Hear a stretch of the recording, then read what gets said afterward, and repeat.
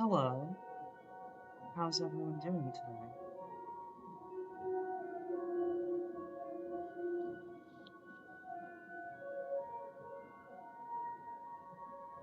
Hello,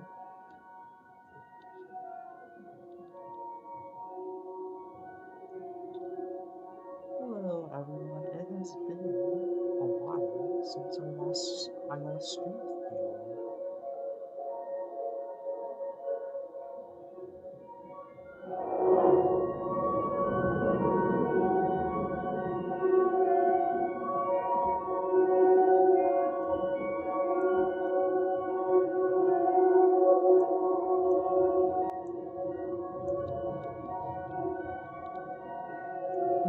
Just a moment, let me figure this out.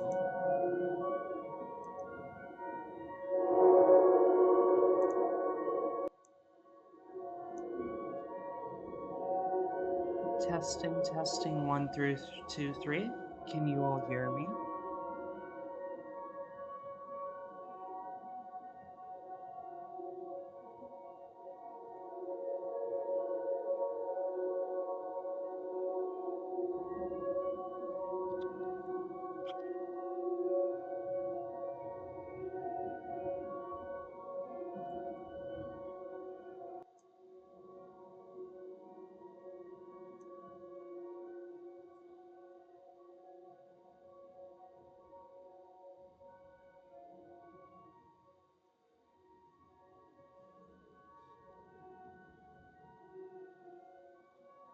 Okay. Hello, everyone. It has been a while, hasn't it? I believe our last stream was around last summer. We played Anthology of the Killer. Um, and we actually had a several week-long stream schedule, I believe. So that was fun. Um,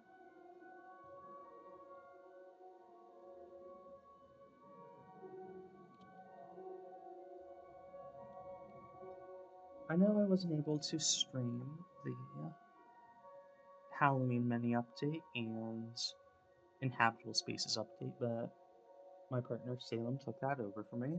But I just happened to have a free day around the time of this update, so I figured I would take over for the stream this time.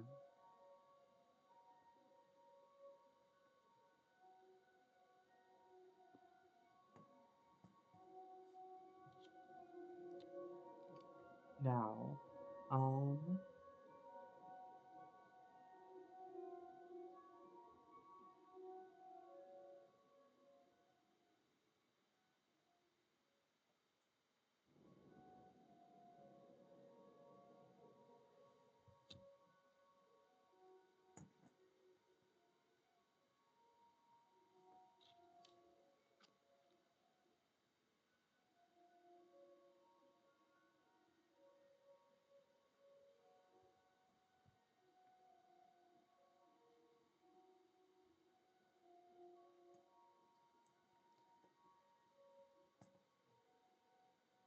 okay. Now, let's see. We're going to hit the ground running because we have a lot of stuff to read through for this update. Um, this mini update has almost the same amount of words as the Inhabitable Spaces update. And then Habitable Spaces update was almost the full length of everything written on the site beforehand. So, I'm just going to go over some ground rules. I mean, I trust you all, but no shittiness in the chat.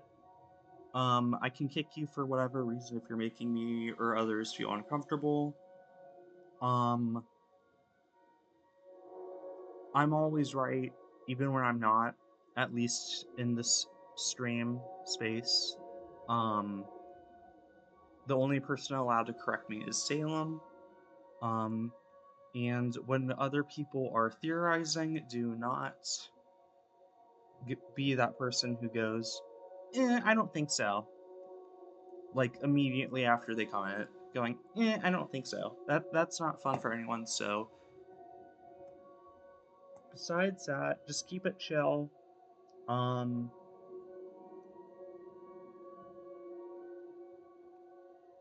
No venting in the chat. No usage of shitty words that are stigmatizing mental health. No Delulu. No, this character is such a fucking narcissist, etc., etc. Um,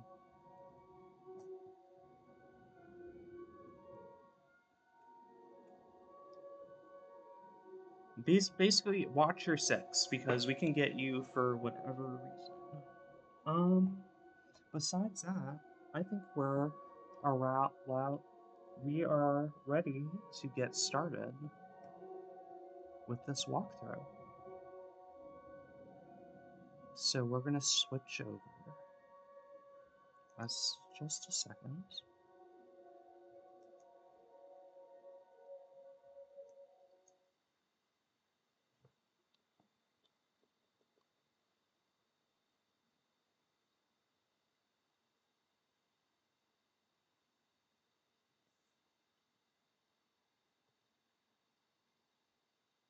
Alrighty. Now, for our last update, well, actually, let me compose myself. It has been a while since I've streamed, so I'm a bit rusty on talking. The first thing you might notice when you access a site is that there is a new mouse icon. A little, and it's hard to see, but it's a little student. You might have seen her writing during our intro screen.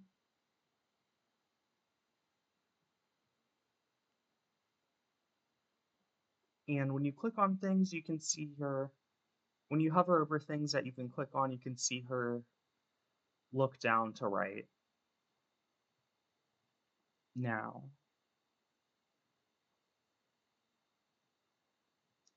we are going to, and in case you haven't accessed the Cloud of Judgment page before, which is where Jane Prowl.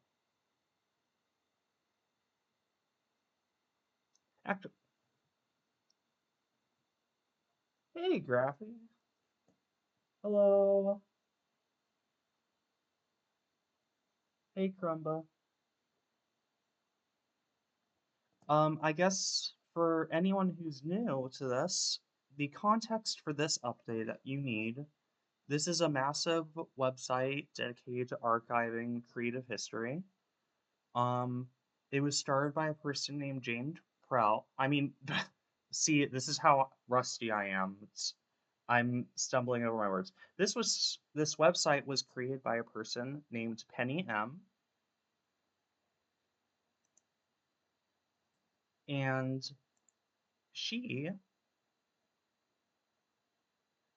the only downside to this, to the custom cursors, that is that it makes it harder to click on stuff. So we are going to have to change that at some point.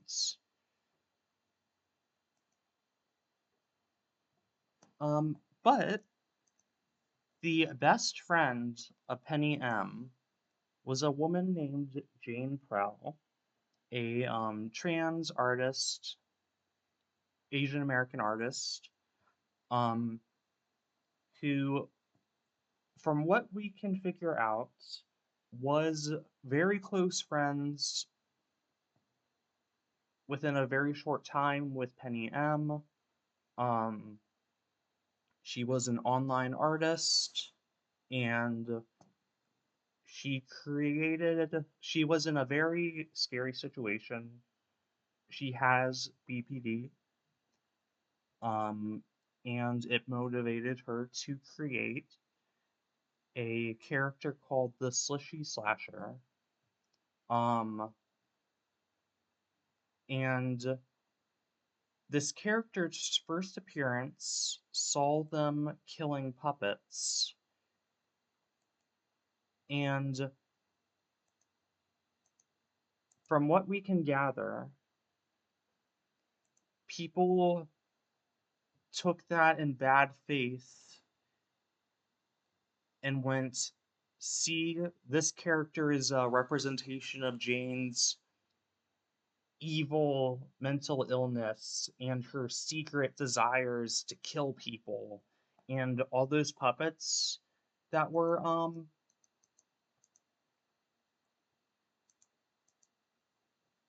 Salem, I might ask you to change the cursor. I don't know if I can do this all night. But from what we can gather,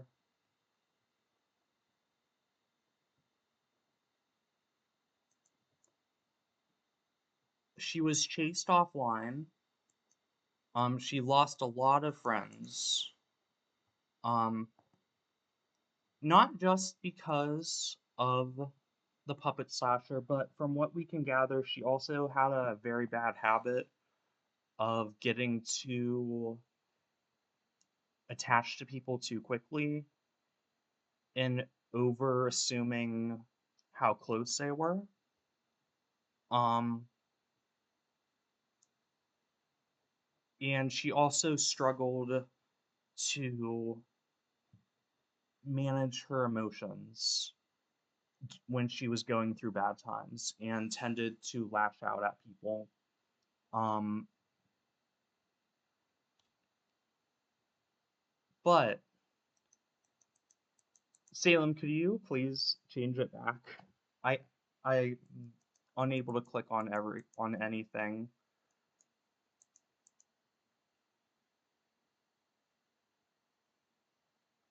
Um,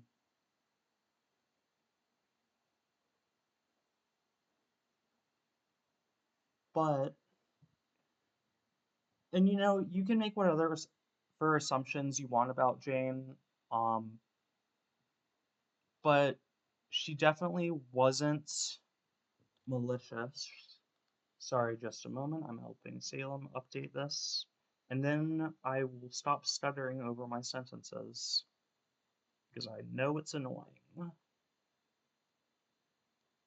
But yeah, while I'm doing this, you can like make whatever assumptions about Jane you want.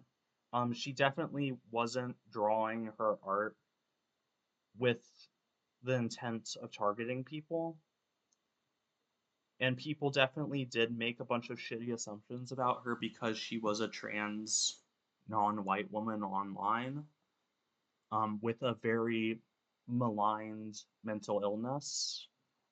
Um, but she also did and said a lot of things that were really unacceptable, which I'm sure a lot of people can relate to. And it makes improving yourself very difficult, when when the situation isn't so black and white as I hurt person, they got hurt, but more of this person hurt me or was shitty to me and I was shitty to them. Um, at least from my experience, it can make it very difficult. Thank you, Salem.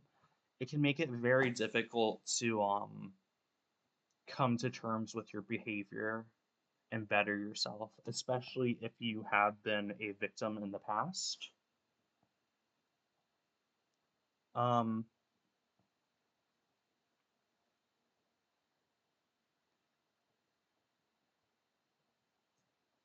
but it seems like her Slishy Slasher has inhabited the site, at least from what we've seen. This page has been here from the very first update, and there's more about that in the other walkthroughs, um, such as this policeman, which gives us the story of a police officer, which Slishy killed on Halloween. Um, Jane's collection of zines. She was a zinester. Um, and this, which last year led us to our first winter walk, which we also go through in another video. It just gives more insight into Jane and her character's emotional state. And leading up to Jane, unfortunately, being um, indoctrinated into a cult, which we would later find out, and she might have not even known at the time, was a America First based return to tradition type called the Children of America.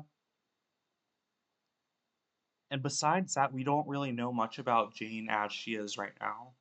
Um, all we ever seem to hear, in a recurring theme with this update, is that no one really knew Jane as much as they wanted to, but all that we have of her is other people's words and her old zines.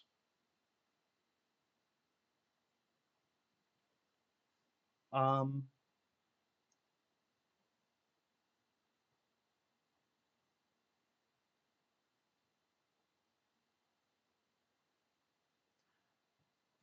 there I am not sure. I kind of like it. We'll talk about it after, if you remind me. But actually, we'll talk about it now. Um, the slasher. and Slushy Slasher are fairly new characters compared to the other characters on the site. In fact, they're the only digitally created characters. Um, so what I've always had in mind was that it took a while for this character to find her personality and develop the capacity for speech. So I do not think we will be adding audio for the first Nice Walk. That was more her bubbling up to the surface as a personality. But something new that we found here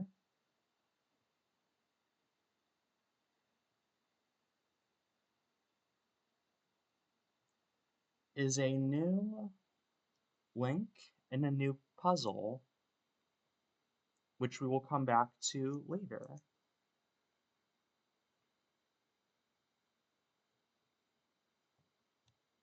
But first, we will click on this, and I will mute myself.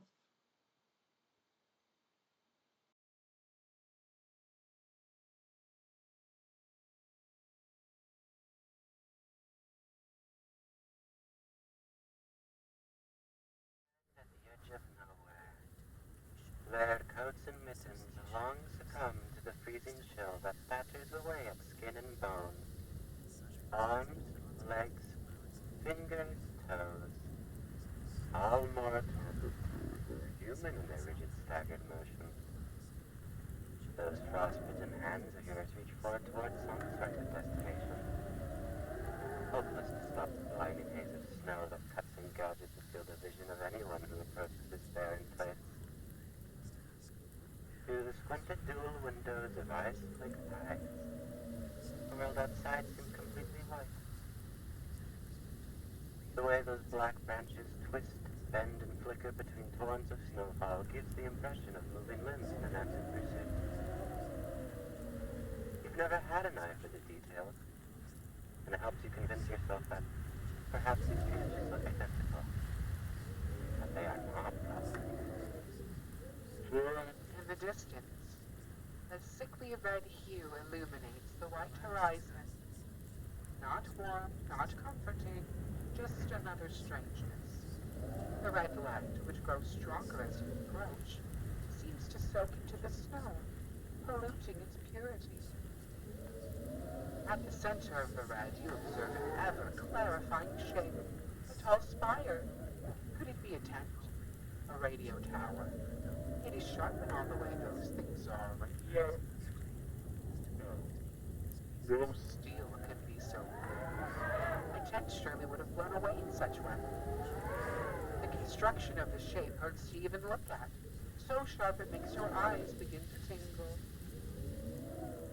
In all its design, just from seeing the blurry silhouette, you think that this might be the architecture of perfected hostility.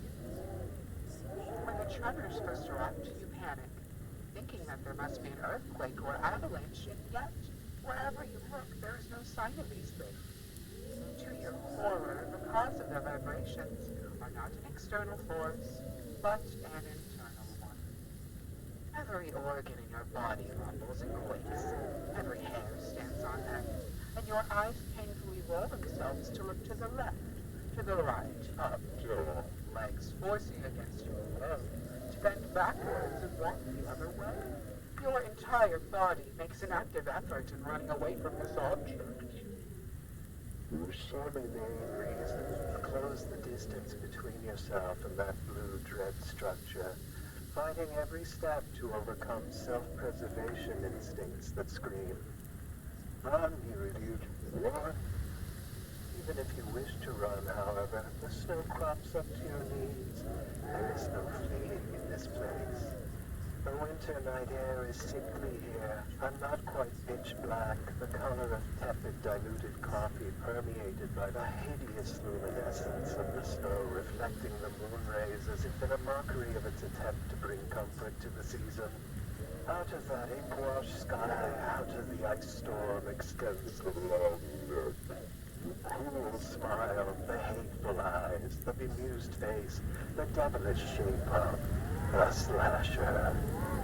And I say to you, a nice walk, Isn't it? It has been some time, wasn't it? about a year in fact, since our last gathering. I wouldn't have it any other way. To be separated from someone you care about is such a wonderfully melancholy feeling. You can nurture and sprout into an addictive habit. Such is that when you finally meet with those people once more. The warmth, the brightness, The emotion, they all blossom forth into something strange and volatile. but can you feel the shift in The the seasons, the encroaching completion? violent circle. My greeting was not just In good spirits, but also to suggest the nature of what is to come. This has all happened before, and will happen again, and again, and again, forever and always, until this bleeding wound ends at the knife-tipped blade that carves it into the fate of the world, curling inwards, along the winter spiral. We walk from dark, To light, watching the candles flicker and focus inwards as we sustain ourselves against the towering cold. the thing called history will never end. But if, say, we were to prepare to steel ourselves against it, we can survive it a little longer. We cannot stop ourselves from being Murdered by history. a great shot-toothed beast that eats everything and all. But we can outlive our intended date of death. Channel the path to something lighter for a brief moment. Since our last meeting, I have wandered long, seeing all the sights of the world that my creator never got the chance to witness herself. Sifting my blade through bone and skin like a comb through hair. Would you like to hear about it? There are so many stories to tell that by the time I finish them all, you'll have frozen to death. And I need you alive a little longer. All about 4 recent ones. Can you manage that?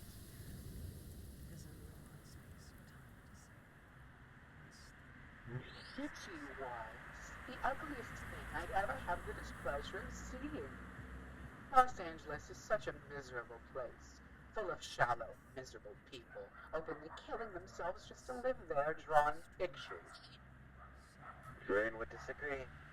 She once wished for the chance just to scrub the floors at one of those Moving picture factories. before she grew bitter and disillusioned with that ugly neon place, full of snake oil salesmen and perfume fumes. And still, Jane had always wanted to visit the city. So in her stead, I felt the need to walk its streets, meet its people, analyze its culture, all for that Pitiable woman. who terrified its denizens with a single try. So I begrudgingly went through with my self-made promise, endured the lights, the unpleasant people, the laughable infrastructure. If that was all there was to experience of the damned city, I likely would not be recounting the story to you. But There was One good thing about that vile experience, one good person, at least for a bit, until they were no longer good. But at first, they were sweet to be around, a meek thing. with a little shop they loved to talk about. I must admit that Sadly, I am more wizened to the nuances of social interaction than my creator. A slasher, in the idea defined by a country that sleeps with guns beneath their pillows. I must be clever and amicable in order to lull the victims into a web of unlocked doors and missing cell phones. yet, and I speak honestly, I did not approach the person with an attempt to kill, nor is my cordiality a facade. It was easier to deceive and engender goodwill when you mean more than half the things you say. I genuinely found them to be Pitiable in almost the same way Jane had been. He took me around the city Seeming more lost than I was, as we shot, watched movies, among other things. I had the inkling that they might not have left the house before meeting me. Jane was the same way in her graduate years. An entire, amazing city that she rarely made time to explore. their blogs were. Interesting. Maybe it was the loneliness that endeared me to them so much. The urge to kill it out of my new friend, to make them feel better. The idea that my presence was causing such a drastic improvement in this person's life was intoxicating, addictive. For once I was more than a slasher. Hangouts turn into dates, turn into sleepovers, turn into morning coffee, turn into something better, something different. But of course, I am a slasher. Sometimes we get the final girl. Sometimes we watch them run away. sometimes both. I did not get them in the end. Or rather, I did, but not the way I wanted, or they wanted. I think we were both unhappy with how things ultimately wrapped up. Remember from that messy business. I moved out into better, but still no more appealing cities.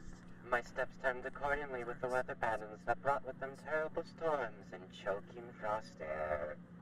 What city I ended up in didn't particularly matter. The important detail was of what lay within it. An esteemed art gallery. Quite big enough to be a museum, not small enough to be along the lines of one's college art building. Well known enough that patrons regularly stopped to look at it in admiration. As a young undergrad student, Jane had visited this gallery and had been awed by the various works. Brutal paintings with frayed edges and heavily layered with brushstrokes caught her mind. And for the first time in her life, the young graphic design student began to wonder if she could be doing something else with her life. Those brushstrokes, as you surely know, would later overtake her mind in increasingly destructive ways. That is neither here nor there to discuss. A bit redundant, really. She always had thoughts about that building. Loved it almost as if it was a person. The idea of returning to see it one day always in the back of her mind. But much like her ambitions, never realized. What is and what is not Inhabited. is such an oddity to decipher. In this world of slashers, cartoon attack hounds, electrical men, the polka dotted thing, and of course the corpse-skinned worm. Well, It is interesting what Other things spring to life. A painting, that was loved. a building where so many suffered and lost their lives. A party gone wrong. A website that copies and echoes the events discussed over. in this simple art gallery that a young girl loved once upon a time. It made things Inconvenient. you see. When I did what needed to be done, I'm not sure if I could ever To show my face. the chain after what I did there. Voice that loved and hated Jane all at once. Located in windy Chicago. Bombarded by the winds and downpours, ferrying me through its borders. Jane loved this place too, you know. She loved places because it was easier than loving people. And when she had to leave the state, Broke her heart. she only lived there for 2 years. A little less than even. Yet when she moved back home, She would wake up at night feeling homesick for the windy city and start to cry. she'd tell herself it was stupid. Deep down though, She knew it wasn't stupid and it wasn't foolish. That place was the first time she'd felt comfortable calling somewhere home. That place loved her too. The people in it, at least a lot of them, loved Jane too. but the ease with which she allowed herself to Slip out of their lives. left a bitter note on everything. So much that those who made life difficult for Jane during her stay there prevented any further discussion of the zine store. I inserted myself into the students' winter market as Easily as the seasonal chill. making my rounds and spying in on what was being orchestrated behind the scenes. Thinking about how things went down when I attended that event tickles me so. What a mess. What a catastrophe. What a clever generation that is to inherit this earth. Jane would be so proud if she knew, would be so humbled if she knew how loved she was. Last place I visited before where we find ourselves now. Family business is always repulsive. Neighborhood quarrels much more so. As you've likely read in Jane's zine on motherhood and the general concept of parenthood, The Western family unit roots contempt for all people. The inherent violence of the dynamic blossoming to new, grotesque proportions when cultivated within suburbia. Jane's hometown was a shallow, hollow, location to grow up in. The last place you want a child like her to be perceived. Sadly, I was not responsible For what became of my creator's mother, something that makes me feel such a silly sort of way. It's taken everything I have not to storm into that building and strangle the ones who did it, to pick up Jane in my arms and carry her from that bedraggled place. We're to find some place free of all of this. somewhere she can sleep, somewhere she can call home once more. But Jane is strong. Jane doesn't Need be. and if she does, she will call my name. Only then will I intervene. The reason I visited was not related to her mother, see? Whatever those sailing dreamers touch with their waterlogged fingers becomes pestilent. Bad business to interact with their little productions for too long, as they have a tendency to cling on long after the event. What prompted my visit was the reminder of another child, one still a child, left behind when Jane fled that town and thus losing his only confidant in the process. Confidant in what you ask? Unlike the scarecrow, I do not go poking and nudging others towards things they have no business knowing. This site, though. I've mentioned it before, but History is not solid matter. In the internet age, history and information has only become more and more fluid. taking that into consideration with the ease at which concepts and structures can be inhabited, well, it is a museum that fills the empty exhibits with its own approximations, collages from all that it may find from the deepest dredges of the web. And beyond. Enough of this, however. Why are we here? Standing at the edge of the cold, letting the sleet and hail and snow chisel away at our faces. That old patchwork scarecrow. Those who share her intuition are likely to know as well as I what the purpose of this meeting is. Yet I have intimidated them, through agreements with them, told them to mind their own business Lest I grow hateful and bitter. towards their proximity to me. I would never kill the puppet, you understand.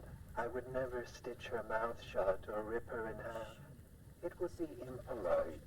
I have grown since my days as the puppet killer. It is just so that she knows there are violences that must be adhered to. Where does that leave us? The mutt, diminished in power. The bee, they find themselves too weakened and too isolated to interfere in any meaningful way in what is about to occur. Mirth illuminates my face at the thought of what has been predicted. Ah, but I wish to tell you all goodbye. I must say I was Flattered you bothered to read about me at all, to walk with me the last time. to ponder on my many killings.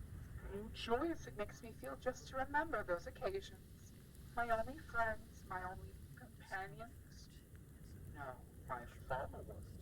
Following my every word, treading after me in the cold, leaving patterns of footprints behind in the pallid snow below that resonated with the swirling snowdrifts above. It is not enough to save you, however. The whole world has to pay the price of what it did to Jane. Punish the whole class, even the students who did nothing wrong, to set an example. You should get out of here. You're on the wrong side of the canvas hanging out with something like me.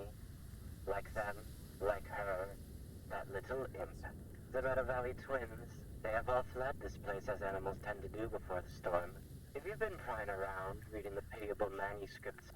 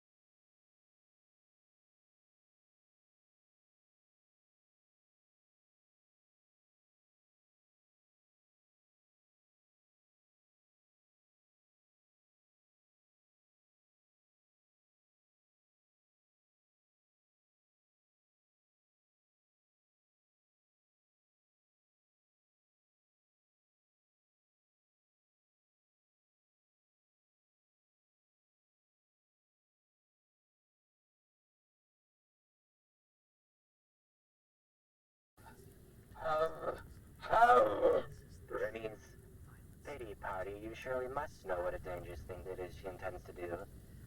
And I intend to let her do so. Do you intend to intervene? Nice thought. Poor decision. Very messy, strangled with your own intestines. Lost to the bloated parasite feasting on the spoils. You honestly might be better off reclining in my quarters When the dreaded day arrives. But I do love little wagers and games. How about this? How about you find my heart? A wretched slasher such as myself has one. Hidden, shallow, shuddering, yet still there. Tell me what my heart is. Do that, and I will consider playing another game with you on the day when the red reaches the sky. It was a nice walk. I wish it wasn't the last. I will think on it for a while, a long while, and I will think about the world for a very long while, and I will think about history. I will think about history for a long while. I will think about Jane until my heart stops its function. I will think about you no longer. Farewell.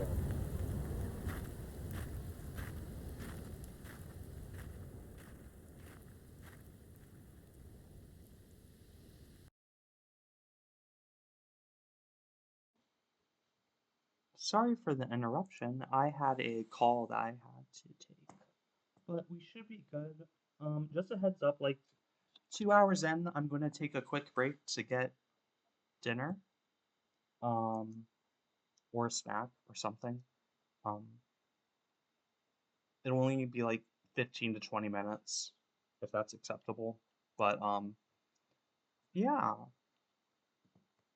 Just for some background information, I really struggled figuring out how I wanted the slasher's voice. Um, because as you may know, Miss Hecate,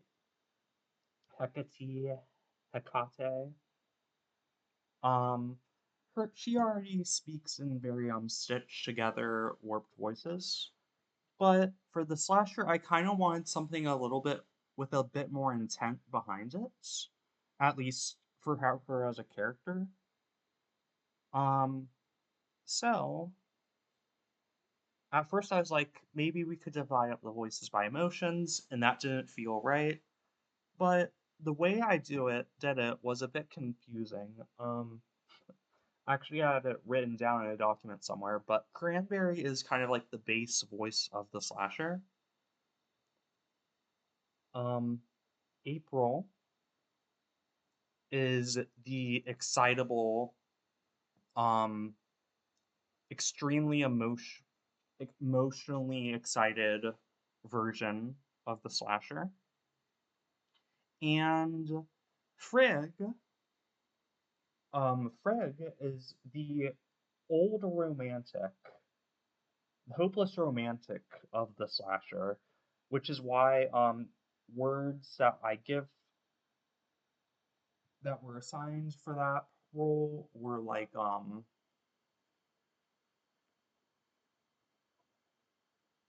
how do I word this? Things that you would hear in an old, stupid old romantic Hollywood movie. I watched her walk away, etc., etc. Words that are a little bit more sophisticated. Um, word sentences that are sadder or more melancholy. Yes, flowery language. We Salem could probably explain better than I did. We had each VA do the entire sentence that their line was in, even if parts of the sentences weren't in it. That way, the VAs could give a more natural delivery, um, instead of submitting a bunch of isolated words, if that makes sense.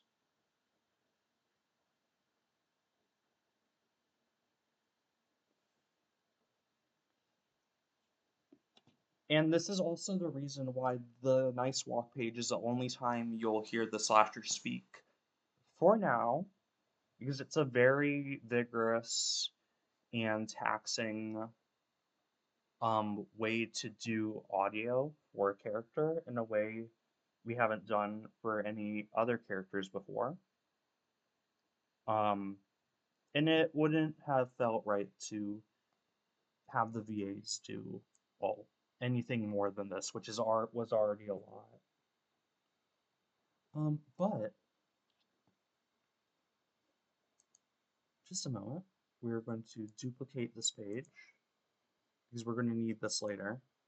But the slasher mentioned several places in her walk, and we are going to find them.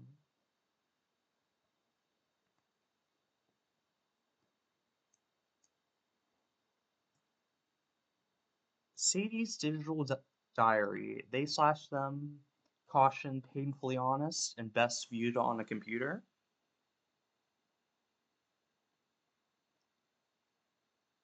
And some of you may be asking, why is this here?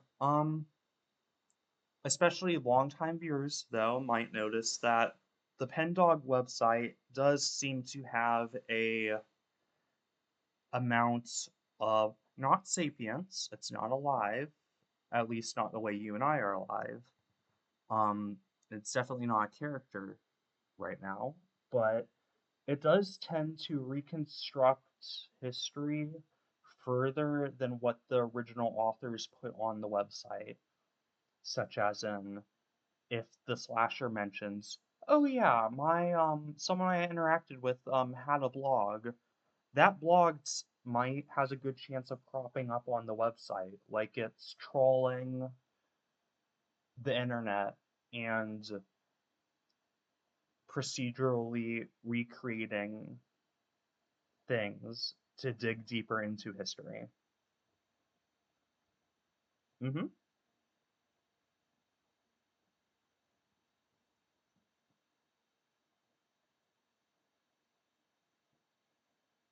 Now, August 2025. Hello, blog people. I guess I'm here now. I don't expect anyone to ever actually see this. I just need a space to vent, I guess. I don't know. I just don't really have anyone I feel like I can talk to about these things, and I guess having some place to write it all out is better than just bottling it up until it explodes.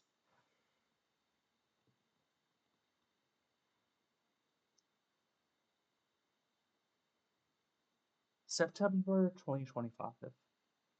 I've never really been someone who cares about having connections with other people. Maybe it sounds kind of terrible. It's not like I don't enjoy having friends. Having friends is great, obviously. I just don't really feel a need to go seeking out friendships or community, though. I can manage things fine on my own. Plus, it feels like these days everyone's only really out to get something from you. Free promotions, free merch for my shop, a free therapist to trauma dump all their problems on. People will come into my DMs all the time saying, just hey, or hi, or trying to start random conversations with me, and it's like, why would you think I care about chatting with some rando? Especially if you're just going to say hey and nothing else.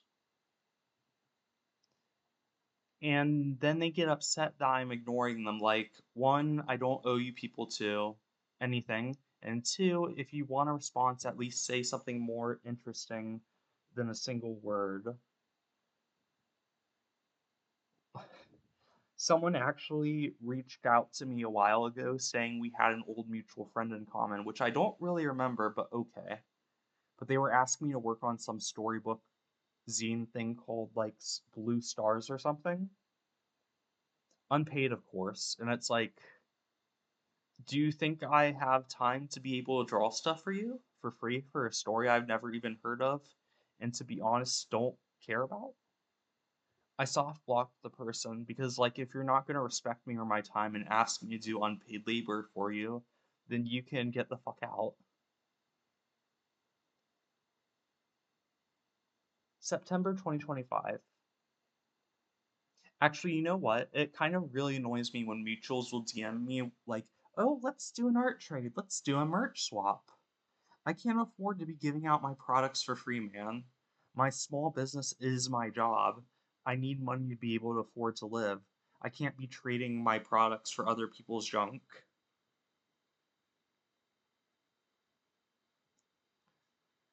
Same when people will beg to have their fundraisers shared around or reposted or whatever.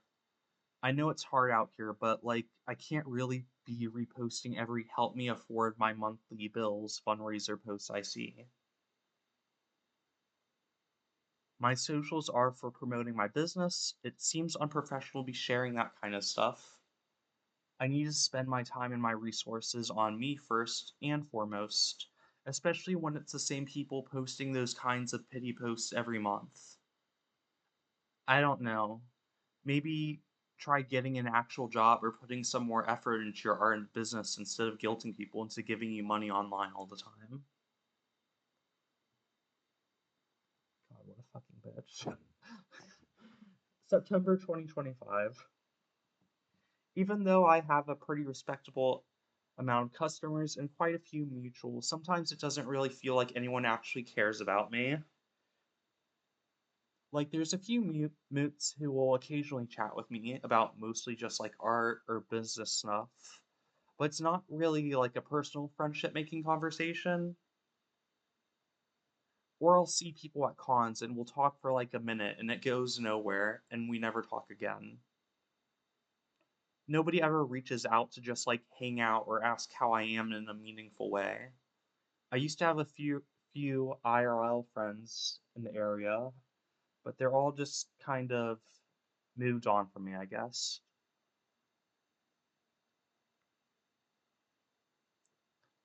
Stop texting me or inviting me to stuff. Maybe I could reach out to them, but like it's been so long now. It would just feel awkward, I don't know. Whatever, they can have all their dumb Instagrammable brunch get togethers and movie nights without me. I do not care.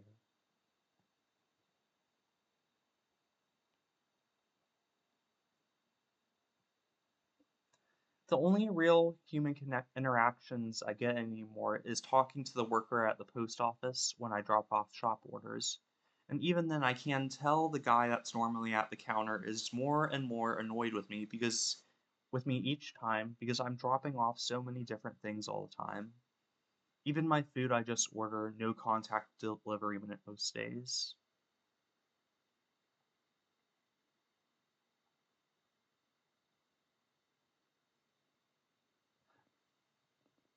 It feels sometimes like I've just forgotten how to have a conversation with another person, forgotten how to make friends. Not that anyone bothers talking to me, anyways. I can block whoever I want for whatever reason I want, and I don't owe anyone an explanation as to why, just because some people can't read between the lines and they need everything written out for them before they take the fucking hint doesn't mean I actually have to sit here and explain my thought process about everything to them. I'll block for whatever reason I want to. Bad vibes, blocked. Bad takes on Hollow Halls episodes, blocked. Constantly trauma dumping on me randomly, blocked. I would shout that line, but I have neighbors. Sorry. If someone blocks you without warning, literally just get over it and move on. Don't throw a temper tantrum like a baby just because someone online doesn't like you. And especially don't try to come back on an alt and cry and yell at me about how mean I'm being or how I need to hear you out because guess what's that's going to get you? Double blocked.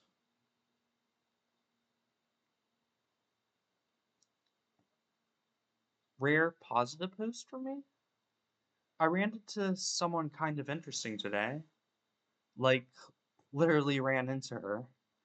I had my head down on the way home from the post office and didn't see her. She was chill about it though, and laughed it off, and I thought that was going to be the end of a very embarrassing interaction. But she just kind of kept talking to me, and before I knew it, we were just kind of hanging out, and she walked me home.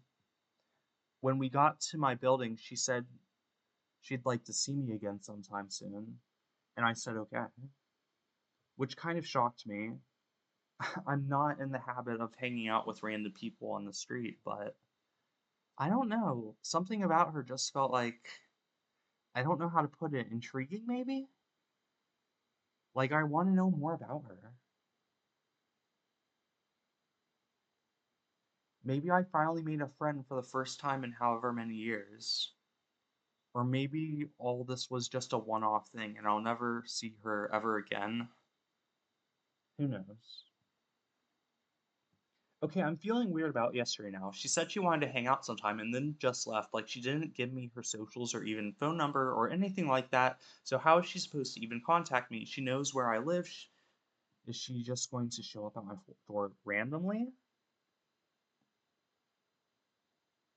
Literally, why did I let a stranger follow me home?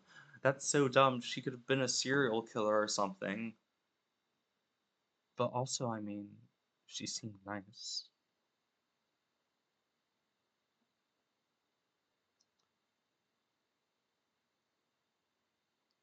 Sometimes I can't help but wonder if I went missing, would anyone actually notice? Would anyone put out an alert? Would anyone look for me? How long would it take until someone realized I was gone? Would it be my neighbor who stopped hearing me through the apartment walls? My landlord when I miss a payment? A customer after I fail to fulfill their order? My family that I only ever see anymore for weddings and funerals? And if I died, would anyone bother show? What? Wait, sorry, did she repeat? Okay. Sorry, I am stumbling over my words. It happens a lot. Would anyone even care enough to arrange one for me? Or would I slip away silently through the cracks of time, leaving the world as if I had never even existed at all? Not that I intend to die or go missing or anything. I don't, obviously. I promise I'm fine. I'm so fine.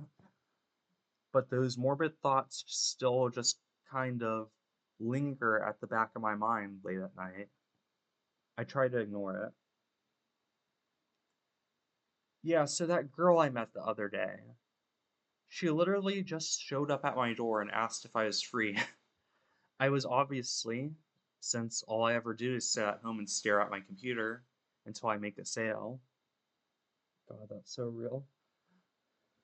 It was kind of jarring, to be honest. I think the last time someone knocked on my door, it was ages ago. Someone was looking for their friend, and I had to tell them they were on the wrong floor. I almost didn't bother answering the door at all that today.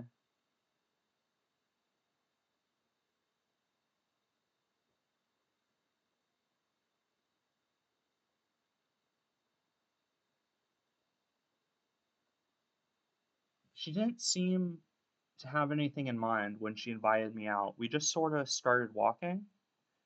Eventually, she told me she wasn't from around here, so I said I would show her around properly sometime. But today we just kind of wandered to nowhere in particular.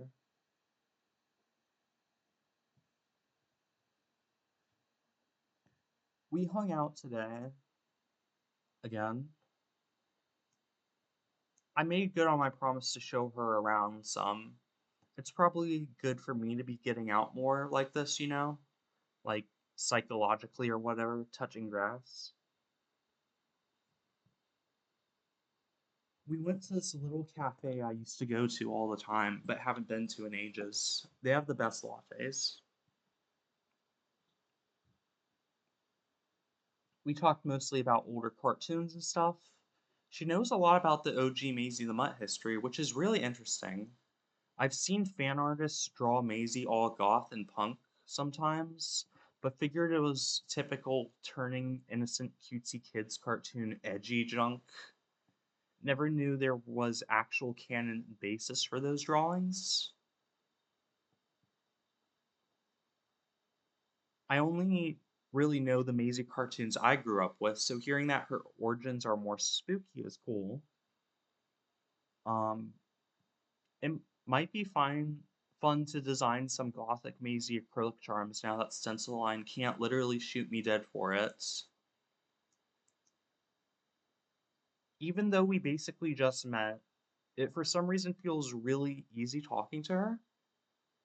I kind of get the feeling that maybe she's been just as lonely as I have. She's someone who needs a friend, same as me.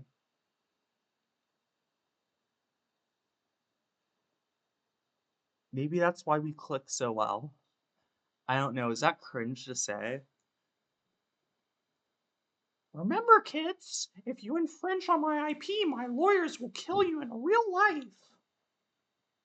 That's my best Maisie impression.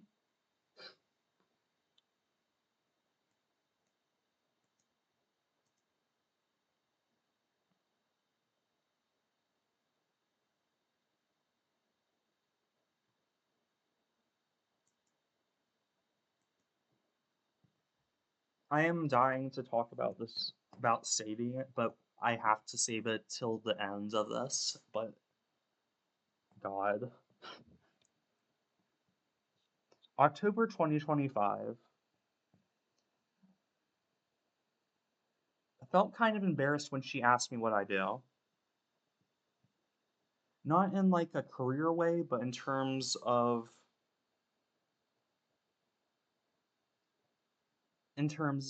hobbies and stuff.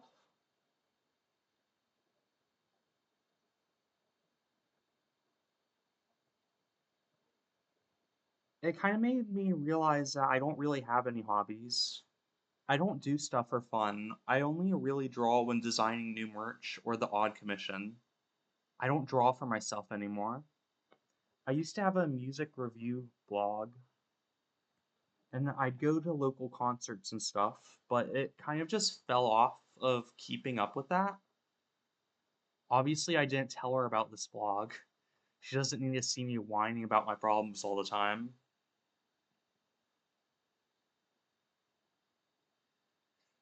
These are my issues, and I don't want to dump all my problems on her and burden her with my sadness.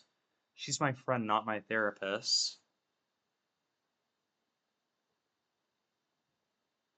But also, when I asked her the same question, she was low key evasive, or at least vague. Or maybe I just didn't understand what she was trying to say. She has a very weird way of talking about things, and sometimes the meaning of her words feels like it's going over my head a bit.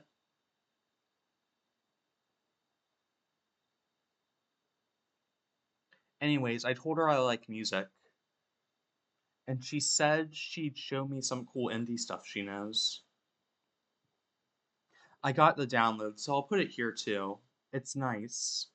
I haven't really heard anything like it before.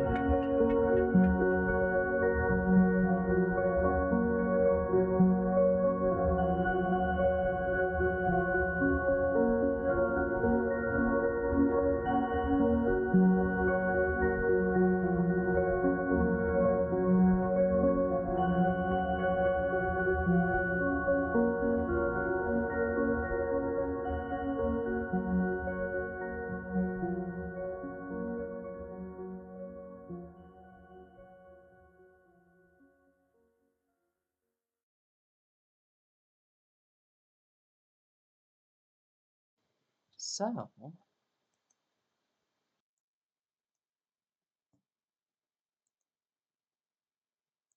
for those, I don't think I mentioned this in the opening. The Stars in Blue is in canon and out of canon, something Jane made as a way of apologizing to the Slishy Slasher because when that character got backlash, so much backlash, she had to leave the internet. Um, Jane took it out on the character.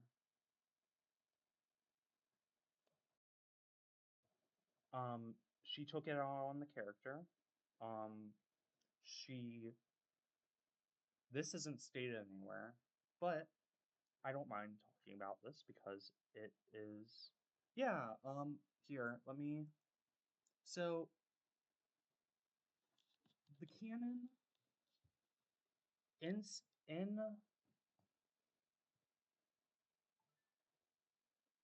can you hear me? If just say yes or no, please.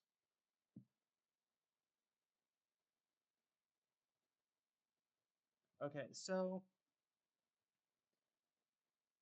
in the story and in real life, because as those of you who have known me for a while are very familiar with the Puppet Killer's history and the Slasher's history as a character I made to represent my BPD, who got misinterpreted by people who spread a bunch of bullshit that she was representative of me wanting to kill people and that any of the puppets, the intentionally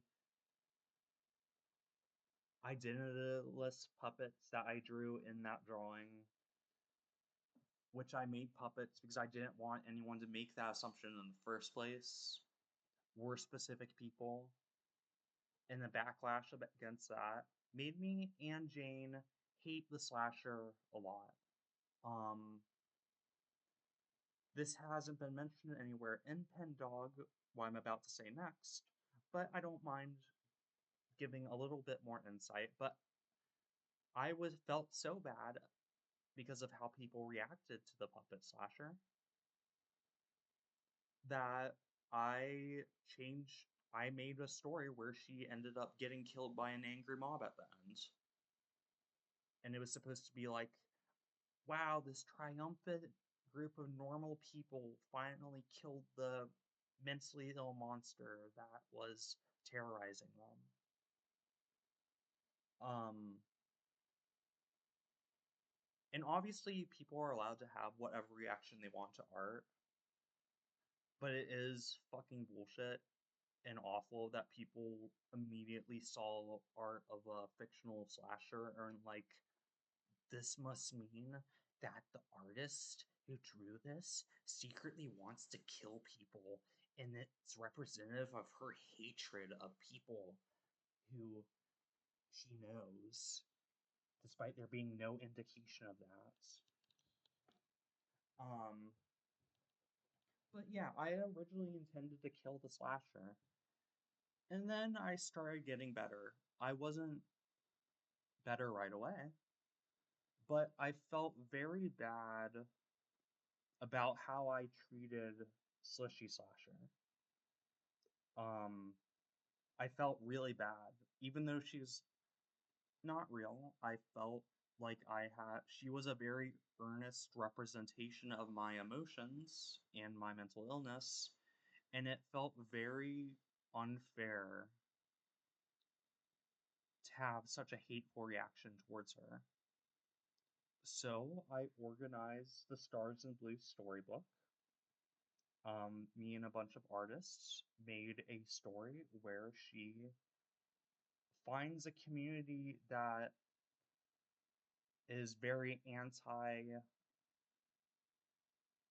carceral punitive justice, and she finds herself in a place where she can get better judgment free, punishment free, because people are more interested in helping her get better instead of trying to punish her into getting better. Um, and you might, from that, understand now that the slasher that has been talking to us, and Slishy Slasher might not be the same character. I think that's pretty obvious by this point. Um, the slasher is more the manifestation of the bad faith interpretations of Jane's original artwork. Um, and the mass hysteria has made her now actually capable of killing people. Um,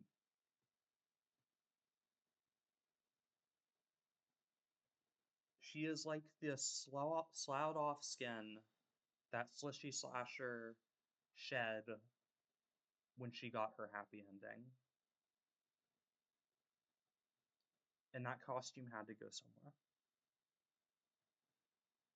But moving on, sorry to rant about that, but it felt very important contextually to let you know about the relation of the stars in blue to this. God, Halloween sucks so bad. First time going out. Oh wait, am I on what page am I on? Can you guys see the blog? Because it's showing me okay. For some reason the preview was showing me the Nice Walk page. I was like, oh shit, have I been? Okay. No, the preview, I have my phone up so that I can keep an eye on chat. The preview was showing the Nice Walk page still. I just need to refresh things. Um, yeah, and I also want to say I don't hold any anger about that time. Um, as awful as it was, um, I was kind of an awful person too. Um, and I kind of feel that everyone has moved on and grown up and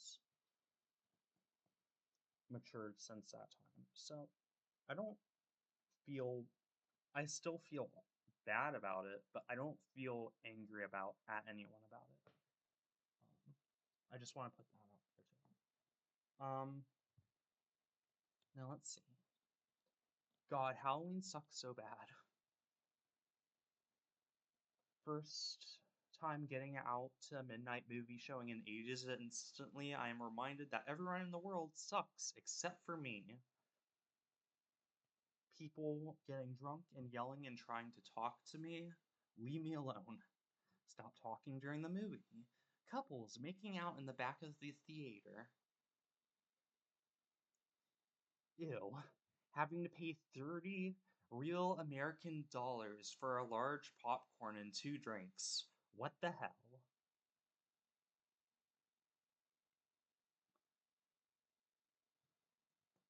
Whatever. At least the movie was good and my costume was fun. Kind of hard to tell if my friend liked the movie or not, though. She seemed unimpressed, which I guess is fair. It was a schlocky 80s slasher film. Kind of a dumb plot, but it's still a classic. We didn't technically plan to meet up there. I just went and assumed she'd be there, which luckily she was. It would have been super embarrassing if she hadn't showed up, though.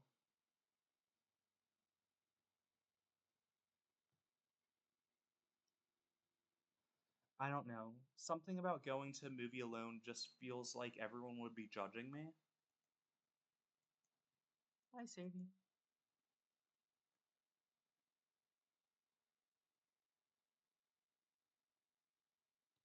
No, the slasher would never subject anyone to the terrible, qualified as torture experience of watching all 11 Children of the Corn movies. All 11 actual movies of Children of the Corn. 11 of them. 11 movies of Children of the Corn. And many of them have nothing to do with corn or children.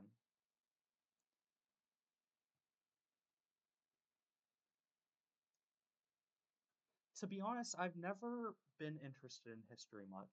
It's just a lot of old dead people killing each other, and I don't really care about that stuff.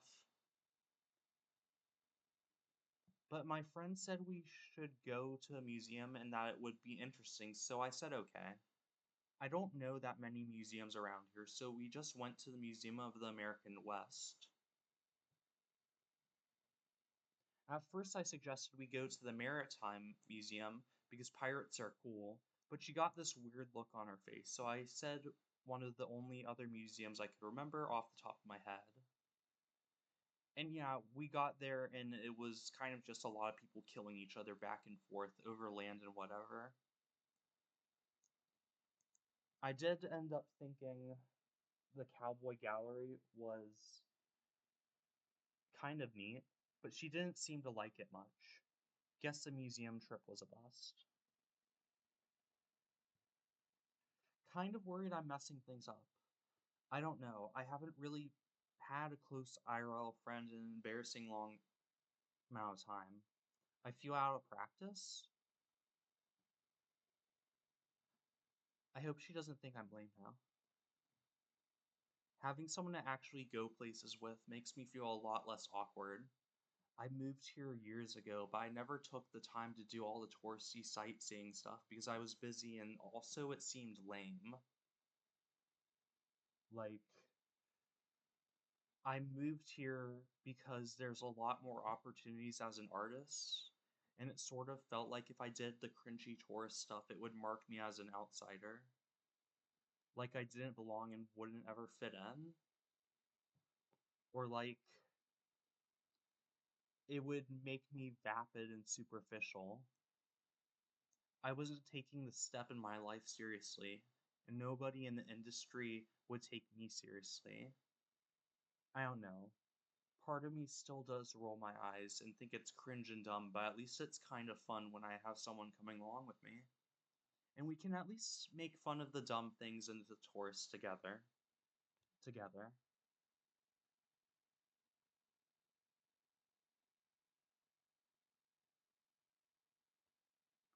And also, I ended up not even working in the industry I was aiming for anyway, so whatever, who cares what they think? The weather's been kind of terrible lately. I don't mind rain or thunderstorms, and I guess it's not that unusual for November, but still, now that I'm like going places and doing things and hanging out with my friends, it would be nice to have some less wet weather.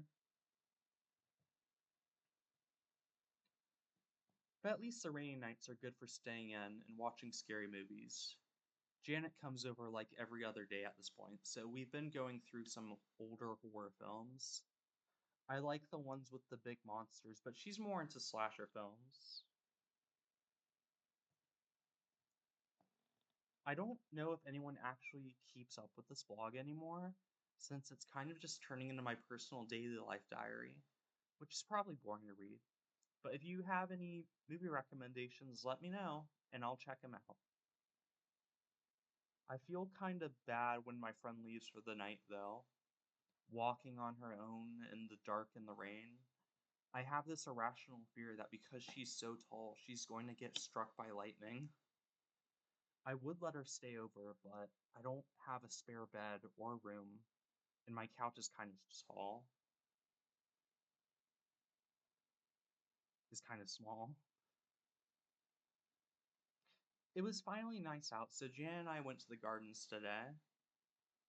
The fall leaves made everything all orange and red and warm, even though they're technically dying. I feel like the city is a lot of concrete and glass and artificial man made stuff, so being in a space of just nature was refreshing. There aren't enough trees in LA, and no, I don't think palm trees count as real trees. I brought my dusty sketchbook out with us first. I brought my dusty sketchbook out with us. First time it's seen the light of day in ages. Did some life drawing of the people around us. Felt good. Part of me kind of wanted to hold her hand while we were walking, but I don't know, it might be weird. She's always wearing these mismatched leather gloves like all the time, so I don't know if she's a germaphobe or has some kind of sensory thing.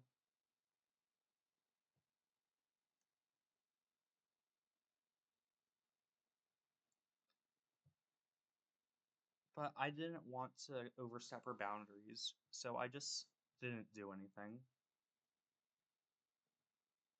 We will discuss Janet's appearance at the end too, if I remember to.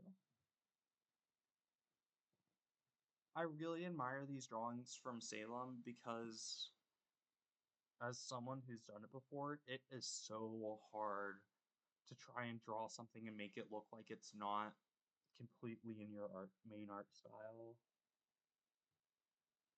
It feels like hell on earth.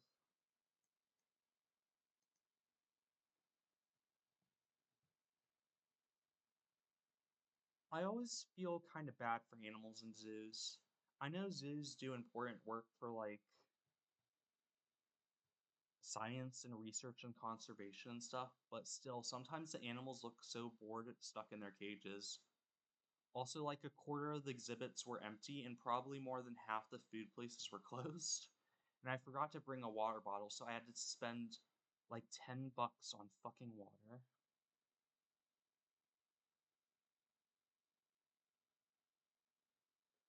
There was also a school group there, and I try to have a little bit more patience with kids than I do other people, but still, they can be so loud and annoying sometimes. Mostly, I just kind of judge the teachers, though, like, ma'am, one of your students is trying to throw rocks through the fence, as maybe you should, like, do something about that. Kind of just tried to avoid the group altogether so we didn't have to hear them yelling dumb jokes at each other. I wanted to get a picture of Janet next to the giraffes, because I swear sometimes it seems like she is just as tall as some of them, but she's not much of a fan of having her picture taken, which, that's fair, me too.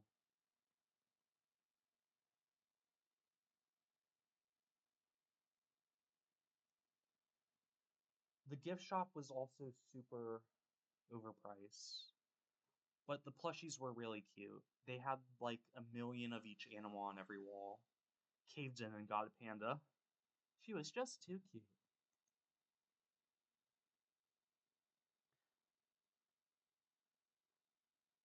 Petroid, that thought crossed my mind too, and I had to not shout it out. I was cleaning out some old stuff the other day and found my rollerblades. My roller skates. I forgot I even had them. Brought them home when I moved here, but I never really got to use them that much. Easier to just take the Ruby. They still fit fine though, so I found a roller rink not too far away and asked if Janet wanted to come with, which thankfully she said yes.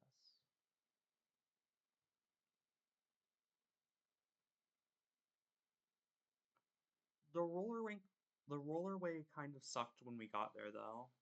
Way too crowded and loud, and the music playlist was all mainstream trash. It smelled gross, like feet and rubber and steel notches. Janet started feeling really bad, like sick or nauseous or something, so we left and just found a skate park to hang out at for a bit. But it felt good to use my skates again. I don't think I've done any skating since I've moved to LA. It always kind of feels weird out in I always kind of feel weird out in public, like I'm worried people are watching me and judging me. But with my roller skates, it's like I'm moving too fast for any of that to matter. It is not the COA roller rink. The COA is Twinvale is not located in LA. I'm just saying that because not every time we bring up a place, like a pizzeria, like if we bring up two different pizzerias, that doesn't mean they're located in the same city. And kind of the thing with Pendog is that the world is impossibly stupidly large just in real life. And that can be very scary at times. Okay, why did no one tell me the Science Center is actually kind of fun? I don't know, I just sort of assumed it was aimed at kids, and yeah, parts of it definitely are, but it was still really fun. There was a bunch of different exhibits about sports, ecosystems, space, physics, all sorts of nerdy stuff. Then there was an exhibit about the science of fear that was all interactive and had challenges and stuff. There was a part with animal brain slices, which was really gross, and a giant interactive human man thing showing how the body responded to fear on like a physical and psychological level. I made the mistake of telling Janet I'm scared of heights, and she made me get in this contraption thing that's supposed to help people get over a fear of falling. I don't think it helped much, but at least she got a good laugh out of how scared I got. But yeah, Janet really seemed to like the fear exhibit and said it might even help her with her work or something. Actually, I don't remember what she said her job is. Would it be too weird to ask now? Probably. Does that make me a bad friend if I don't remember what she does for work?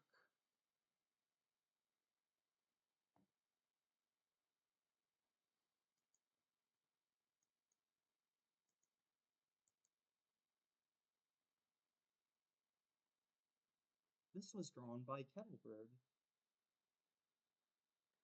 Now, why would. Well, I guess it's in the Science Center, but it's very odd that he'd be in the vicinity of an exhibit called The Science of Fear. If you don't know anything about the World Fair incident. The little guy incident of 1965, that is correct. Just a little guy. Ooh, I'm just a little boy. I'm just a little electric man. Ooh, ooh, don't be afraid. I'm just a little electric boy.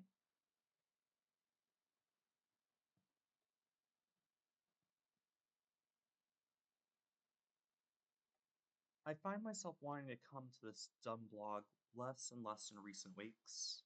I don't know, I just feel like I have less to complain about, and instead of just wanting to blog about my regular everyday life, been spending more time out of the apartment, hanging out with my friend. My online shop's doing well. Life's pretty okay. Speaking of all that stuff, she's been staying over pretty frequently, even when I'm not doing anything particularly interesting. Like, I'll just be packing orders and she's just over on the couch watching me. She'll randomly walk in or out of my apartment whenever she feels like it. Sometimes she brings me takeout. It's sort of like having a very tall cat. I don't mind though. It's nice not to be alone. Kitty slasher.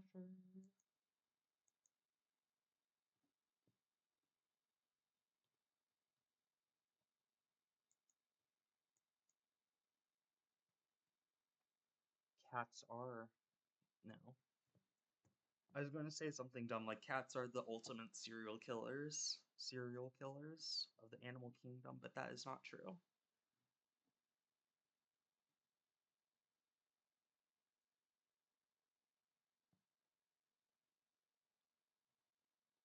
The Scritchy Scratcher would be an amazing persona name for the slasher. I gotta think on that.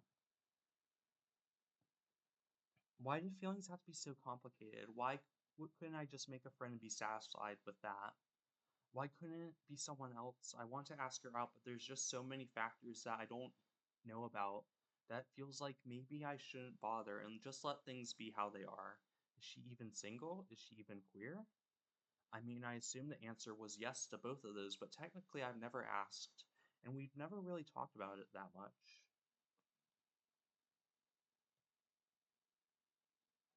I'm worried that asking her out on like a date will jeopardize our friendship, and I don't want to lose her.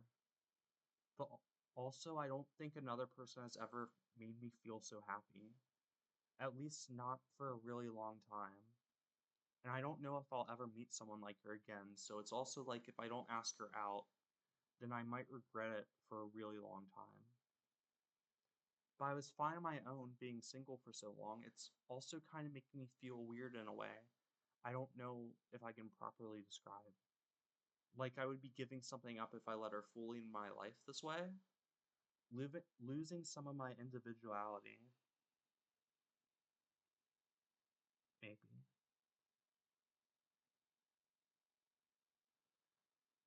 I've always been very independent and self sufficient and never needed anything from anybody, but now it's like, I don't know, it's like she kind of just showed up in my life, and I accepted that and have adapted to it since then.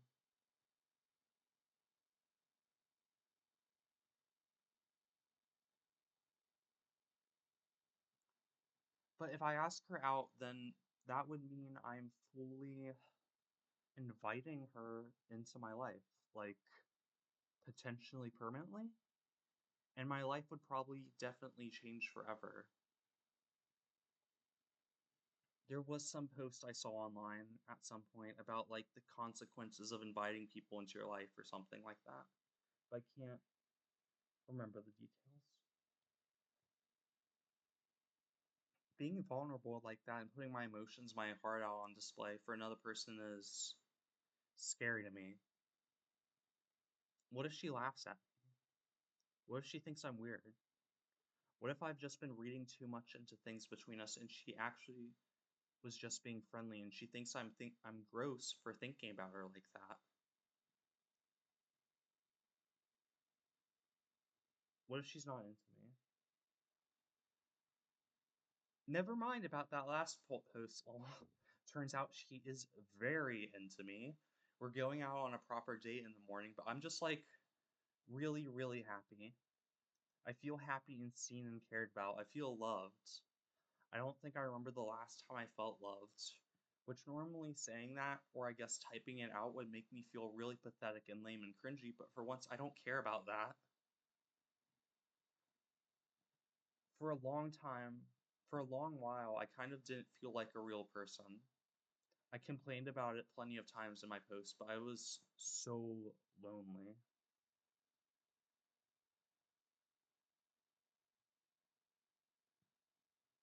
I felt like I was a ghost in the world, just sort of aimlessly drifting through life without any real attachments or connections or impacts. Janet changed that somehow. Being able to connect with her has made me feel alive again, made me feel like a real person. When I'm with her, my heart beats faster. I feel more awake and alert, and it's such an obvious sign that I'm alive and real and here in the moment with her. She's so amazing. She's alluring and funny and hot and unique and charismatic and hot and confident. And did I mention she's hot? She's traveled all over the country. She has so many interesting stories about the places she's been and the sights she's seen. I can tell she's got some sort of mysterious past, and of course, everyone is entitled to their own secrets, but still, it seems to have made her such a complex and multifaceted woman. There's just something about her that feels so magnetic and fascinating. Being close to her, it kind of feels the same way the air does just before a thunderstorm. I've never met a person quite like her. It's nice to have someone I'll get to wake up to next to in the morning. Dear Diary, since that's basically what this blog has devolved to into this point, today Jan and I went to get coffee and walk in the park. Not really any different than what we normally do. but now I don't feel anxious about holding her hand or staring at her longingly for prolonged periods of time. She helped me carry some orders to the post office today, too, and I think the mail guy was surprised to actually see me with another person. I don't know, I guess none of this is very interesting to write about, but still, I feel like I want to document it anyways, because these little moments feel important to me and make me feel happy. I guess I kind of have a habit of only focusing on the negative side of things. People that annoy me, bad stuff that happens to me, random online comments that piss me off. None of that feels important anymore. It doesn't bother me as much.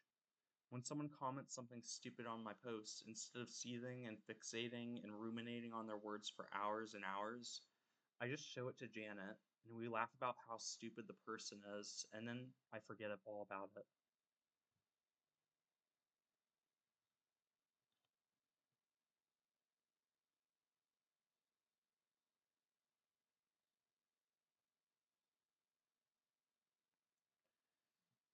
I know my in my last posts I said I don't feel like bitching about random people as much anymore, but you know what the people of LA test me every day. They should make it illegal to shove phones in people's faces while asking them questions and recording them without asking first. No more on the street podcasts. Actually, can we just ban podcasters altogether? The only podcast I bothered listening to stopped posting months ago, and everything else has just been obnoxious to listen to. I hope that supposed serial killer that the news is talking about gets them all. Actually, about that, I don't know how much I really believe there's a serial killer. I mean, people are always getting murdered or disappearing here. It's not that different than usual. I think it's just the news fear mongering. I was talking about it with Janet, and she asked me if I was scared, but like, not really. I don't think I'm interesting enough for as a person for a serial killer to notice me, or even if they did, I now have a very tall, somewhat strange, occasionally scary butch following me around everywhere, so I feel pretty safe.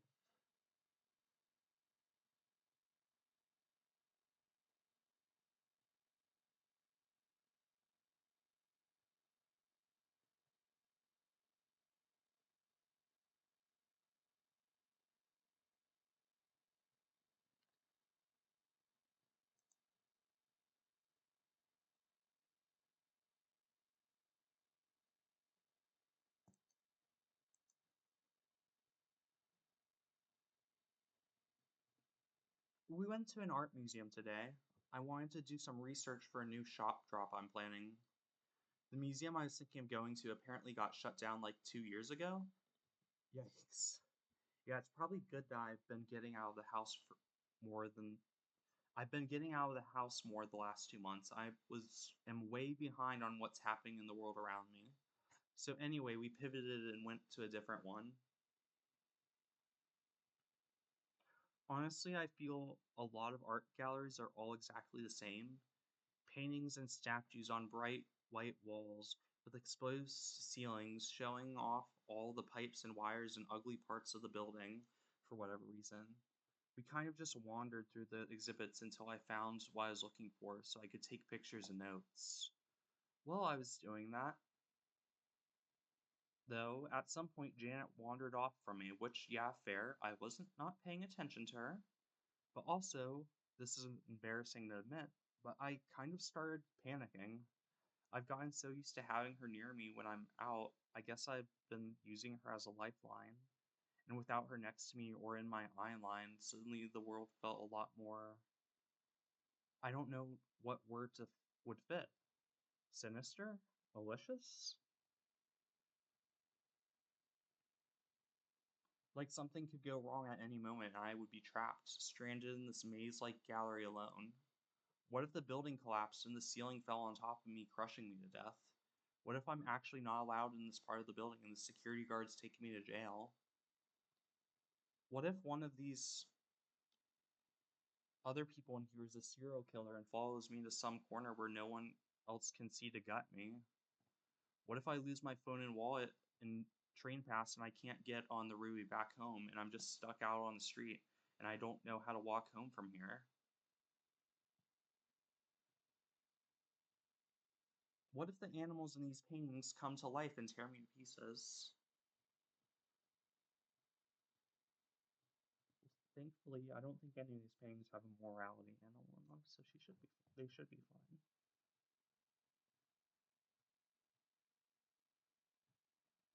I know none of these were very rational fears, especially the last one, but still, it was just like immediate panic and fear, and I didn't know if I should walk around aimlessly and try to find Janet, or just stay where I was and hope she would come back.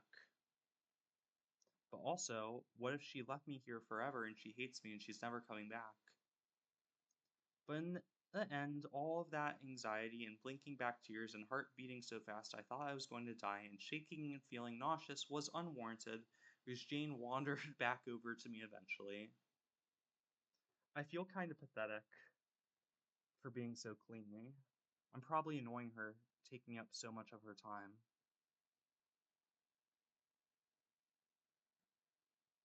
I've been thinking now that I've managed to break out of my shell a little and make one new friend girlfriend.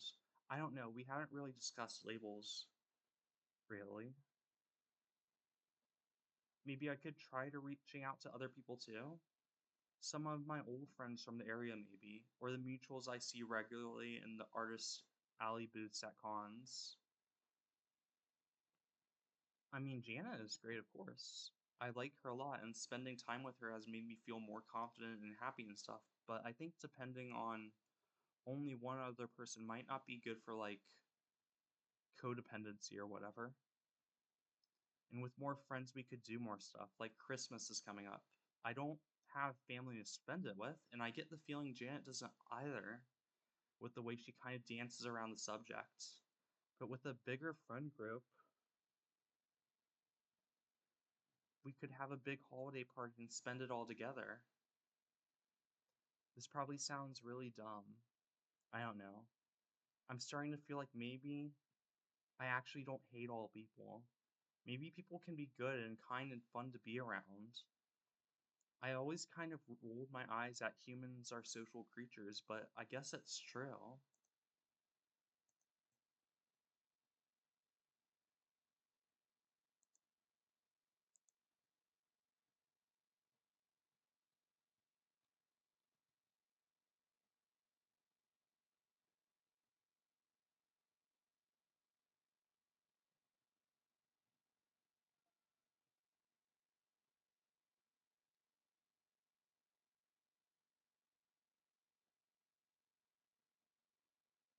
I was stupid for ever thinking I could trust someone. I was right all along to think that everyone is only out to get something from you. I feel so fucking dumb for all of this. Spending like 10 weeks of my life on her, all for it to have been a big fucking waste of time. I could have spent that time doing more important things like working instead of having stupid coffee dates and sleepovers and walks in the park. Why did I not just ignore her that first time she tried to talk to me? I ignore everyone else.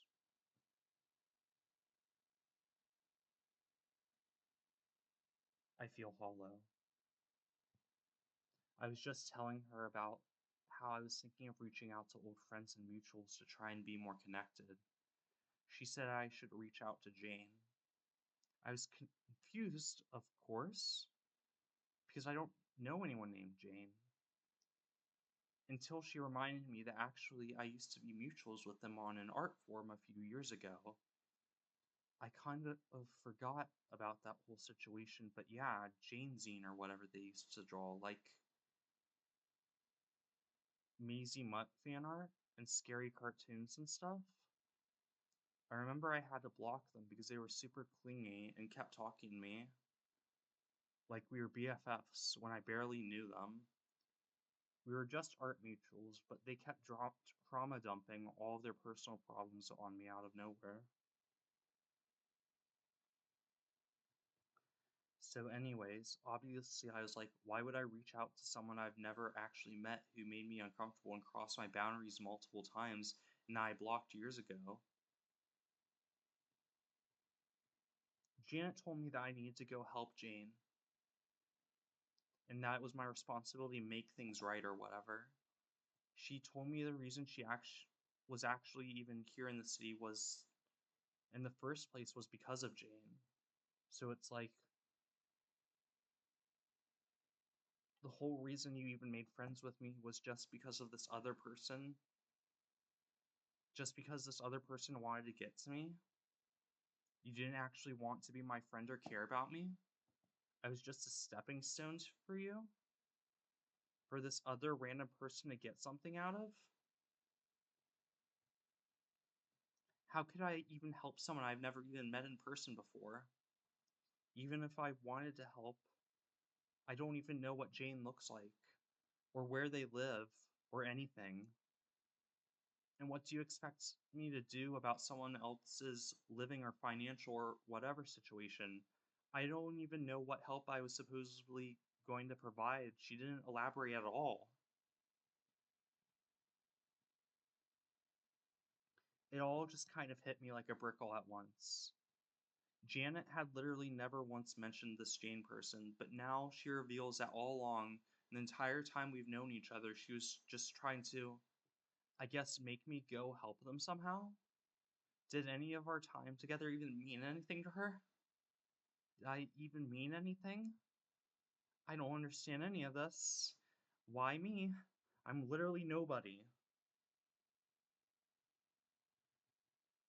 I don't even fully remember what I was saying, but I just kind of started crying and yelling at her, telling her to leave and never come back. She could go fuck herself, that I was better off without her, that I wished I never met her, that if this Jane girl was so important that Janet could go help her herself.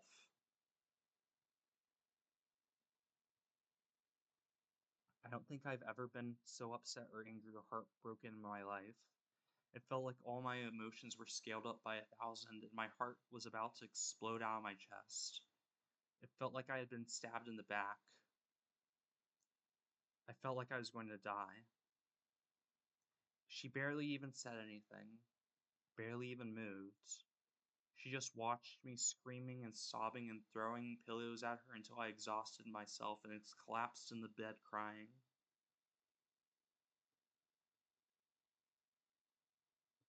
And then she held me, and she said something to me I don't even want to write down or remember or acknowledge. And then she left. Now I'm just alone, exhausted, numb to everything in my dark apartment that still smells like her cigarette smoke.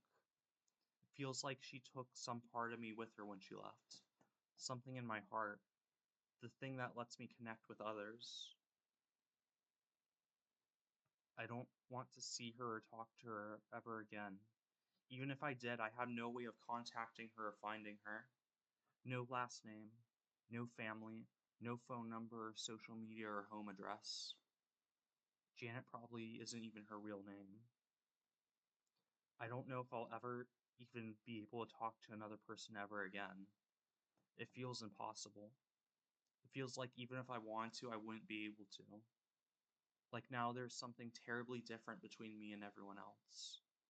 I'm missing something important that they all have, and no matter what I do, I will never get it back. I got her these fancy new leather gloves, since hers seemed so worn that I was going to give her for Christmas. What do I do with them now? I'm deleting this blog. I don't want the memories. I might even move apartments. I don't want to be here if she does come back. Not that I think she will.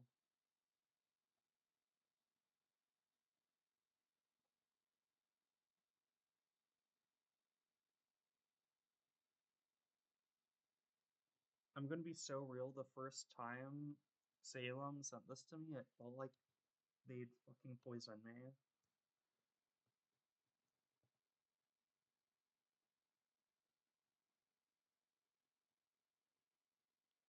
So let's talk about Sadie.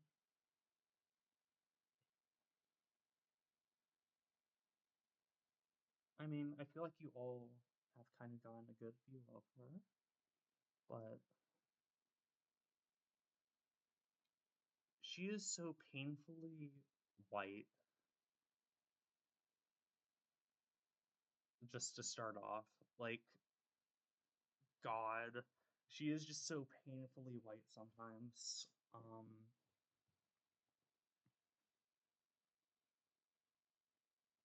Like we kind of hinted at it with the mutual aid stuff, that she's not big on mutual aid, but also the fact that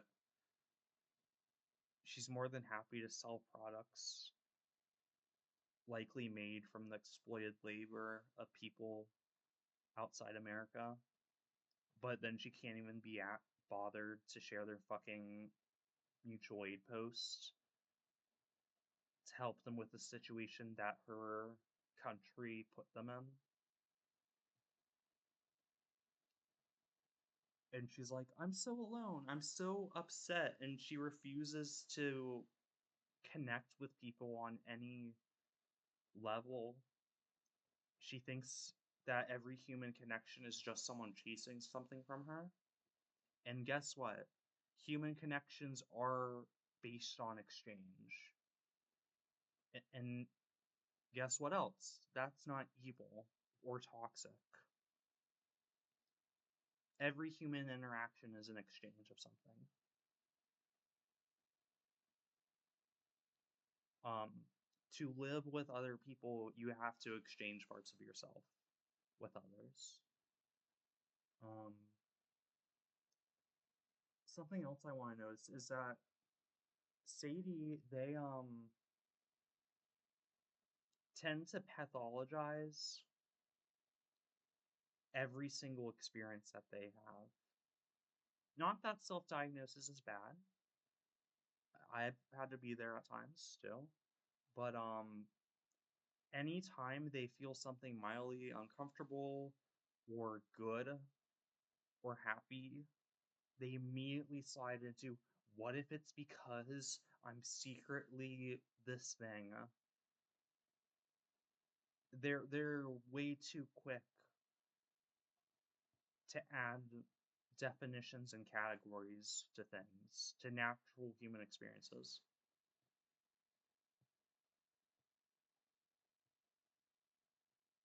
Um,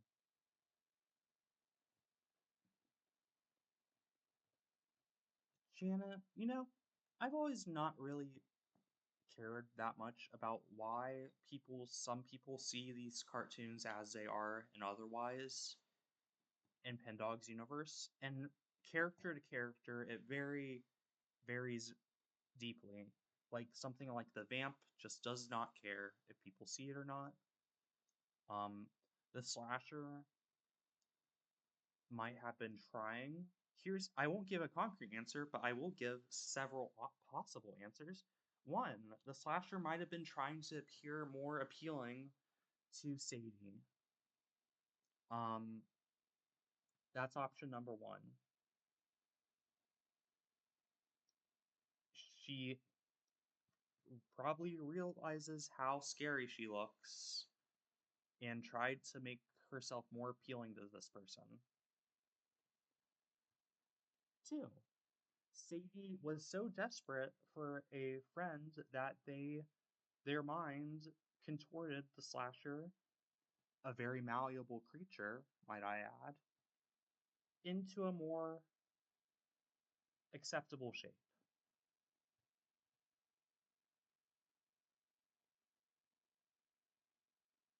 Um,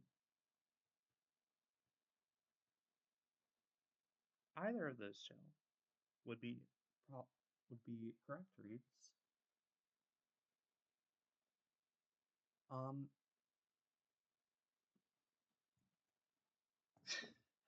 um, and I mentioned Sadie is very painfully white, and it's kind of like her understanding of history is like, where did I put it?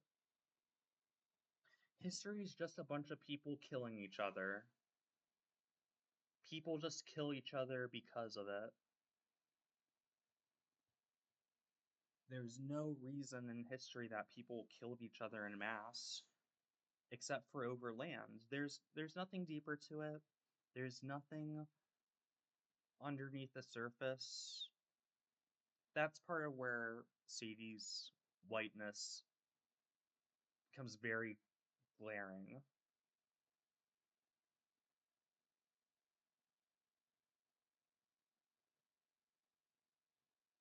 With the science exhibit, she also seems to struggle with um engaging with things without caring about how people will perceive her. And I think that's the saddest part of Sadie, because beneath all this awfulness, there is a person who loves people and wants to be loved so badly, cries out constantly because they want so badly to love someone and to be loved by people, but they bury it. They think it's toxic, and they think that anyone else exhibiting those things in less graceful manners is also toxic. So they bury themselves even deeper down.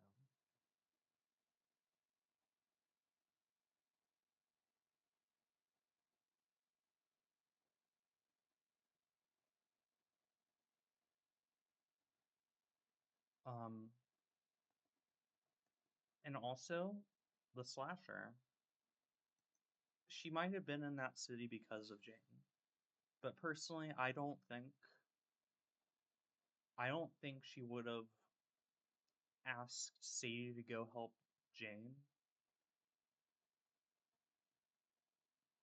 if she knew how much it would hurt Sadie. If the slasher knew how much it would hurt Sadie, they would have never ever brought up Jane.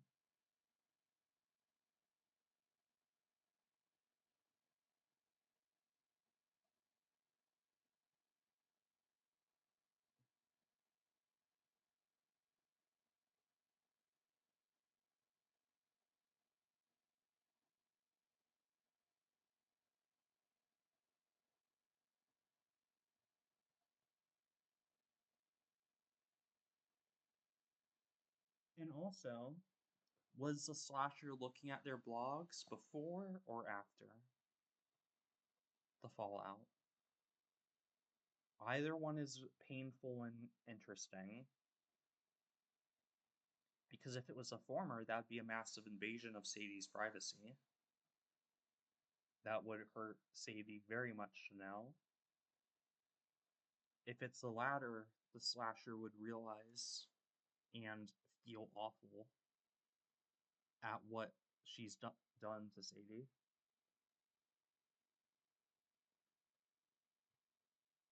And I'm trying very hard to be like, it can be either or, because I think art is it should be interpreted differently. And I do want to leave the door open instead of saying concretely, this is this or this is that, except in places where it's needed, or I think it might cause harm if I didn't say it explicitly.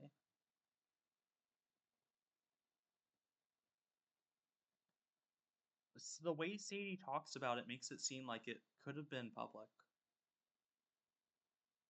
Sadie also has an issue that we will discuss on this page. And after this next page, I'm going to be taking a halfway mark break and grabbing dinner for like 20 minutes.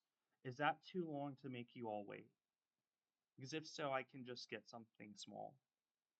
But I do need to eat. Um,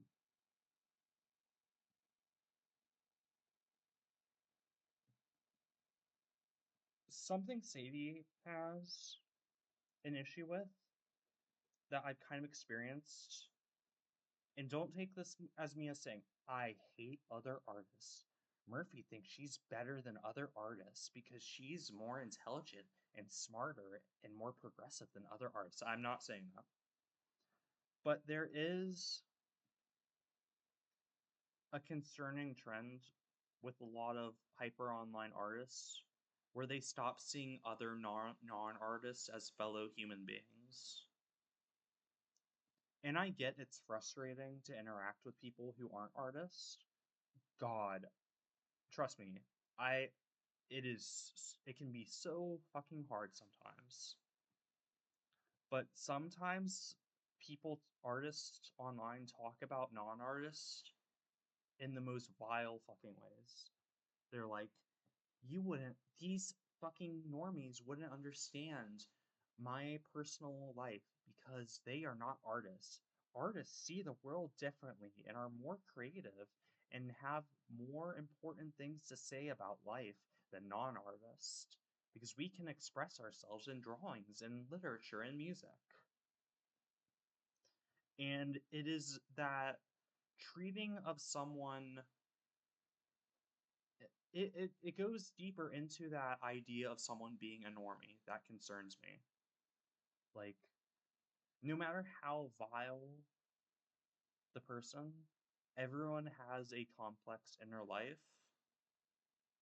and the humanity and creativity and thoughts and ideas of a non-artist, even if they never pick up a pencil in their life, are just as interesting and important as an artist.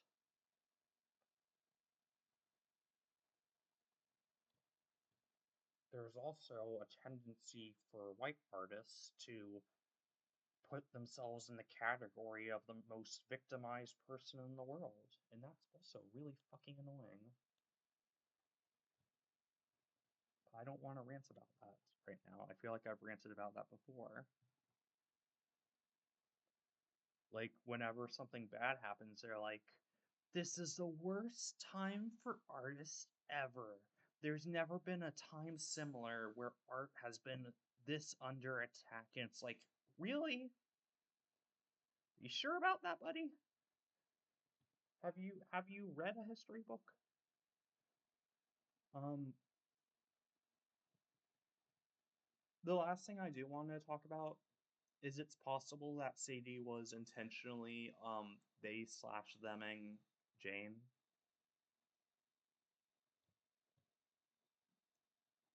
But it's not clear if that was intentional or if they actually didn't know Jane enough to know her pronouns. Now,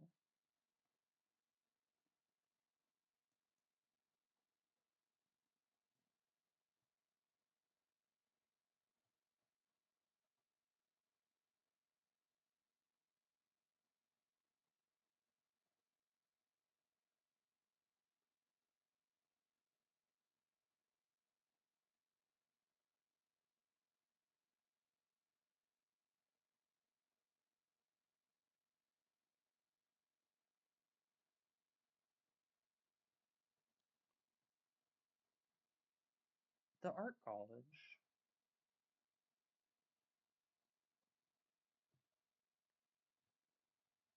This is interesting, isn't it?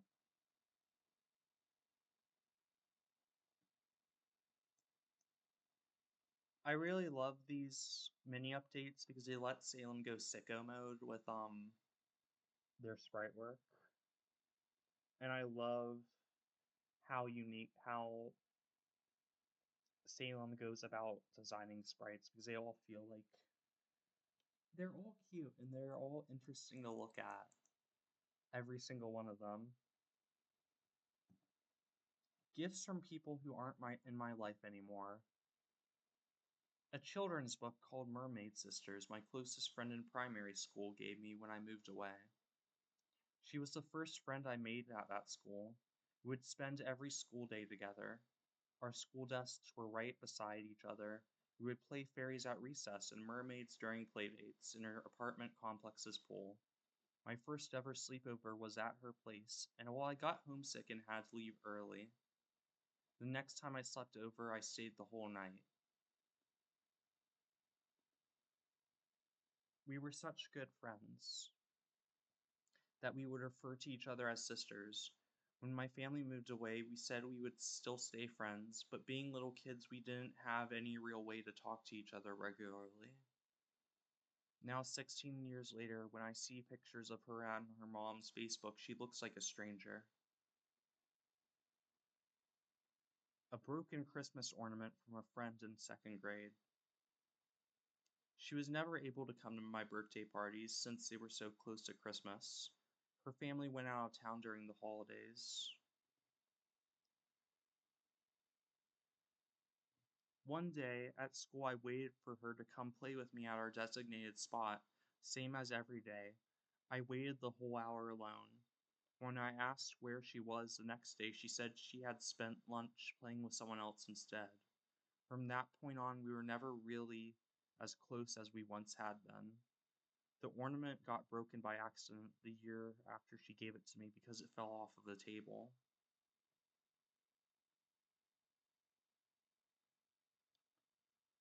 A stone carving of a cat made for me by the first girl I ever had a crush on. I was never brave enough to confess my real feelings to her, but she was my very best friend from around grade 5 up until high school. There were so many school days and camping trips and sleepovers and extracurricular activities and club meetings and trips downtown spent together. I would need an entire novel to write about them all. I'll probably never know why she stopped talking to me the year we graduated high school. Things seemed so good before the summer break. I've held on to a lot of things she gave me. A winter hat that hasn't fit since I was a child, handwritten notes, dozens of drawings and sketches and doodles passed between us.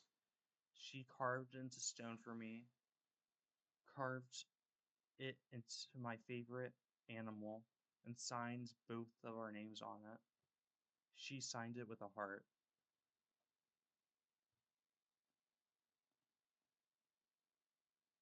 A painting of the northern lights from my ex-boyfriend. We dated for around 7 months. Although I'd been on a handful of dates before, this was my first real relationship.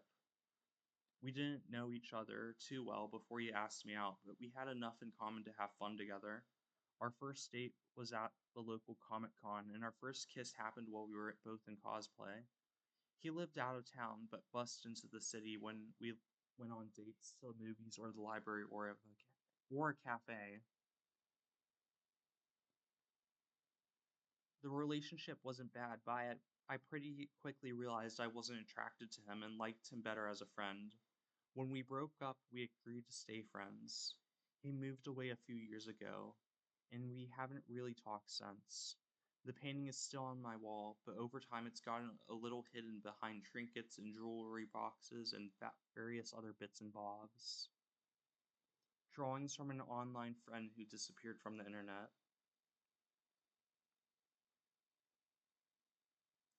We met on a fanfiction site of all places, and from there our friendship crossed over many websites and DMs and group chats. We had a lot of fun with our OCs together through drawings and shipping and roleplays. We had similar interests in alternative fashion, indie games, and niche horror projects, and would spend hours talking about them together.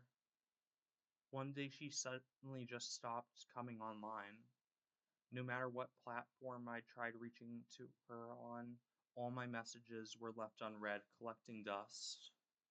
Every year in October, I message her happy birthday, hoping maybe one day she'll see it. A blue plastic party favor from a classmate in high school. We only had a few classes together, and while I definitely considered them a friend, we were never very close. Just both in the same general circles. They were really funny, and a bit weird and spontaneous, but in a way that felt refreshing and not annoying.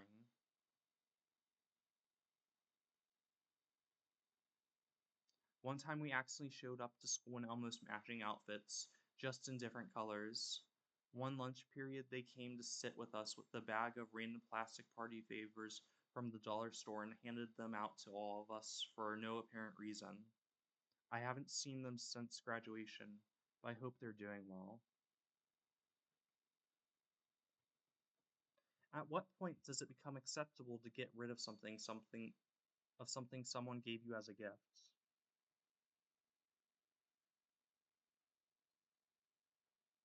Does it become unacceptable to keep something years after the relationship ended? When someone gives you a gift, it means they cared about you enough to see something and think of you, or spend their time making something with you in mind. How could I ever throw something like that away? It would feel rude, regardless of how painful the memories attached to it might become or how sad I feel looking at it sitting on my shelf. Jane Zine. Notice this zine is not. The zine's amazing because Salem is amazing, but it's definitely not the kind of zine.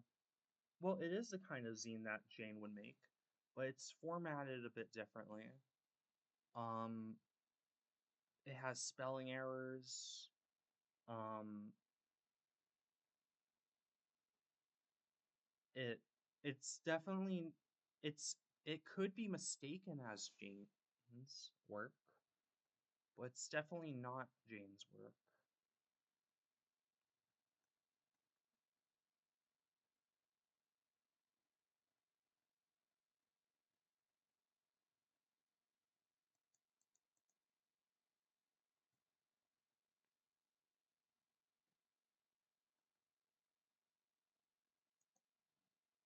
We'll come back to this fuckhead later. The game of telephone. Can I tell you? What is it? She told me. Did you hear? Well, I heard. Someone said, don't tell, but he said that. She heard. They heard. I thought she said, I think it was. He said they did. I think I heard. My friend said, okay, so do you think? I think she said it was. I heard he heard that. So when they did this, and I remember. Did you really? I never said that.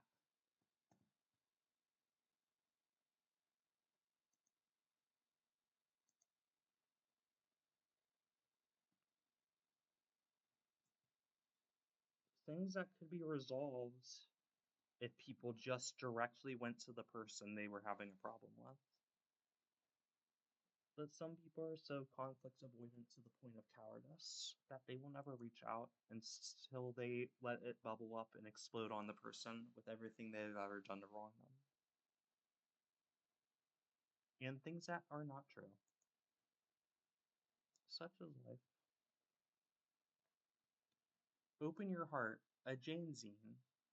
I grew up in an environment that was easier to be where it was easier to be uncomfortable in order to keep the peace and to speak up for myself when I was hurt. If I was hit, if my things were broken, if I was yelled at, if my feelings were hurt.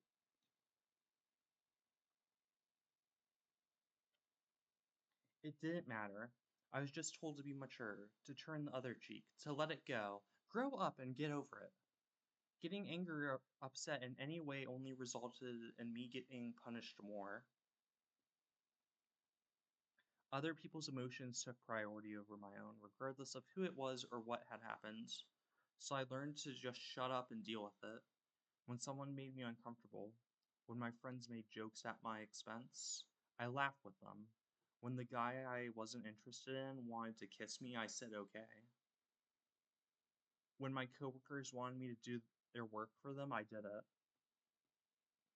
This put me in a lot of situations where I was upset, angry, hurt, or otherwise uncomfortable, but I would always swallow those feelings and come up with some explanation as to why I was actually in the wrong for feeling that way at all.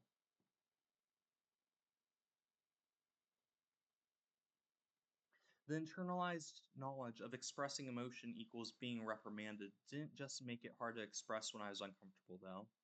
It also made it hard for me to be honest about my feelings in any situation, even if it's positive. It made it incredibly hard to open up to people, to make friends or form deeper relationships. It made it hard for me to care about anyone at all. In order to not get hurt, I would keep everyone at arm's length.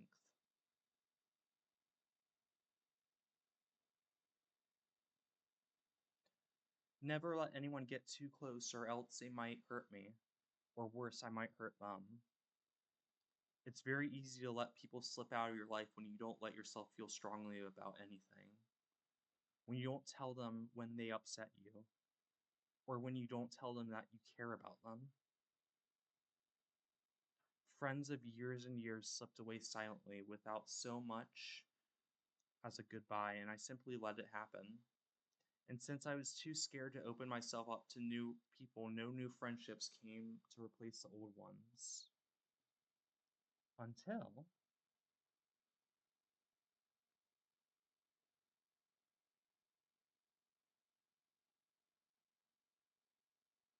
I met her, a woman who wore her heart on her sleeve, whose heart was bigger than anyone I'd ever met before. As someone who'd gone years of only accepting myself, of allowing, as someone who'd gone years of only allowing myself to feel muted, polite, socially acceptable, pleasant feelings, seeing someone be so open and so honest about how she felt was eye-opening. She might not have expressed her feelings in the most she might not have always expressed her feelings in the most graceful of ways, but she didn't hide them. And when she asked me not to hide mine from her either, I had an important choice to make. I think I chose well, and I think I chose well too. It gets a little easier with practice. I have people in my life that I don't want to let slip away, and as scary as it is that involves being behind that I don't want to let slip away, and as scary as it is, that involves being honest about my feelings, the good and the bad. You have to open up your heart in order to let people into it.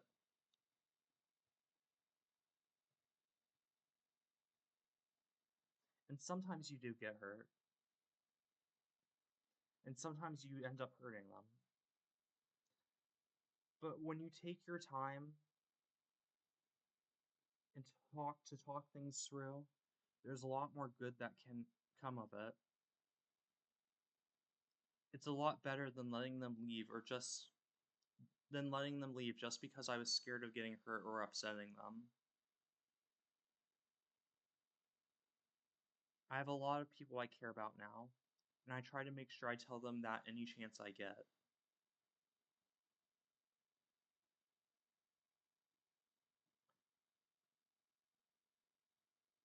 Just want to say this is not Jane that appears here. Um, I saw a lot of people assuming that Jane is not at the art college. Jane is still in whatever compound that she has been indoctrinated into. No, this is about me and my partner Salem. It made me very happy to read it.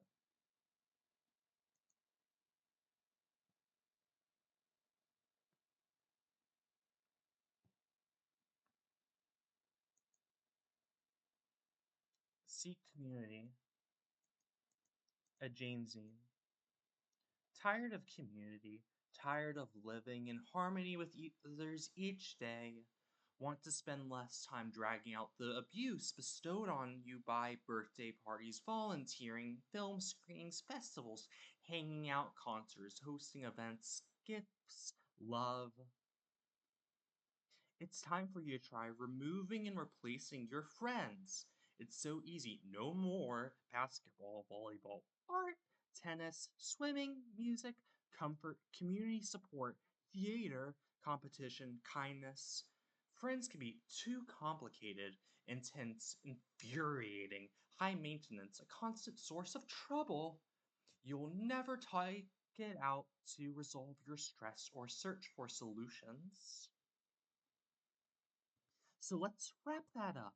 It's a healthier approach than getting involved in communities or friendships. Face to face friends are more than just commitment, they're also a risk.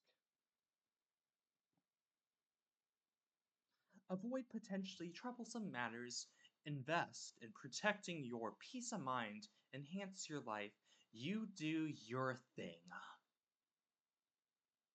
And never stress about being inconvenienced ever again. No fuss, no network, no change, only me time. Did you know the heart connects the rest of the world? You've made a commitment.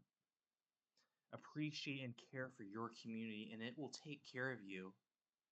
These caring moments fill us with joy and purpose.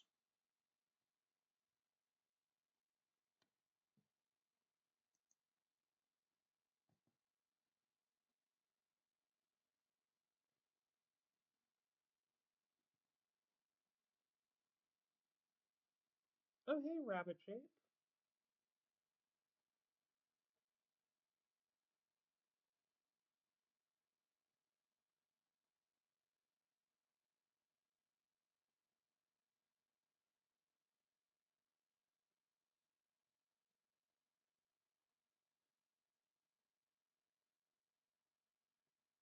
I'm glad you could join too. Hi.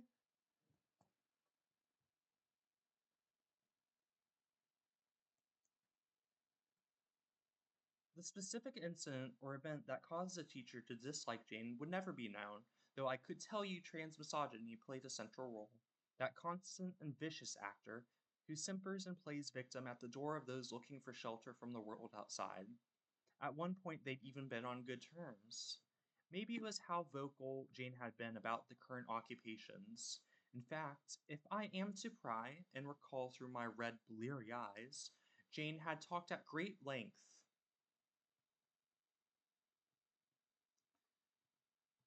with this very teacher about his role in protesting the wars of terror. An oddity, then, that he would abandon his principals and peers, or deem that there were people it was okay to drop bombs and missiles and hatred on. Yet also not. Artists are human, and they are a fickle breed. What cause will you shout yourself hoarse over only to abandon and turn your back on in your elder years? I wonder. Just a mini aside, this is based off a quote I saw in a book once about the hippie movement um, and its older members of modern day. The teacher, Theodore, Teddy to his friends, oh, what a life he'd had. What lows his activism had fallen to. He'd protested the wars overseas, but also been a drifter, going from place to place, helping wherever he could, writing zines, assaulting an officer at some point, putting himself between officers and people trying to be heard. But at some point, he decided he wanted to be heard himself, heard by people and donors and critics, maybe not the truly critical ones, and the legitimate artists of the world. Was the community you'd built, the non artists you'd surrounded yourself with, were they not enough for you, Teddy? What twisted your heart?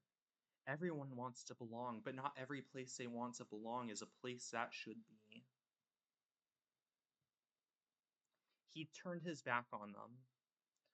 For a life spent giving lectures, selling increasingly banal works to people who did not care about the message, resenting himself and the young artists who followed after.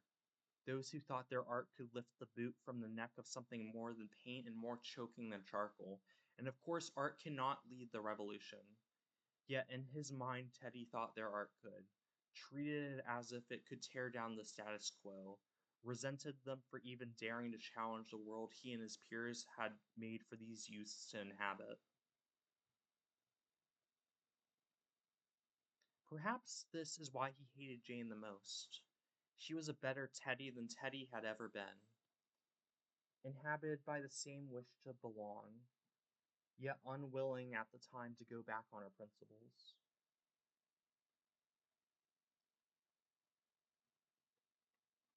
He pitied the people in the other world, pity that could easily turn into annoyance with the wrong response from those he'd once felt obligated to listen to. Jane felt a humanizing altruism towards the people across the same world she dwelled in, listening to their words on how this awful thing could be made right. So Theodore had made his voice loud, had insisted upon her removal from the student market, had spread disgusting and repulsive mistruths about the nature of her writings. What could Jane possibly have done to fight back against us?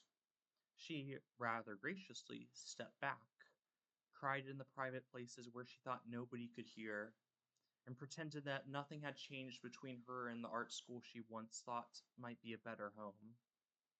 She'd graduated, she'd left, she'd disappeared, and yet he'd continued to see her works everywhere, in the zines at the yearly student market, in the paintings of the art gallery when leaving the office each night, slipping papers into the margins of his doorstep, trailing along the long walks home.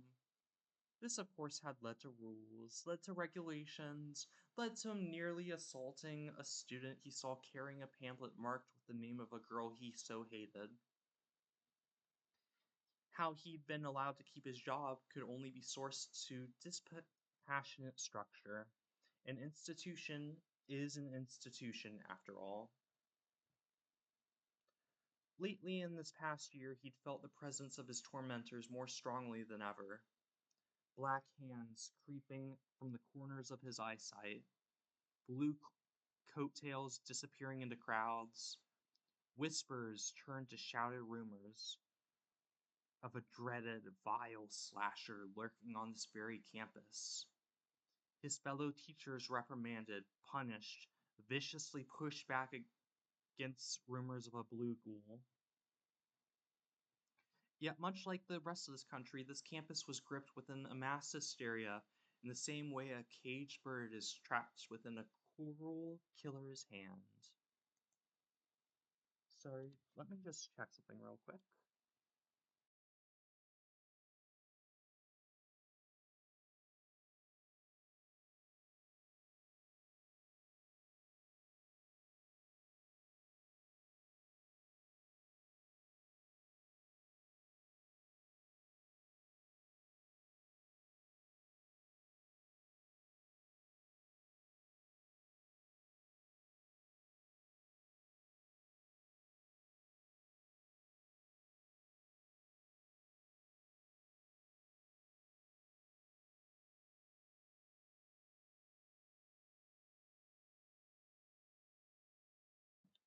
Okay, just want to make sure that if I stick it out for the rest of this part of the walkthrough, I'll be able to get dinner after.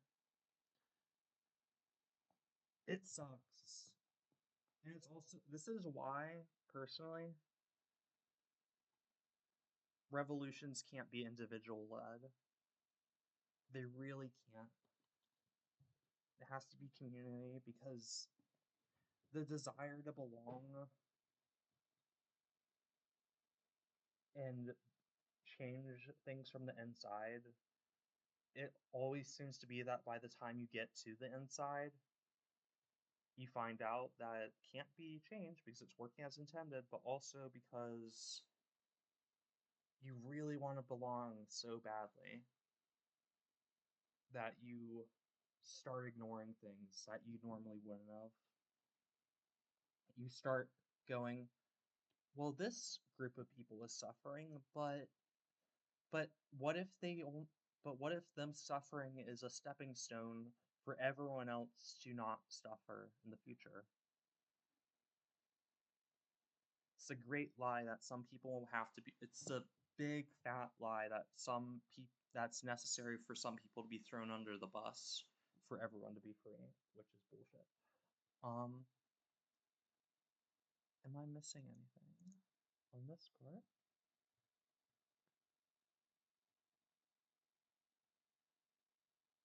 I also think loneliness can be a powerful motivator in making people turn their back on their activism.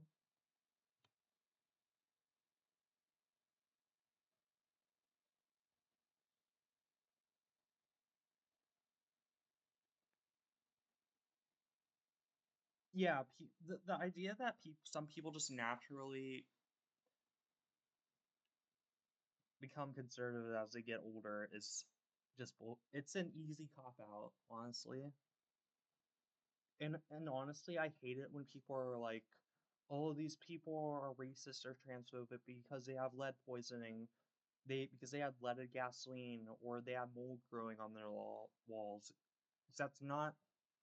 I get how tempting that must be, but it's not True, it takes away personal accountability. It minimizes their actions. And also, no, lead poisoning is not the cause of people being racist.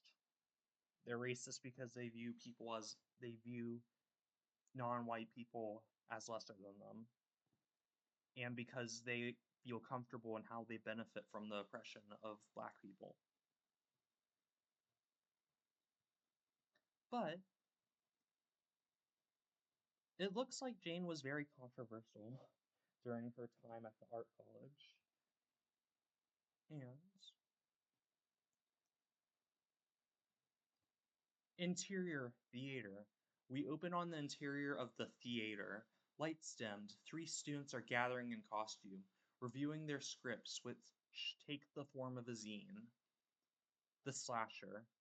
A script written from zines, from conversations, from emerging urban legends, and sounds heard whilst daydreaming at the shore. The play, although first proposed by one, had always been in the back of the students' minds. A subtle wish for things to have gone differently, and a deep desire to do well by someone once considered their peer.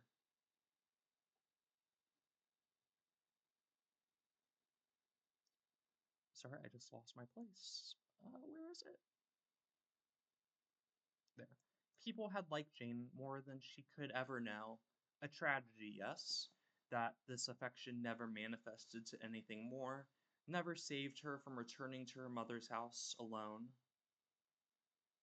But yes, people had liked Jane quite a lot, enough to organize this event, enough to distribute objects bearing her name, enough to poke and prod those who contributed to her woes. Objectivity never was the strength of a crowd, nor mine, for that matter, and as such, it took months for those who knew Jane to drift together, to devise plans and pictures with which to remember her by.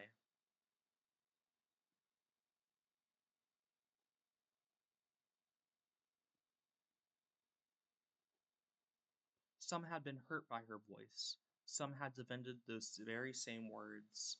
Many had felt confused by everything surrounding the woman, yet everyone had, in at least some small manner, been concerned for Jane. Truly, if there had ever been more time, if Jane, after graduating, was not destined to return to the place in which no growth could be had, Jane would have found herself with all the community, all the friends, all the support she ever could have wanted. To be tethered to safety only by money, to be sent back to that tarry sunken home is in such a short time. I think it broke some part of Jane, made her act in ways she never would have normally. Yet I too struggle with objectivity. So who is to say? In her misery, Jane had hated them all, cursed their names and wished ruin upon them.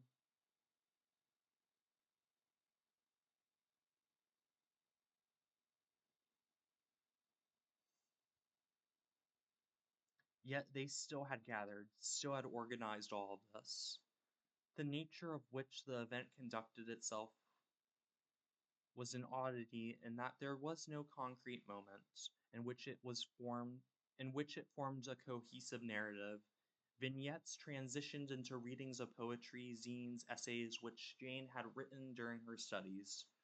The readings morphed into small skits, changed to songs, changed to show and tell of art created with the ideas of Jane's work in mind. An odd sort of ritual, in which theories and musings on the world and the world that was to come clash with each other. Zines are recreated into creative secret sequences, students, many having graduated with Jane years ago, dressed up as her characters, her zine imagery, Jane herself.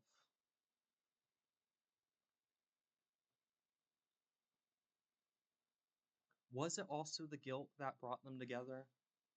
That they'd let Jane slip out of their fingers? That they hadn't spoken up as much as they should have for her?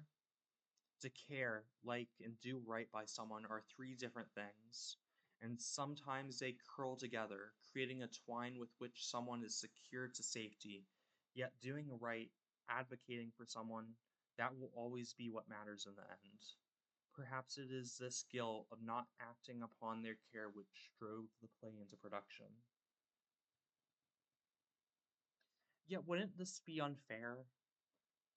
Sightless to say that not one person acted upon their care for Jane, that among them many had spoken kinder than they normally would have, because they knew she was in a precarious state, or advocated for her to be brought along to places she'd normally be excluded from. How about all those times in which they had cry her listened to Jane cry herself to exhaustion and try to explain concepts like neutrality of the self, or how she could make it work living by herself? It would be unfair, I begrudgingly admit, to exclude these things. Advice went unused, fear of asserting herself won out. Jane let herself be driven home in the end, a dark stain on everyone's conscience, a pitch black stain, blacker than black, darker than dark, yawning wider than the ocean, the murk, and the deep, a place in which ideas might be invited from elsewhere to inhabit and inform the actions of these bright young minds. Thoughts bubbled to the surface, and with them the compulsion to say and do things which they normally would not. Not a type of possession, no, not something so simple, but a sort of widespread phenomenon, which manifested as breaking rules and misbehavior, telling lies, and bending the truth. Perhaps a better word would be provocation than possession. A ghost only in the memory alone, as, and I say this truthfully, my part in these events was very small, very subtle, certainly not the trigger. So that means all the bullshit this guy was going through, seeing the slasher everywhere and being stalked, wasn't the slasher for once. It was just Jane's peers fucking around with him, um, which I find very, very funny. Um,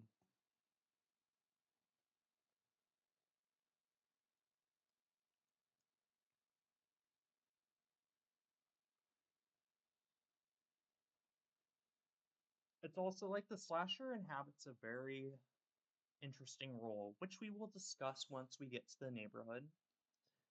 According to the media and conservatives, the slasher is a role that anyone can take depending on who they want to smear on any given day. An innocent, innocuous trans woman can become, according to them, the greatest slasher that ever existed, a super serial killer, if you were, who can mow down millions of people with just a single gun. Yet, when we look, the slasher is nowhere to be found. Um, it is a very easily inhabitable and assigned role.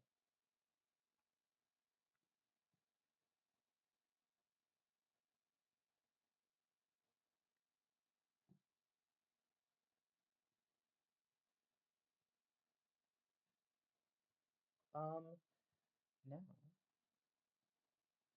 I'm actually glad that I'm going to take a quick dinner break after this one because I need to rest my throat, but oh, no, we're not listening to that yet.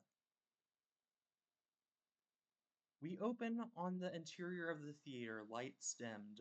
Josh wobbles across the stage, adjusting to the stilts of his costume. The slasher.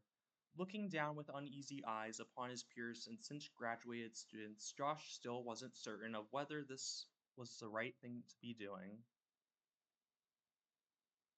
But going with the crowd had always been what he'd done best.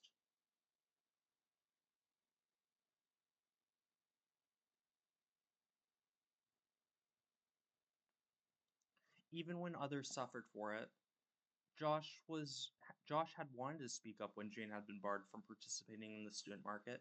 Many had wanted to, yet nobody had. Everyone had been afraid of losing their scholarships, their degrees, losing the legitimacy this place promised to give their art.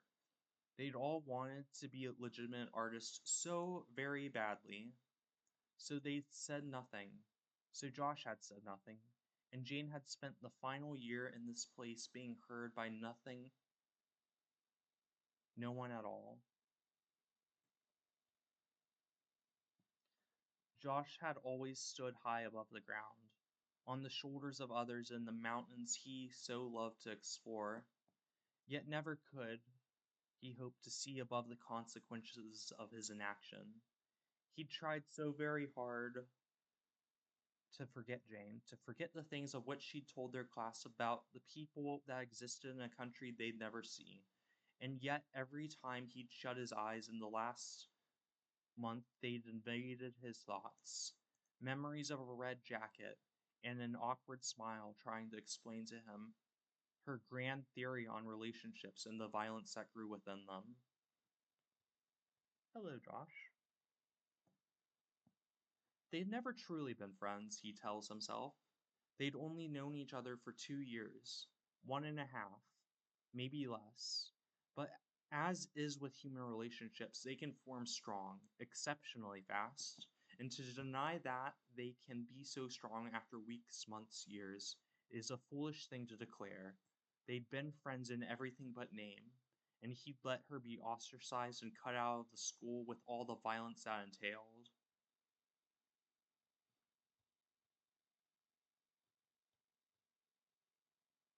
It was like the school, the teachers, the staff had run the student body, the great whole of their body, under a scalpel, and removed Jane like some malignant tumor, much in the same way you would feel empty without a heart before expiring.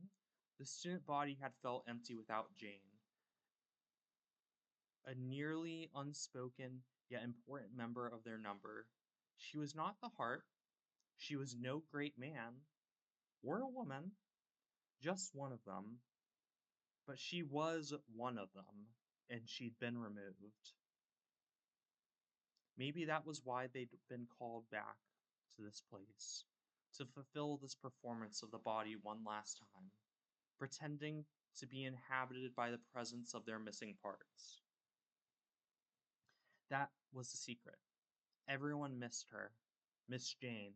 Missed the girl who thought no one cared at all. Missed the girl who pushed and drove everyone away. Missed her now that she was gone. Gone. Josh's throat tightens a little thinking about that. They all miss Jane, and where she was could not be said by anyone. Him and his friends had looked for her, asked around online, and even visited the town where she once lived. Something so extreme that Josh had been surprised by his own brashness. Josh had always stuck to the crowd, but he'd gone out of it to look for Jane. There had been nothing left of that place she called home. There were walls, there were doors. There were even things shaped like windows, but whatever had lived there had long since died and left with it the repulsive odor of seawater.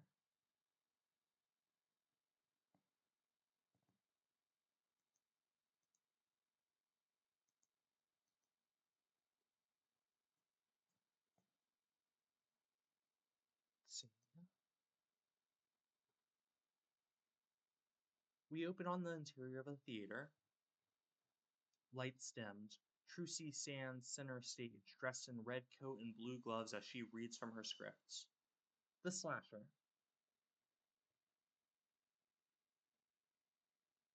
It was an interest. I definitely was afraid of making it be like, oh, it's so tragic. It's so it makes you cry a single tear because it is so sad type writing, if that makes sense. So I definitely tried to base it off of my own experiences, um, and the people who have helped me and hurt me, etc., etc. Um,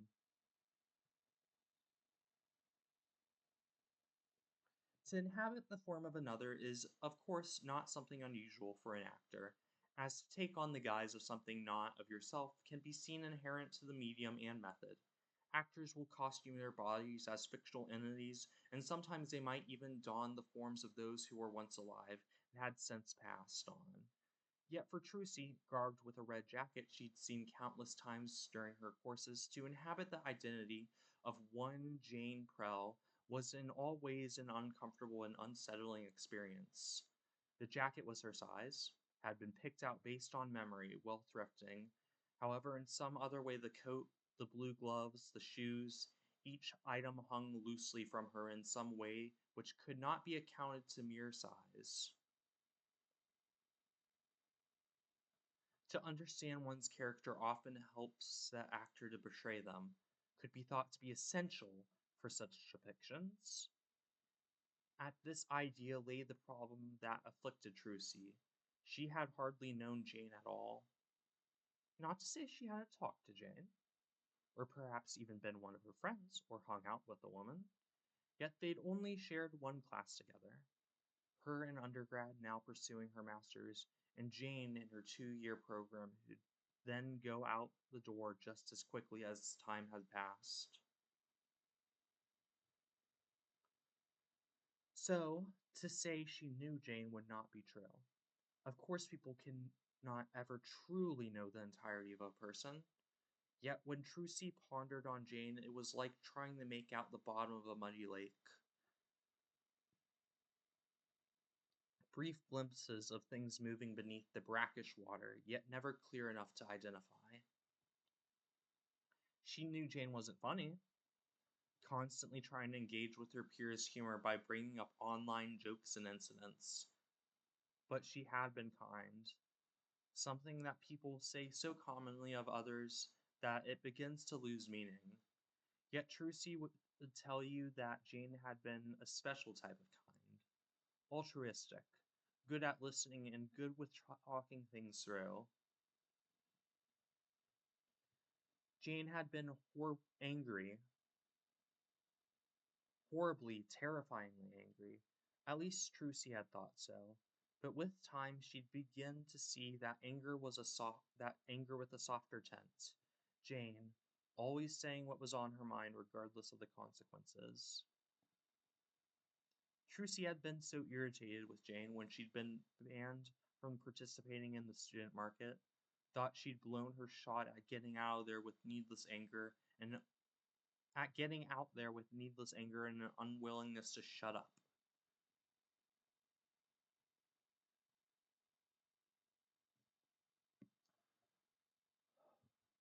The memories still struggled to resolve into a concrete opinion on whether Jane had been right or not. To inhabit the facsimile of an outfit associated with her friend also felt incredibly morbid to Trucy, almost disrespectful, even in this context. Yet oddly, as soon as she thought this, a sense of familiarity washed over her, as if by wearing these clothes and participating in this play she was being brought closer to a friend she'd always wished to know. It had been her who organized the play after all, without a defined purpose, a send-off, a memorial, a realization of Jane's ideas. Any of those things might have been the initial spark. Yet none truly mattered. If anything, Trucy found herself having fun, meeting more people like Jane, realizing things about themselves they hadn't before, skirting around the darkness, making stories of things not yet arrived, breaking into buildings to perfect her acting talent. Would this have made Jane smile? Would her friend have thought fondly of the student's behavior if she were here to witness their work? Much like the entirety of Jane, Trucy could not know, would never know, but she'd like to think Jane would have been very happy if she could be here right now. Let's see.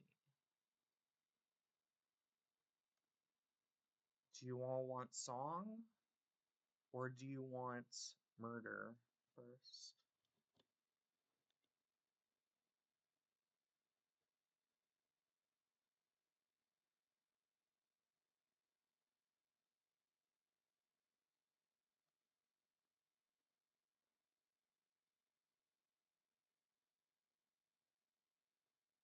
Okay.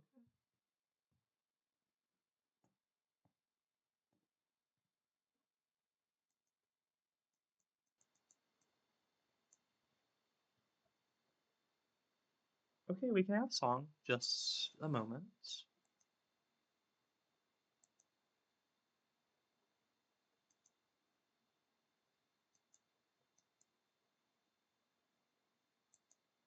if my computer lets me access my files. It got very mad at me today when I tried to set up OBS. Um,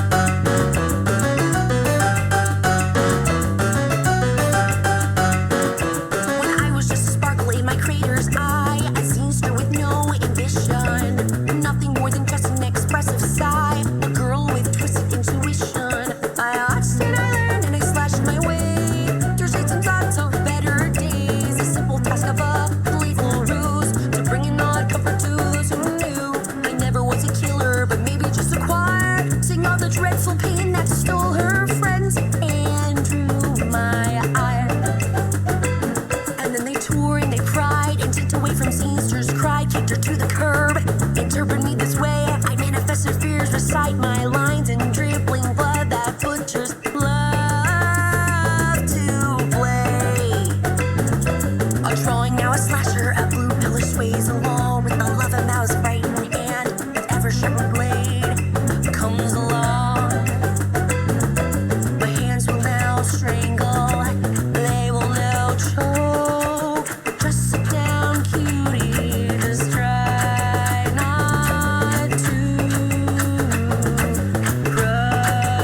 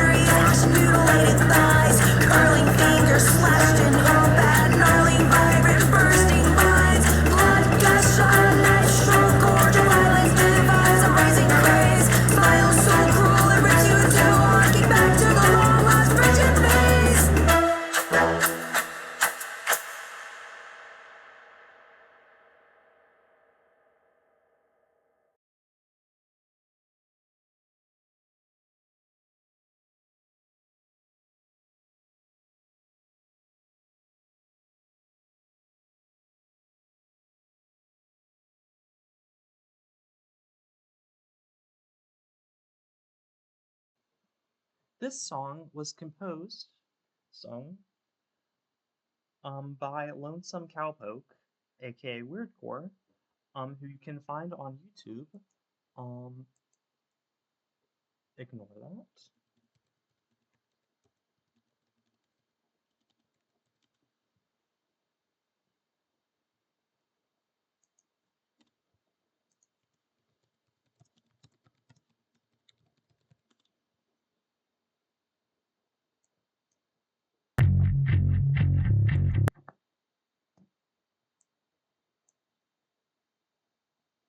And just to give you a taste of what Lonesome's work is like, here's another song who that he created for our funeral band update. Um,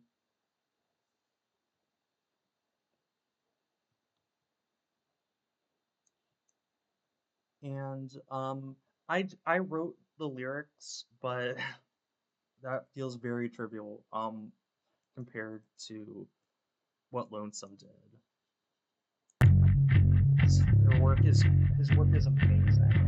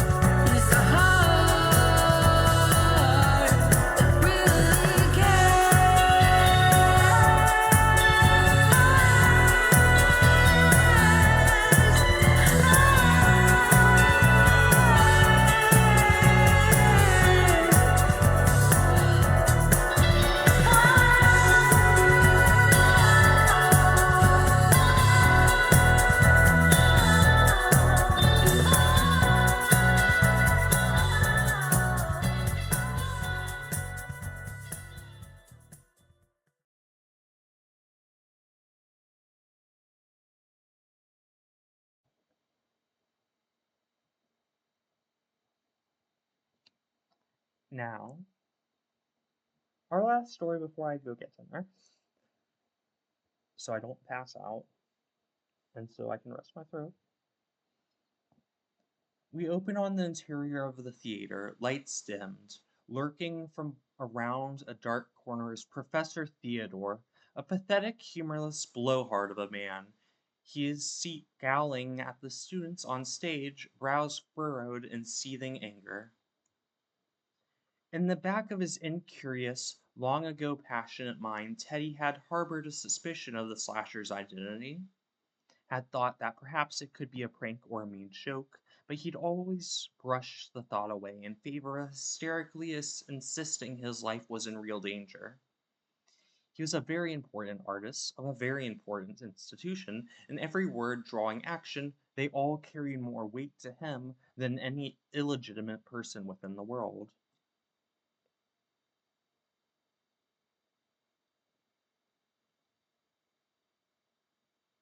Thank you. Yet on the night of which Jane's mourners gathered in remembrance of a person they never truly knew, Teddy had followed one of them to the closed down student theater building. Long scheduled for demolition, he'd watched and seethed and bit his lips in rage, watching these young artists play pretend and dress themselves in the garbs of a woman in her art whom he still hated so much. The sight of people expressing anything other than contempt for that repulsive mockery of a woman nearly wrenched a scream from his thin lips. But he'd wanted to wait, wanted to get more information, to wait until their excitement reached a critical peak, and then he would tear into the proceedings and use his authority and legitimacy as a cudgel to beat them down. The sight, though, the sight of the statue, sculpture, abomination these youths had made, that is what made him scream bloody murder. Constructed from acrylics and ceramics, paper zines and paper mache, pointed pencils, rulers, desk legs, kitchen knives, shavings, straight razors, blue ribbons, books on history he'd done everything not to know of, paper dolls and paper people chains, pointed plastic blocks of turquoise hues, bright painted glass. It all tumbled and morphed together into a statue gesturing at the idea of a dreaded slasher.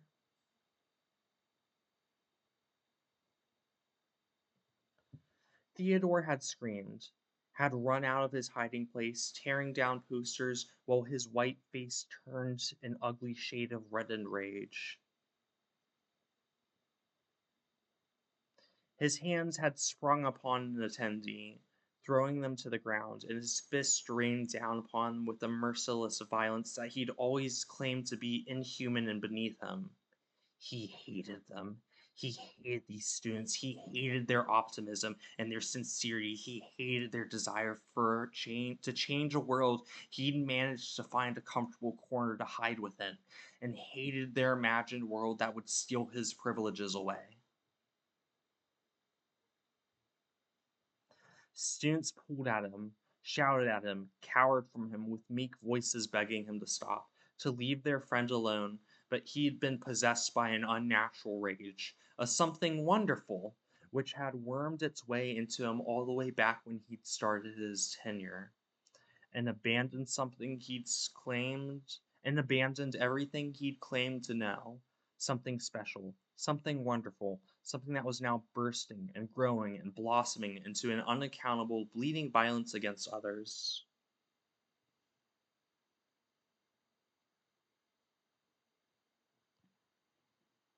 In the statements that followed, it would be said that in his regrettable moment of discomposure, Theodore Isaac Owen had attempted to take down the statue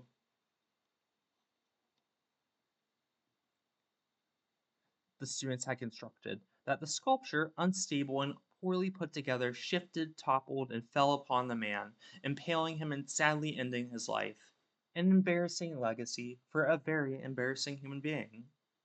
And yet, the sculpture had been secured and bound a bit too far away from him that if it had truly fallen in such a way he'd be clipped by the statue's edges, but otherwise left unharmed. And how had the student he'd had beneath his bloody fists escaped unharmed?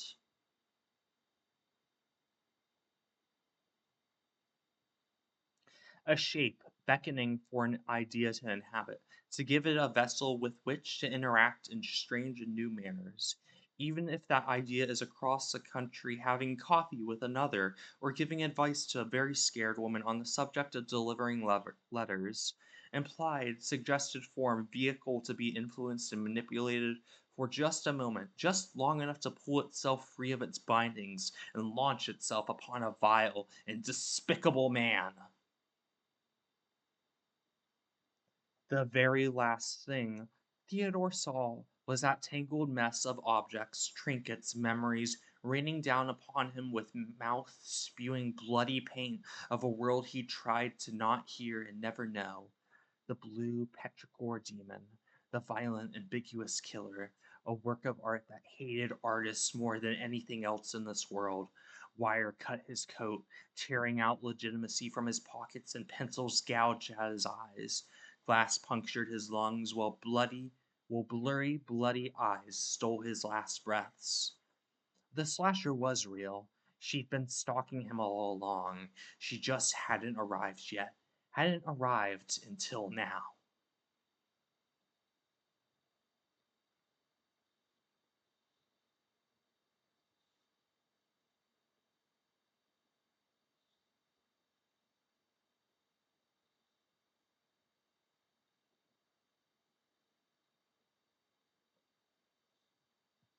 Hopefully I'm being like something that we I was trying to gesture at with the Inhabitable Spaces update is definitely an idea of why things are working the way they are in Pendog. Anything can be inhabited. A factory where people suffered and died can years later become alive. A building can become alive and have opinions and thoughts and love for the people that lived in it. A statue can be inhabited by the idea of the slasher and do things that it normally wouldn't.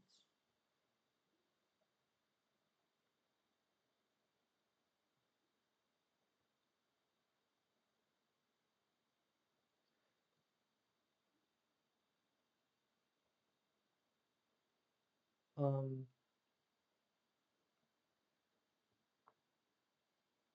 I also kind of feel like maybe the slasher saw what was happening and decided she couldn't stand by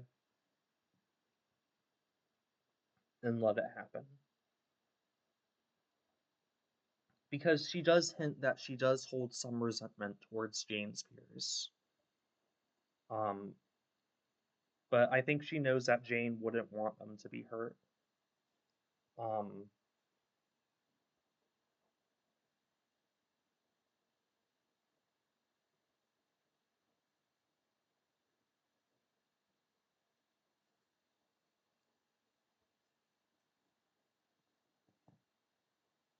and I guess during my time in art school, I never felt abandoned by my peers. That is an embellishment for Jane's story, but what I do remember is how isolated I allowed myself to get from them because I was so afraid of going outside my dorm room because I thought I'd get run over by a car or because it was uncomfortable. And after all that avoidance, I remember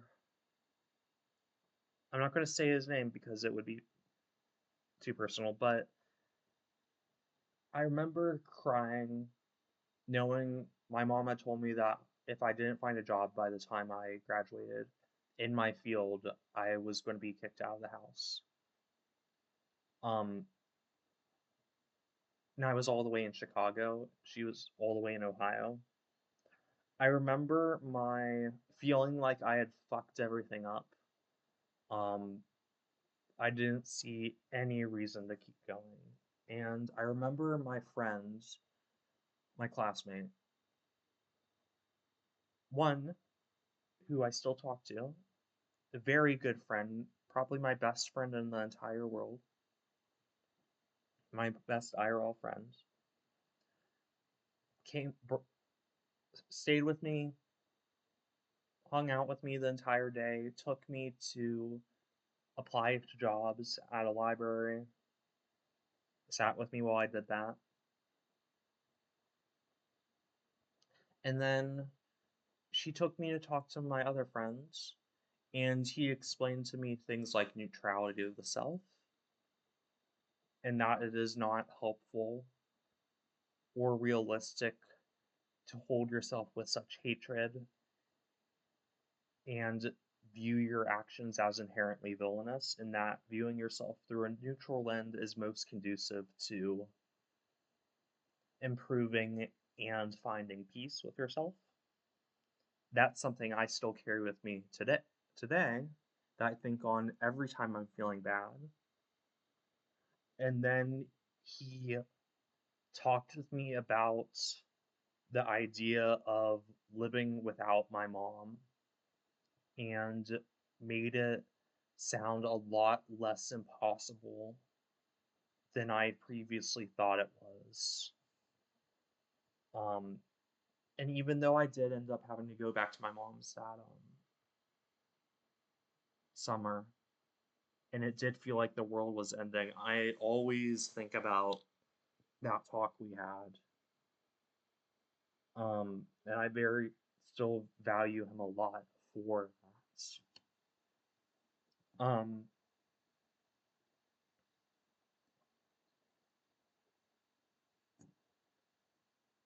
And I think that's how Jane had those talks with people. And if I had been in the state I was at the beginning of that year, I would have gone through all that and been like, and none of them cared about me. And sometimes it's easy to tell yourself that.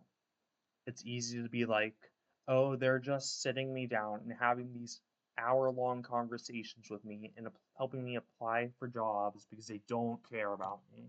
And that's not true. And I'm glad that I'm in a different place than Jane was. Um, Jane is honestly like, I don't want to say she's not the evil version of me, but she is very much the dark path of me, of light story, dark story. Choose your main character, good baby, evil baby. She's kind of like, what if I never got better and had no one looking out for me? Um, well, she had people looking out for her, but you know what I mean.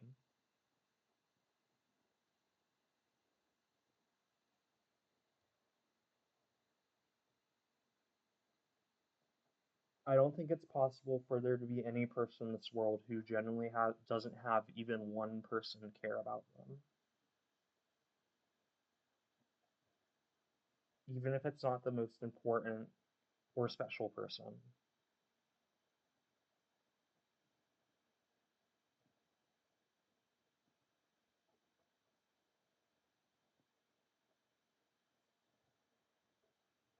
Now, just to give you a taste of, actually, I'm going to save this because this is one of my favorite pages on the entire site.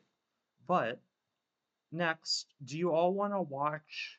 We have a couple things to do during break time.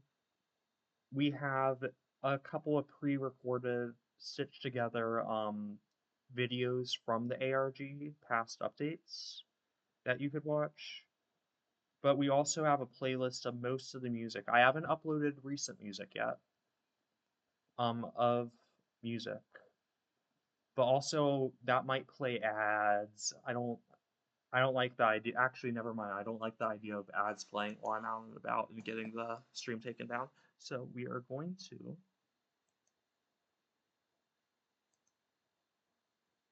go back to the waiting room.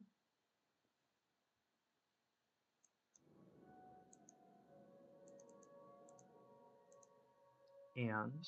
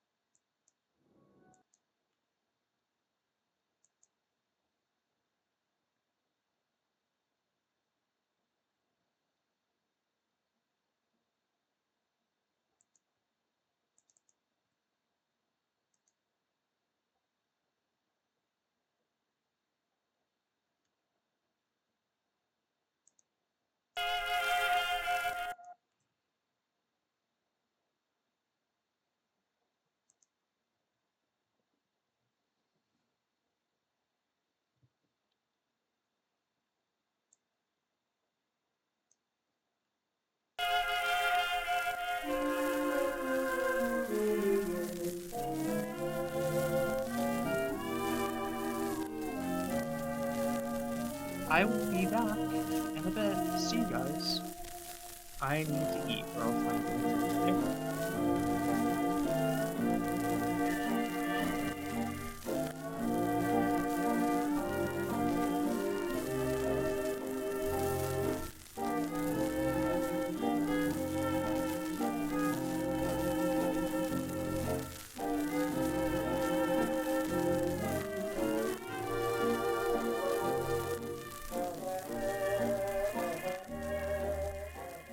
The FDA, Food and Drug Administration of America, wants you to take a look at the following Troy Beauty brand products. Looks good, right? Perhaps they could serve as a lovely gift for children. Wives, even. Well, our scientists say no. No, they don't. Troy Beauty products have been removed from all stores and establishments due to their large amounts of acidic properties.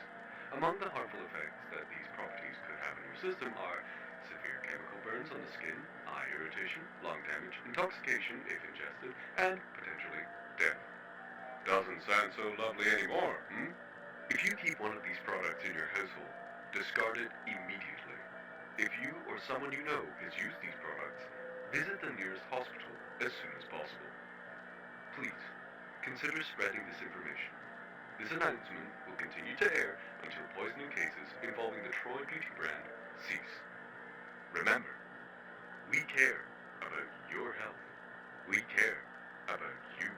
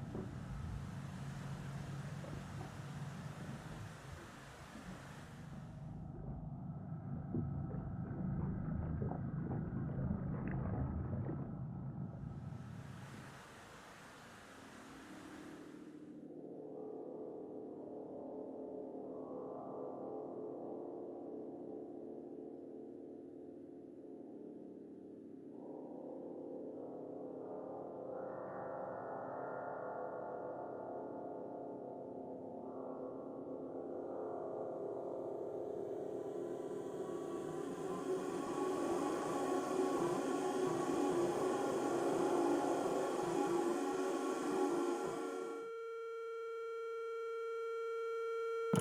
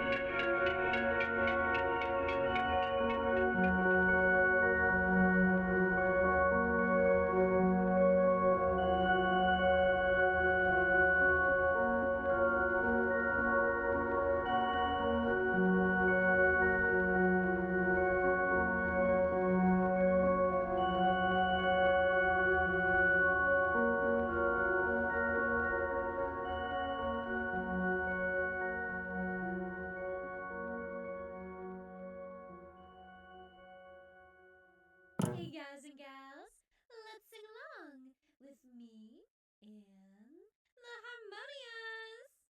Remember, peace and love and stars above.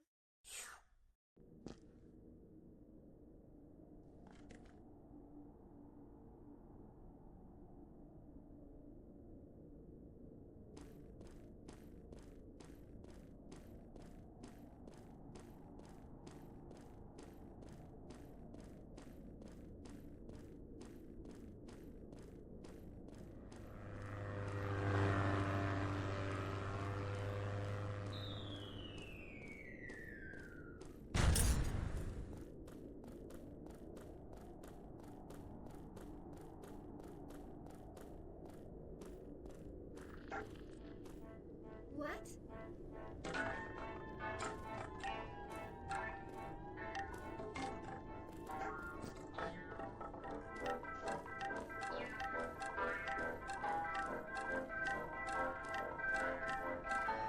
No! Are you here?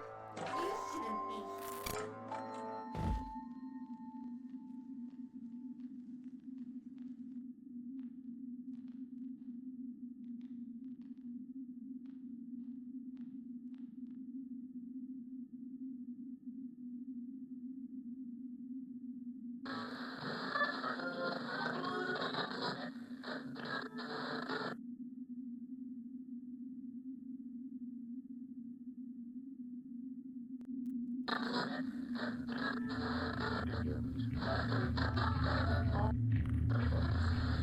The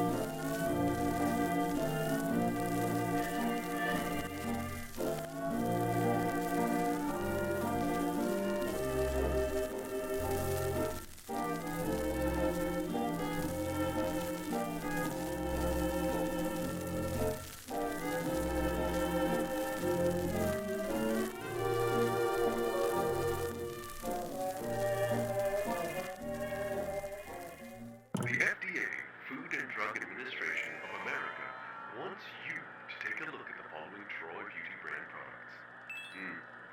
Looks good, right? Perhaps they could serve as a lovely gift for children. Wives, even.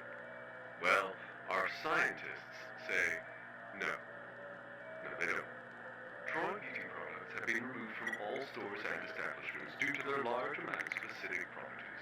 Among the harmful effects that these properties could have in your system are severe chemical burns on the skin, eye irritation, lung damage, intoxication if ingested, and potentially death. Doesn't sound so lovely anymore, If you keep one of these products in your household, discard it immediately. If you or someone you know has used these products, visit the nearest hospital as soon as possible. Please, consider spreading this information. This announcement will continue to air until poisoning cases involving the Troy Beauty brand cease. Remember, we care about your health. We care about you.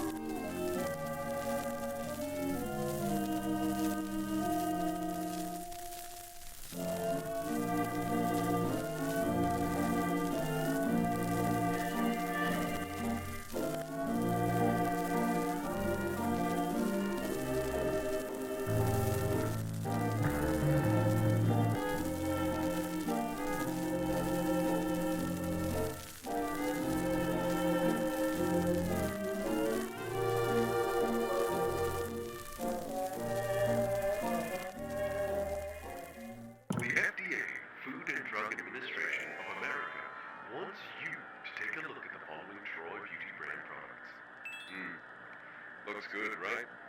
Perhaps they could serve as a lovely gift for children. Wives, even.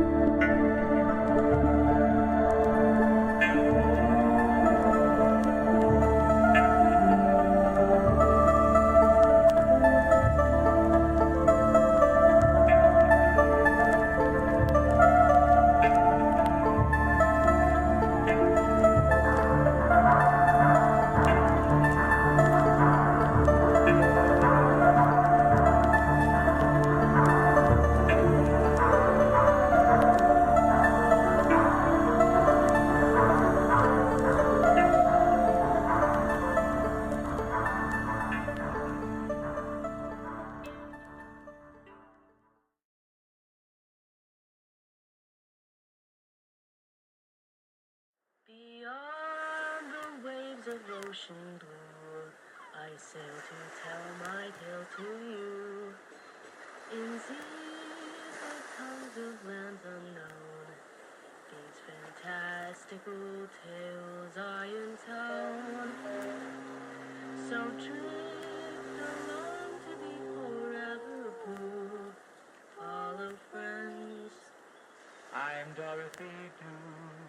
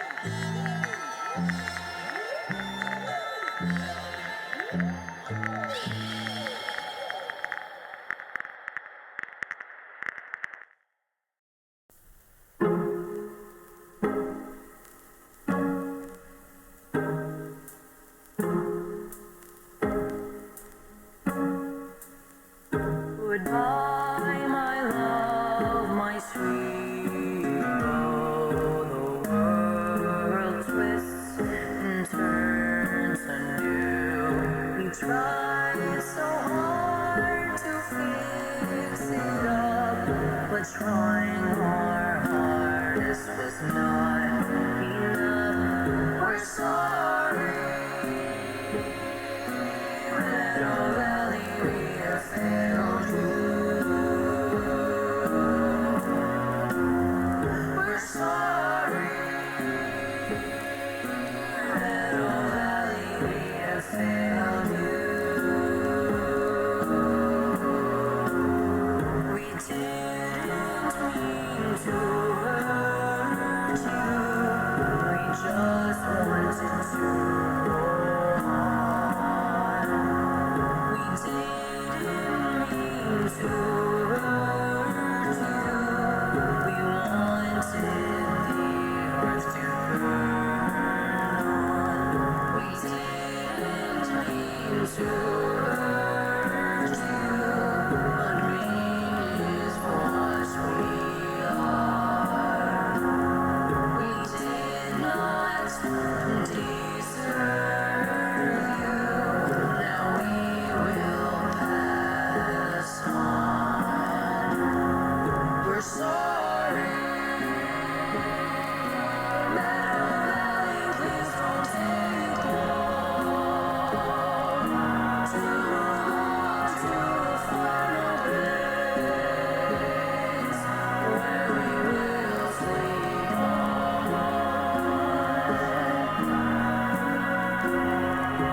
Maybe in the future others will make it right. What we did wrong, and we will see why.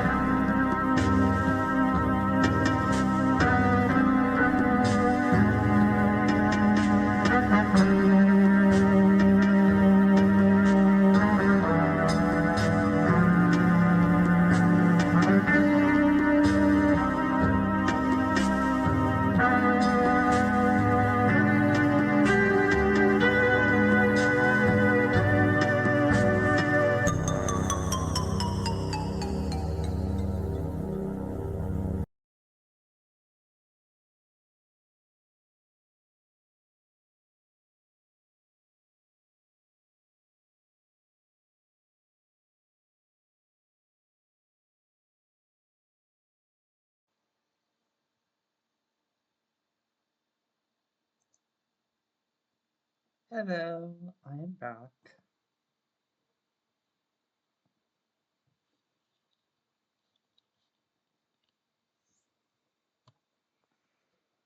And ready to start the stream again. Alrighty. Hello.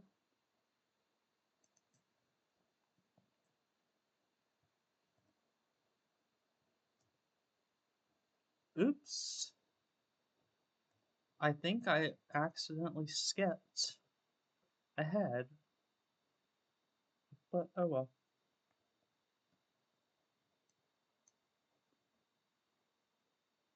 The esteemed gallery.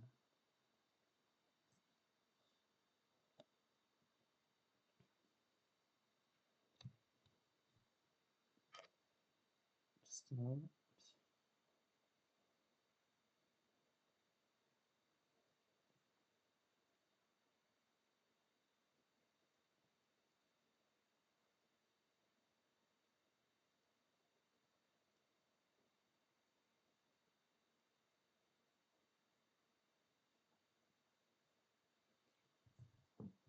Look at this wonderful collection of people we have here.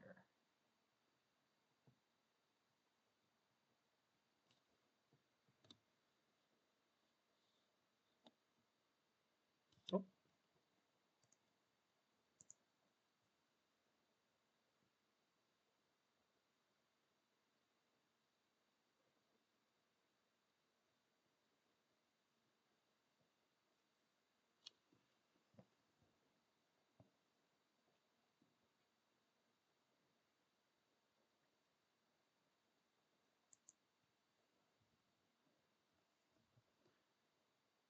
the worst part of all of this to the security officer was that it hadn't even been his shift when the fire started. Not the noises, not the haranguing and heckling and hazing, not the speed at which these things intensified leading up to the week of the accidents. Not the prices art lost, not those caught in the blaze, not the extensive process in which he was questioned by his superiors, the higher ups, the owners of the law, by everyone around him. It was again that it wasn't his fault. It was all just a big accident. He told them again and again until they wearily accepted his lie. He was the only employee who smoked in the building. Oh, he'd gotten complaints from day one, never let it be said this habit hadn't earned him shit, but he always laughed it off, said they could hire someone else, and that the paintings appreciated the smoke. The staff had been restructured, and with everything happening right now, his smoking had seemed the least pressing matter to deal with.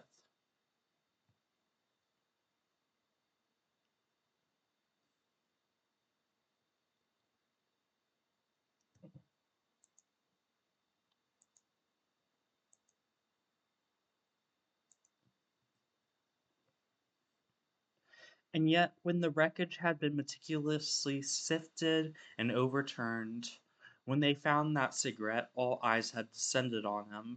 Him, who wasn't even on the job that night, who didn't even smoke that brand of cigarette, who had been off sick from work for the past 2 days due to the strangeness that greeted him each night.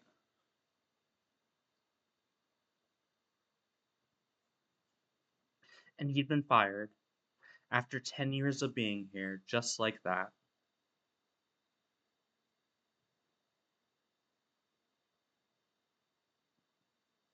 Blocky hands nervously fumble for a lighter. They've been doing that more frequently with everything happening, almost in an involuntary action. But truthfully, the security guard is grateful his body knows the movements needed to take care of him long before his brain does. It's an odd comfort, but one of the few he can afford. He'd been blamed for the fire, but he'd also been blamed for the oddities. Not even the janitor caught suspicion, but for some hateful reason, the security guard did. In all his plain, unassuming presence, he drew everyone's ire. He was like a stress ball or rubber tire, a stop sign idiots fired buckshots at when they needed to lash out, an unmotivated cement block. He hadn't been there the night of the fire, or when the museum had acted up. But he'd been there before those dates, and during those nights, he would chase what seemed to be intruders right until their shadows resolved into potted plants and podiums.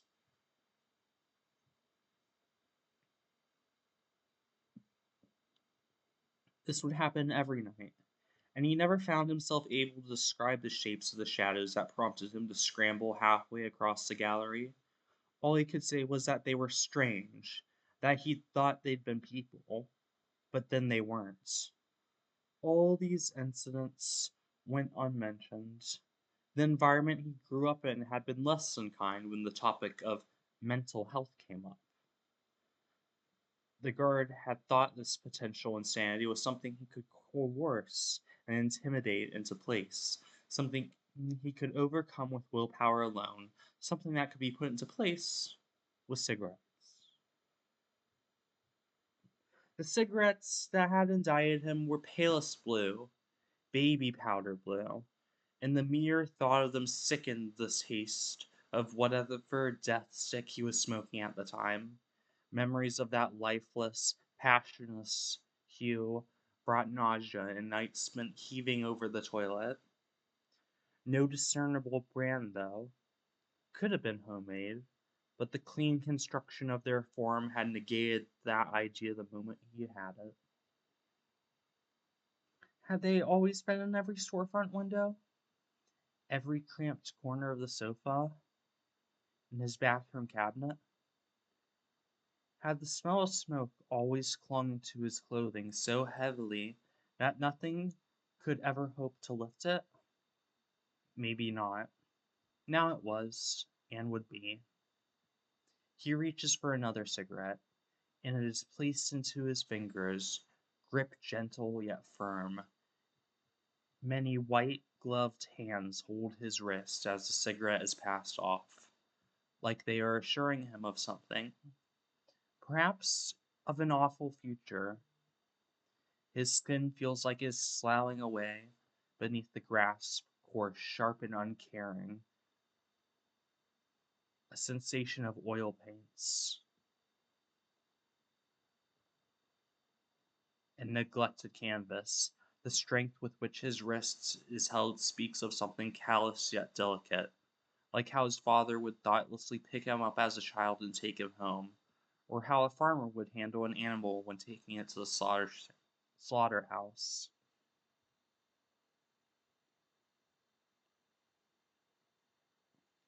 The man's hand closes around the pale blue death stick, cradling it. Now, I want people to be wary of assigning everything that happens in this section to the slasher.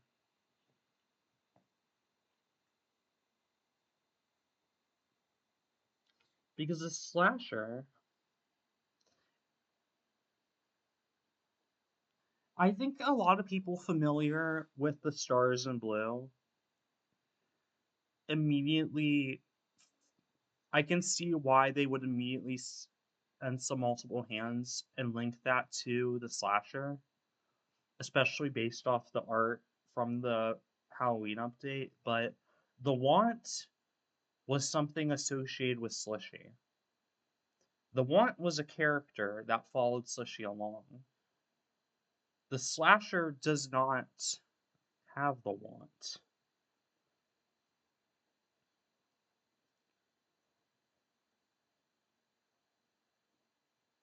Um,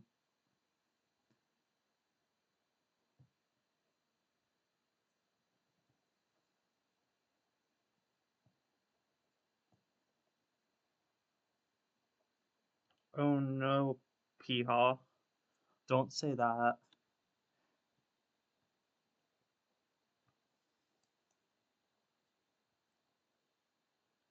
The slasher burnt down the gallery. The slasher does is the want from the Stars in Blue, the big arm thing, the black suited arms with white gloved hands. Those were something that was an entity in the Stars in Blue that reached out to Slishy because she was so desperate for a single friend in the world that her cry cut across dimensions and was heard by the want. The want is not a part of the slasher's story.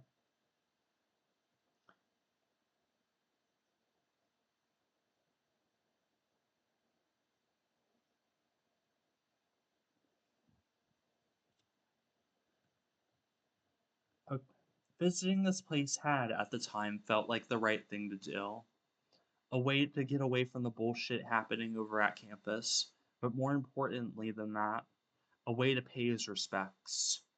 Jane was dead or worse. Everyone on campus had agreed on this. He'd only met her briefly in her senior year, but she had left such an impression on him that they'd stayed in touch right up until she'd slipped out of everyone's lives.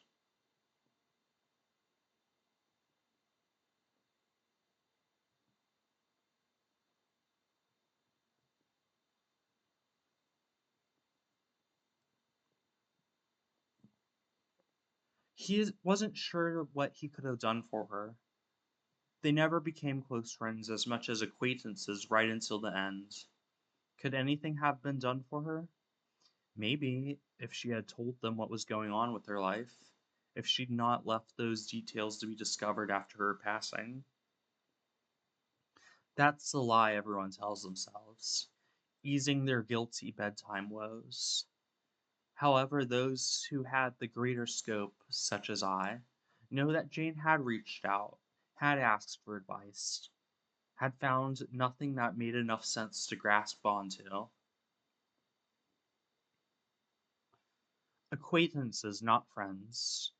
Jerry had to remind himself of this constantly.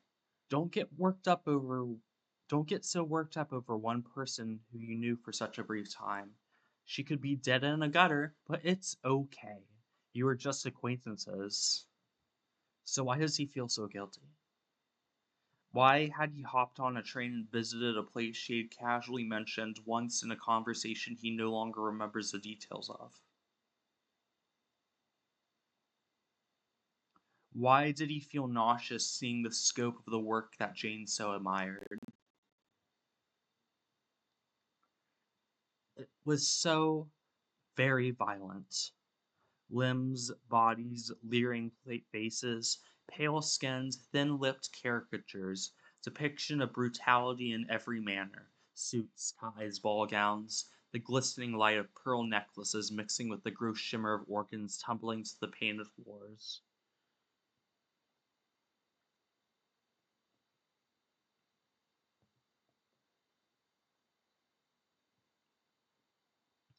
From what he understood, this exhibit was a bit of a shared work with each painting, regardless a painter ostensibly being connected within the same setting. Sometimes a character would show up in a different artist's painting, but never in the same room as another featuring it. The effect this created was something like a scare maze, haunted house, not haunted mouse, haunted house, or immersive walk-through play. There was no plot given, which was a bit agitating, forcing him to use his brain and make up a story on his own. As he'd walked along the small building, the idea in his mind was that this was a riot. He also found the idea of it talking about the pretense of illegitimate, uncivilized violence versus the facade of Westerners' civilized violence. The idea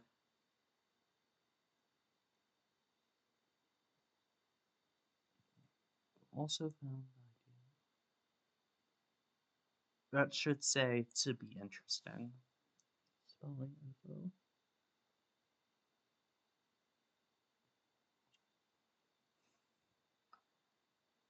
The idea that Jane might have visited this place as a child was a bit worrying to him, but thinking on it, he'd seen grotesque movies in his own youth that others might question his access to. Some of the paintings were strangely empty, something he assumed to be a stylistic choice, but one of the other patrons seemed very insistent it was not. Strange woman. He'd wanted to understand her. The thought tumbled clumsily into his mind, surprising himself. He really wanted to understand Jane. have been her friend, see if he could figure out something or anything about why she was the way she was. The hotness running down his face is at first assumed to be a leak in the ceiling. Then his vision swells up and blurs over. Furiously wiping his eyes, Jerry covers his face with his arm, trying to leave the gallery without embarrassing himself any more than he already has. It was so unfair.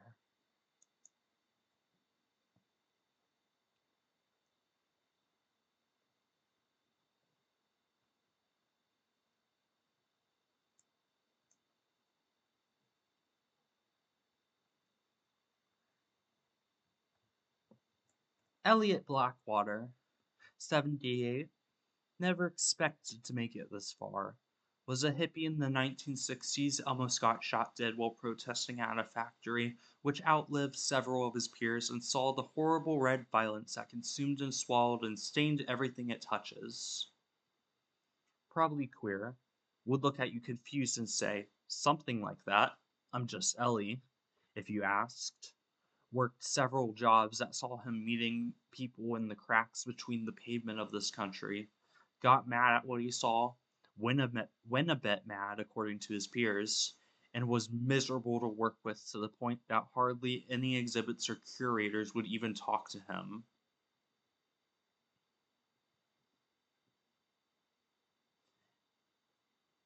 It wasn't just the pickiness, though, or the red face temper he displayed when things weren't working out. Elliot was always the first to speak up on what he felt was right, pointing out when his peers were being shameless or compromising their purported values. He was blunt, yet kind, truthful, and cared a lot about the people around him. Empathy had never been something that came naturally to Elliot, and wasn't necessarily a bad thing. He'd had to force his mind to understand others much of the time, but from the start he had always been exceptionally compassionate. When someone was in trouble, he helped them, and when someone needed something, he went out of his way to get it done. It was this quality that saw Elliot sticking around in spaces longer than he probably should have, always having a keen interest in people, whether good or bad. And if they could tolerate his matter of factness, they usually found him interesting too. He was an interesting man, not in personality, but in the things he painted and the things he'd seen.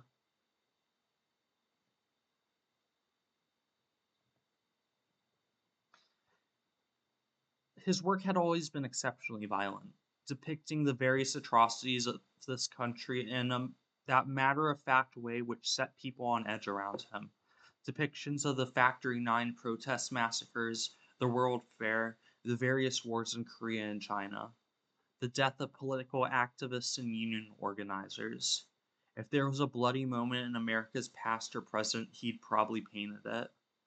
Although, if he were to hear it this way, he'd harshly bark out that he was not painting moments of violence, that rather the country was one long stroke of it. If you dragged a bloody red hand along the wall, would only the prominent patches be moments in which violence occurred?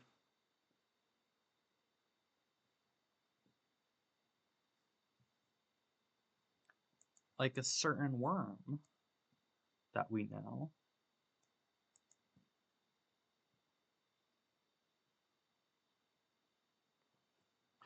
The ease with which this company moved on from brutality and slaughter always unsettled Elliot, made him screaming mad. He'd been kicked out of college for tearing up history textbooks that washed away the truth, and had nearly been arrested for storming the stage during lectures on the future of this country. Oh, that crazy Elliot, they'd say. Can't he see things aren't like that anymore? We voted for a better world. The violence is over, on its way out the door. Honestly, sometimes those words made Elliot want to lash out and strangle them. The violence had been deemed over here in this country, but was still thriving abroad. Crimes towards their fellow man left unpaid for, wounds left open, victims left to their fates with not even an apology. But to many, as long as the violence ended within their country, everything was as it should be. The cop may no longer beat someone beneath their baton, but the non USA dwelling human being still bled for that same person's luxury. Oh, how his peers would laugh. They loved so much to laugh at him when he said this.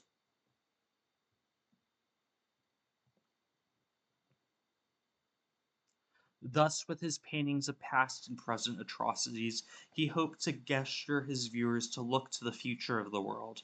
It was only a matter of time before some new bubble of hate burst within the gilded walls of this country, and so it was then when the fateful Halloween party fire cast shadows, shadows which gleamed through the windows and curtains of those desperate to ignore the constant state of the world. The amount of trouble these paintings had gotten him in, well, it was easy to see what kinds of people would try to censor it from public viewing. That had always been expected. It was nothing that Elliot was caught off guard by.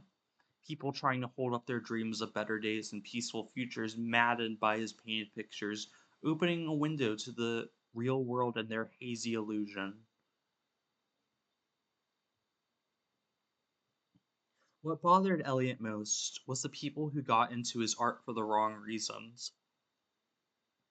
You couldn't control how people interpreted your work. Shouldn't. Sometimes you might even want to take their feedback and grow as a person. Yet there was a starry eyed crowd of admirers who he abhorred interacting with his work in any capacity. See, they admired history in a perverse way, saw the things he painted, and somehow came to the conclusion that these events were being honored. Monuments to the foundations of a country grown strong through might and law, some of Eliot's earliest sales of note had been from men who could be described as eccentric, but to do so would be underselling their oddness. They'd worn business suits and raincoats, their smiles vacant and vacuous eyes flicking around the room constantly. The COA? Sailors Foundation? Honestly, the name had long faded, but the memory of them gushing over his work for all the wrong reasons hadn't. Truthfully, Eliot had been a bit naive at the time, not fully understanding the things these people were saying about his work, but the moment things clicked into place, he cut contact with an abruptness that saw him moving halfway across the country just to avoid meeting them again. When his mentor had reached out, asking him to take over the care of his art gallery, Elliot had set the phone down for several minutes. The waiting words of his mentor left to linger as the expression on Elliot's face took on the form of someone told they had some fatal disease. There was no immediate response. The phone had been hung up, and Elliot's fingers had trembled for his paintbrush, a source of comfort as always. His mentor had always been a source of worry for Elliot. He was not unkind, not abusive. No, none of these things were the cause of Elliot's unease. His mentor had taken a different path in life than Elliot, selling out his violent paintings to those who desired them for any sort of reason, even catering to them in his later years. This process had visibly aged and hollowed out an individual Eliot once viewed with the highest respect, made him a sleepwalker in the shell of a man. Eliot could not bear to see his teacher thin into nothing, and so he had parted ways, never reaching out to the man until that phone call. To say his working here was out of anything other than loyalty to his late mentor would be a lie. The work, the artists he interacted with, the artists he wanted to bring into this place to liven it up being advised against by coworkers he hated. It all left him horribly tired, barely alive at all. Most of all, he hated the conceit of the exhibit. a monument to the meaningless of violence, of how it was random and without purpose. Eliot had always painted his works with the laser focused context of the events they occurred within. Violence was not causeless. It could be sporadic, yes, but never without influence or intent behind the act. So to work in a gallery devoted to the idea that such brutality being purposeless to the idea of such brutality being purposeless went against everything he believes in. Eliot was the first to comment on a peer violating their values, yet here he was doing the same. It made him want to die.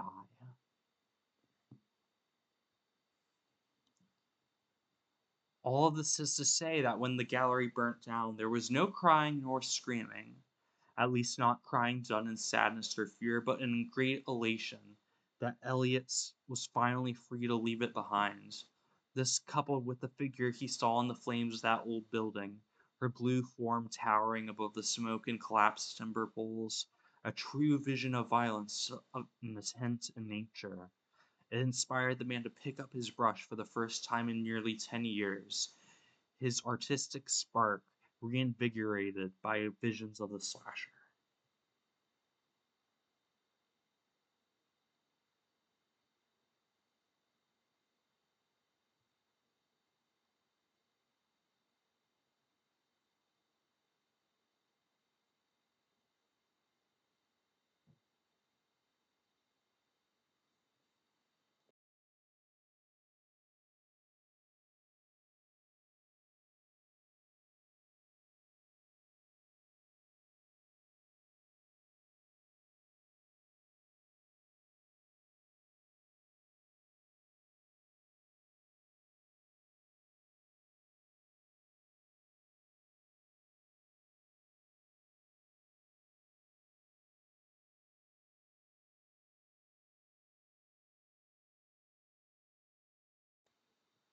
Six curly golden braids in each hand, black hat frayed at the edge, thin lips accentuated by hints of red, teeth that confusingly switched from human to animal to shapes not of any creature that walks amongst man.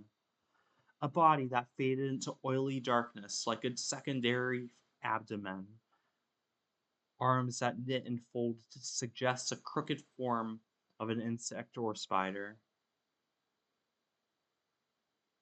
A pale powder face, empty of the color of life, and pinprick eyes filled with glee. To Mauve, not a detail of her lover's form went unnoticed. No paint stroke unmemorized, no shade unnoticed. Beneath the painting, a plaque affixed itself to the wall and read, Gaunt Woman, but to Mauve, the painting was simply known as Felicity. Flea for short. Short. They'd met 3 years ago, Christmas Eve, dipping inside to get out of the cold until her taxi arrived. Mauve was not an artist, let alone a creator. She filed taxes and organized spreadsheets for a living, but she had, among many things, an appreciation for this particular piece of art.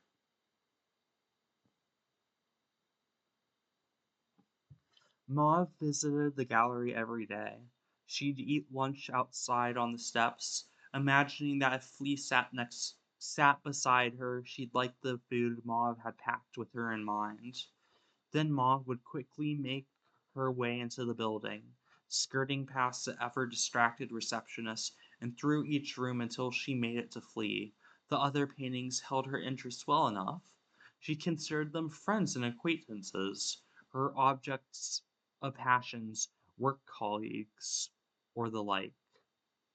However, Flea was the one who she was here to see, and with only so many hours in which Mauve could visit daily, she made the most of her time. The love, and it was love, that Mauve felt for the painting went beyond physical attraction.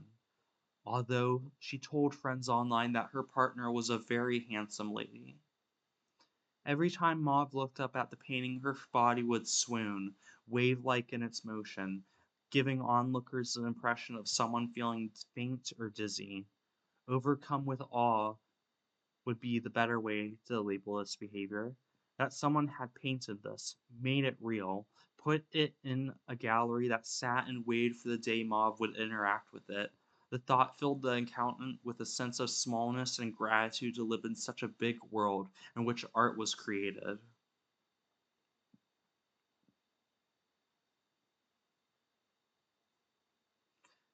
My Jane would often write about the perception artists can have of non artists, how a good amount of creators perceive those who interact with their work arc, a disturbing little nest of self centered individuals that subconsciously viewed themselves and their comprehension of the world as an artist as more creative, rich, complex, and lush with importance than those who do not make art. To say that these artists do not perceive the critical thoughts of their non artistic peers would be a disservice to just how despicable the mindset truly is.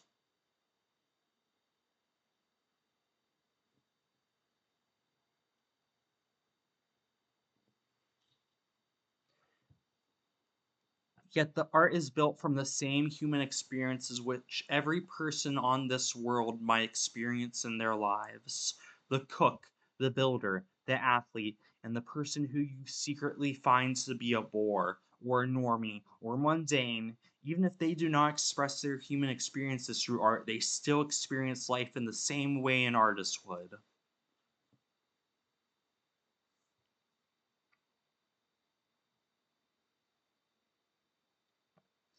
Even if the art is being for oneself, it exists in an empty vacuum without the audience, something which receives only the thoughts and ideas of the creator. It is hollow and unfulfilled. To put a work out into the world is to let it be shaped and transformed through the act of observation.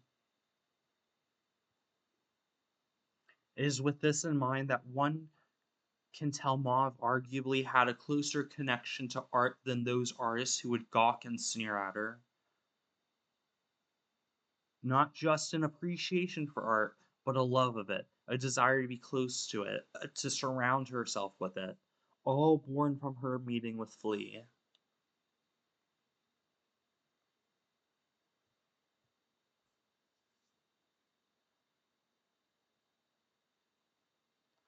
Much in the same way that the smallest signs of illness or internal strife can be noticed by friends, partners, family members, and so too did the small details of the gallery's sickness become apparent to Mauve in the week preceding the gallery's closure. Misaligned compositions, strokes out of place, the slightest shift in hue, smiles that did not rise as far as they once did. All visual differences that one enamored with a painting might notice if trained to look. However, what alerted Mauve to the unwellness of her lover was less a visual observation and more so a feeling. The greeting she gave the still canvas was not resounding as warmly or as long as Mauve would have liked. The air felt tense, like an animal waiting to pounce from some unknown corner, or an angry person about to start shouting.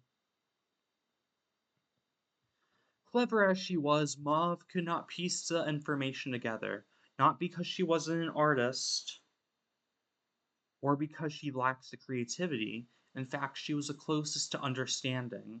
She saw paintings as people, as works of expression and ideas, things that could be projected into and that projected outwards. The idea of autonomy, though, do not falter. Many don't understand. What drove Mauve to speak up was, of course, when she found the canvas in which her flea dwelled empty of everything except the pitch black background. It was unnaturally smooth. Every stroke had been removed like an ironed shirt or recycled paper. Flea had left her.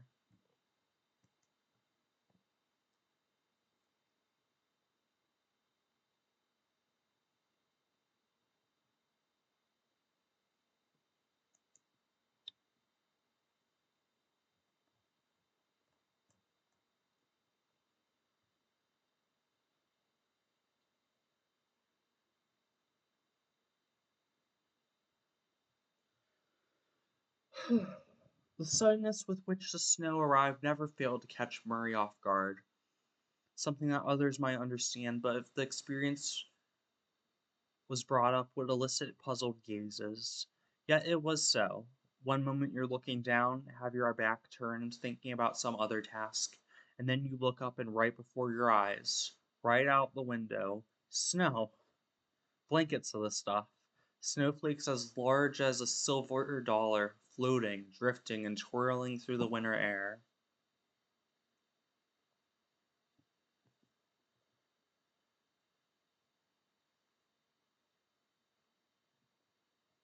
Well, have fun brushing your blood sucking things, Count Dracula.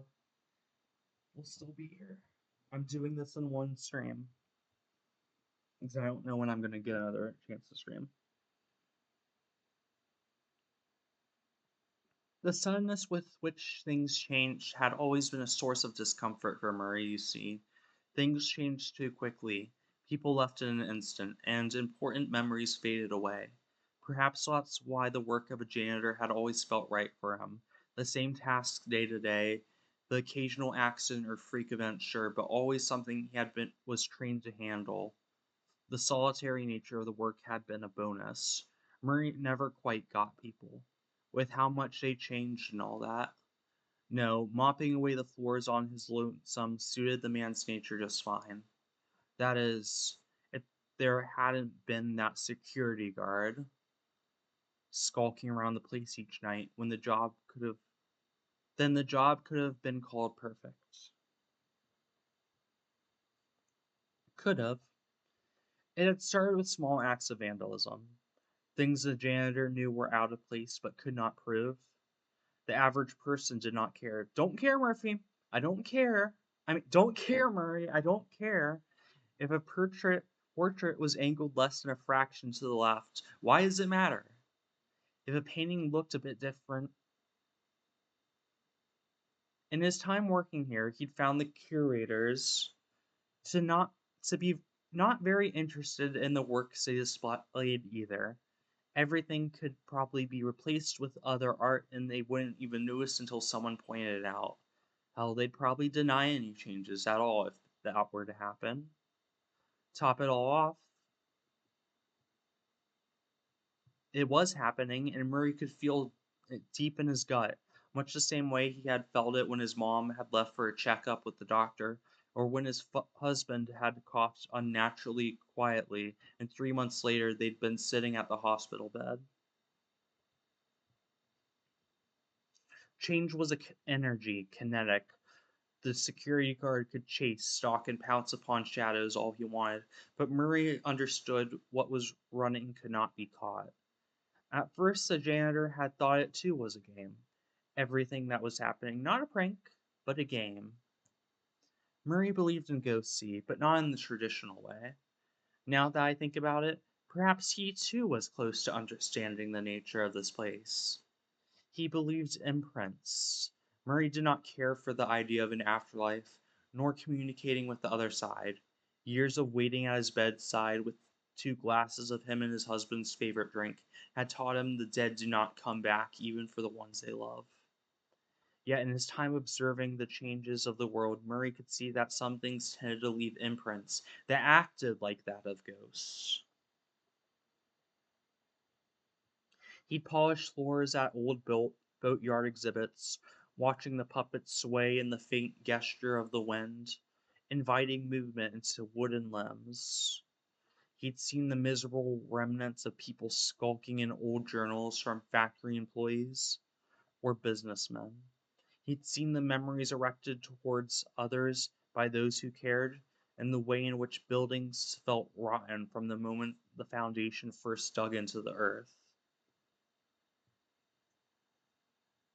Ghosts existed in 100 different ways for Murray, all without a hint of the supernatural. No spectral intervention, just a glooming corpse of history. Change. Murray hated change. It was what prompted the man to abandon his job at the Mass History Museum, the old Echo Broadcasting warehouse, the countless other places that claimed to be special, all changing too fast for him to care where they were going. This place, though, even with its constantly shifting paintings and countless new additions, it was a special place for him. Everyone in fancy gowns, suits, and ties reminded him of when he'd met his husband way back when. To the man, the painting's inhabitants each felt like a constant friend.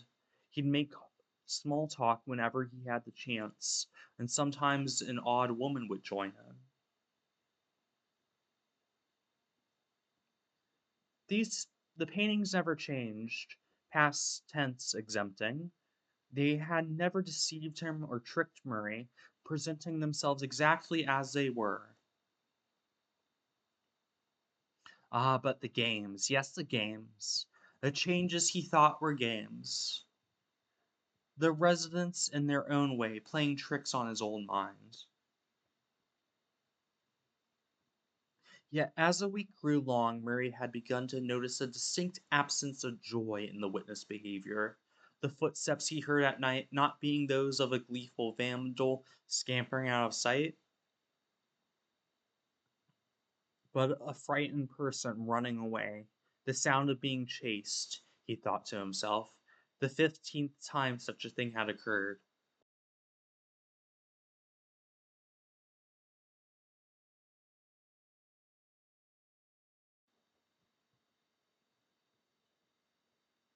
Water had never drifted down to one side of the room when he mopped in all his years working there.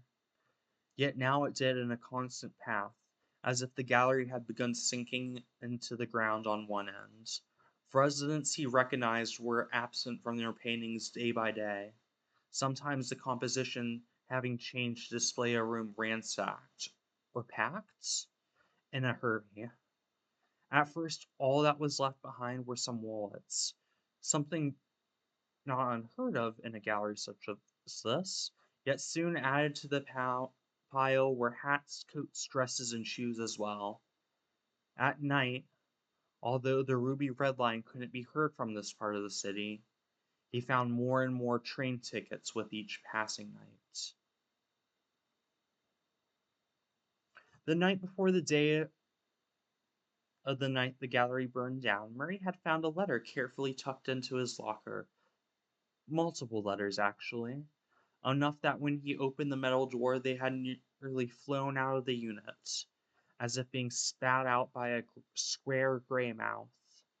Each one stacked neatly on top of the other, each the same size and color, nearly identical if not for the names adorning them. Felicity, Audrey, Doris, Mo, Dennis, Charlie, and so on, each lettered in spiky black handwriting, each envelope holding the warmth of a freshly printed paper.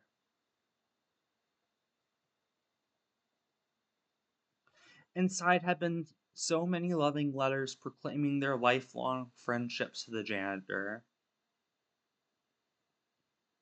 talking of the many years spent together and glowing recommendations of his services.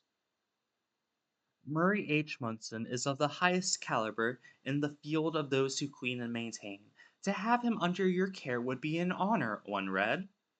Ever grateful for your many devoted years of appointment, read another. Our greatest patron, one referred to him as. Inside each had been money.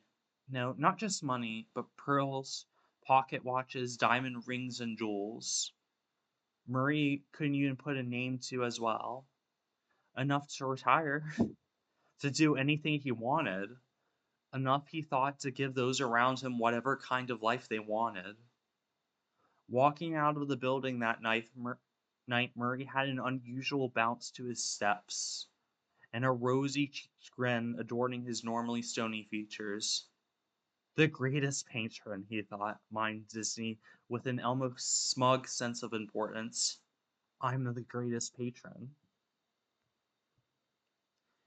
Feeling like he needed time to reflect on this and how he intended to approach the future, Murray called off sick the following day, narrowly missing out on the events which would earn him a very angry phone call from one of the curators in the same afternoon. Angry was technically speaking the right way to describe the curator's voice. Angrier than Murray had ever heard a person in his life, but also frantic, but also fearful, but also absolutely out of his mind. The curator had ranted and raved about paintings falling off their fixtures in unison, smashing to the floor in cascades of empty painted rooms and feeble wooden frames. That was not the end of it, though.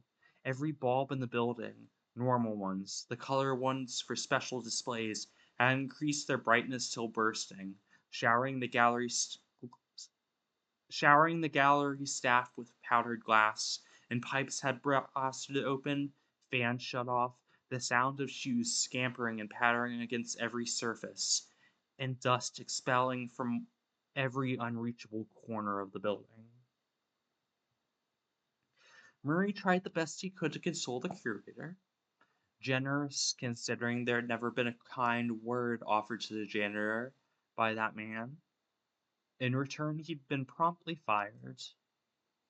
Thinking about the contents of those letters from last night, Murray couldn't find himself caring all that much.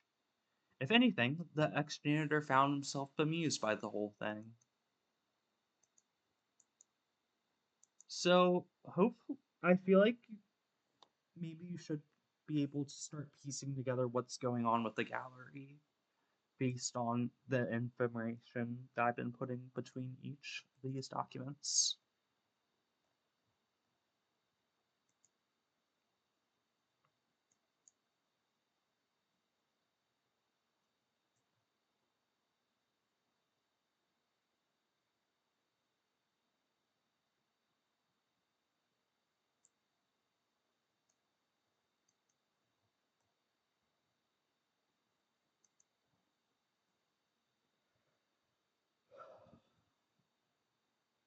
Let me see.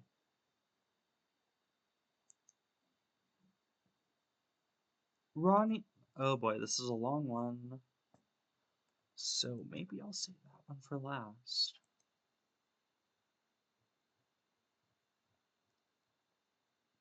The artist Quinn painted chopped up women for a living. Not just a living, but for passion, for enjoyment, because he simply loved to do so. If we were to only take these things into account, they would not be enough to indict the artist.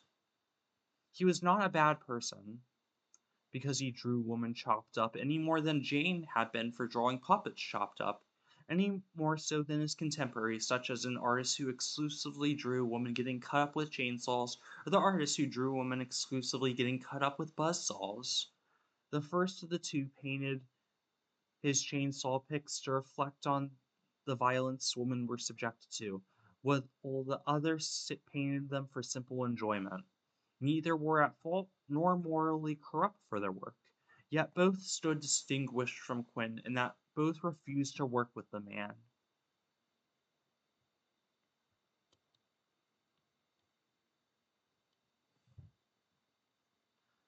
What differentiated Quinn from the likes of the Chainsaw Artisan, Gut Chopper 3000, Tits Tangled in Telephone Cables, or even Draws Dead Woman on Doomsday?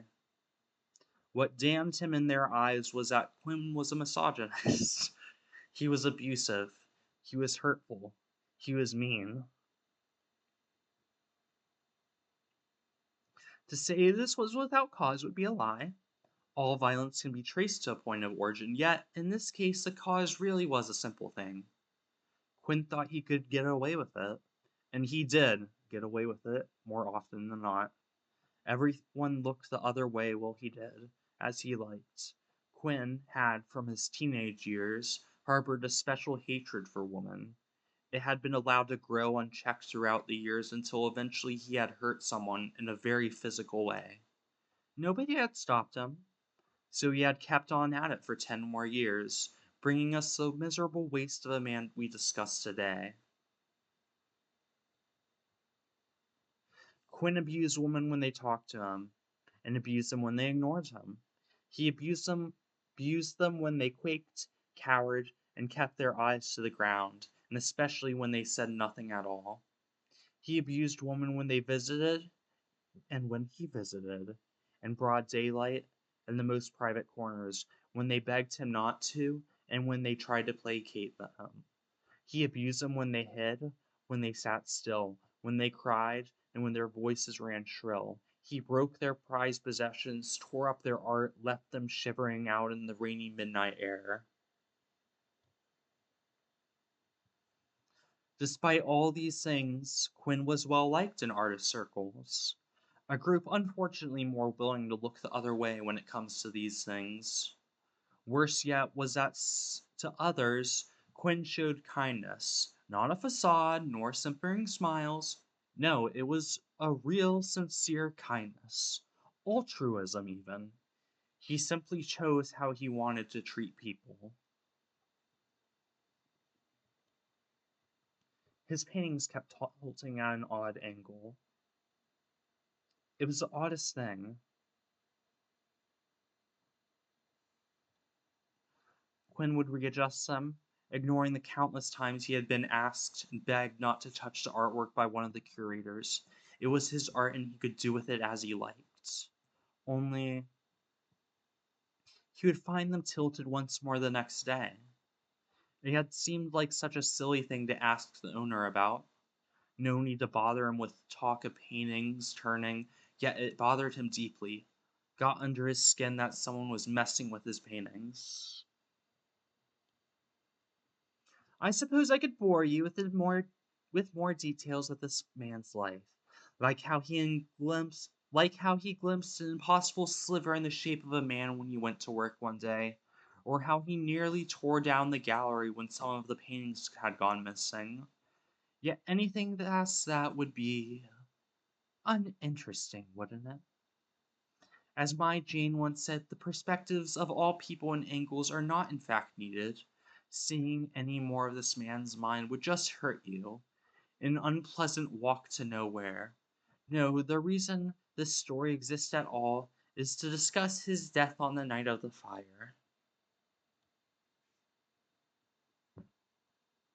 He'd been there after hours, hoping in his paranoid hoping to, in his paranoid state, catch the vandal responsible for stealing his paintings when he'd been startled from his thoughts by yours truly at the end of the hall. If I recall, he had a dumb expression, like he could not believe what he was seeing, looking upon the slasher with delirious eyes. The slasher's form, that refined shape of violence, a body whose architecture is designed so sharp in every way, cut his vision, his eyelids first, and then what lay beneath. Quinn had screamed, wailed, spun around in pain and confusion as his eyesight left him, and yet even blinded he could still see the blue violence leering down on him, still feel renewed pain from looking in that direction. He shrieked, babbled, gotten on his hands and knees, begging her not to kill him, to leave him be, that he'd done nothing wrong, that he had friends, a family, people who would care if he was gone.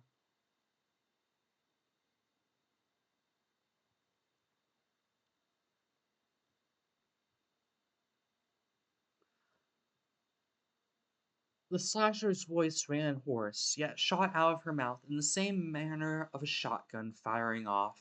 It rang off every surface, and in Quinn's ears caused a unique kind of tinnitus. Please don't kill you. Quinn's throat constricted, shrieks strangling themselves in an attempt to find silence, to not provoke the slasher further. And from the slasher's bloody red mouth, a spew of her intent, her thesis, her mission, her purpose rained down upon the artists. I kill people when they beg me not to kill them. I kill them when they ignore me. Kill them when they say nothing at all. I kill people when they entertain me, and kill them when they bore me. I kill them when they anger me, and especially when they make me sad. I kill when I'm hungry, kill when they're holding hands, and when they wish me ill, when they look at me and when the sight of me makes them avert their gaze, I kill people that are cruel to me and people that are kind to me. I kill those I've shared tender moments with, when killing them is the tender moment, and when their skin is oh so tender.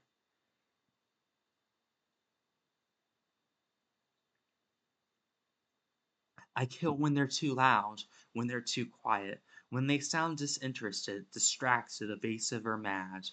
When I'm tired, when I'm wide awake, while thinking about someone else, about what I'll eat later, about sex, about books, about movies, about anything other than the meat in front of me.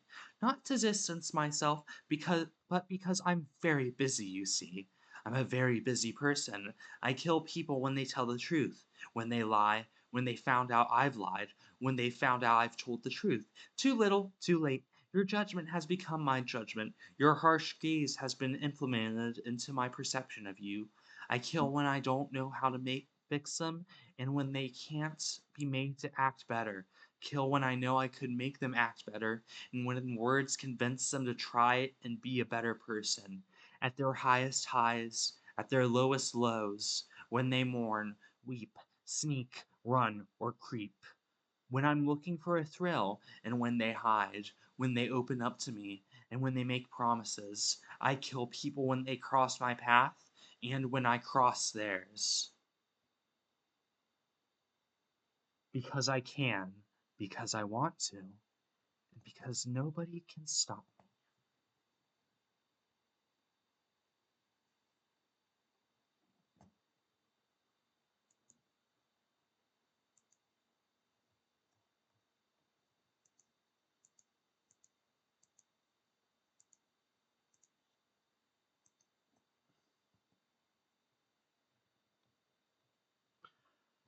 Ronnie had, in her time working this job, never once heard a kind word from the people who visited.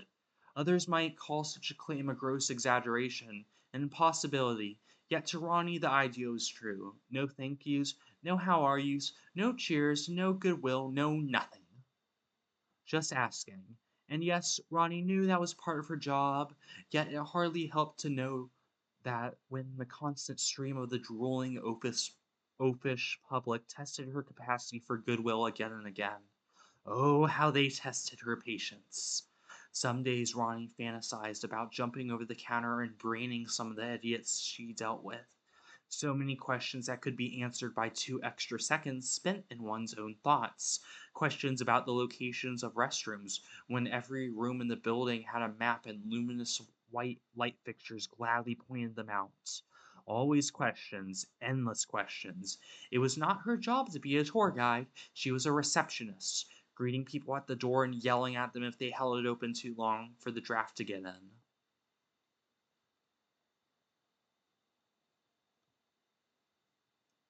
Ronnie did not care for art. She did not care for most things in this world. If anything, she cared less about the profession after being forced to work with them for so long. If the general public was an unwitting grievance, then artists were a malicious one. The artists here were loud and annoying, constantly fighting over things that did not matter, breaking the rules and shouting, no, screaming at her when Ronnie tried to make them aware of such violations. She'd long since given up trying to talk to the artists, that miserable bunch, throw them in the wood chipper, and the paintings after them. Ronnie had never heard a kind word while working here. Which is to say that when Ronnie sat down at her desk one day, she was pleasantly surprised. There was a crisp, warm, white envelope labeled to Ronnie L. Forrester. Or Four-Star? I think Forrester sounds better. In spiky black letters, and inside it, well, the praise within the letter was enough to turn her face pink and red right there in the building for everyone to see. The words had been kind, they'd been caring, but most importantly of all, they'd been grateful. So grateful, so appreciative of her service, acknowledging her efforts, recognizing with high esteem the work she did here. It was all a bit much. But for a person who never received any sort of thanks, Ronnie's day had been lifted, Her ego inflated, her spirit brightened. From her perspective, it must be a regular visitor, or just a very, very kind person. How lucky she would have been to never know anything of the contrary. It had been an innocent mistake, really. It really had been. Ronnie had seen a stack of similar envelopes placed on her desk and had assumed they'd also been for her. So she'd taken them home. She was intending to return them later. Even she didn't believe the lie.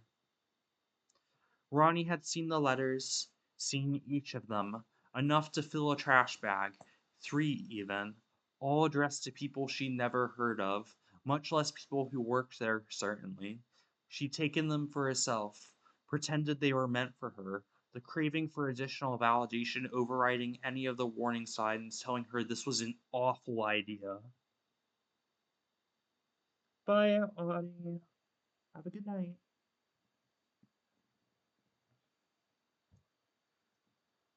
Ronnie had seen the letters. Oh, wait. An awful idea it was. What followed went beyond the realm of whatever terrible consequences Ronnie could have anticipated.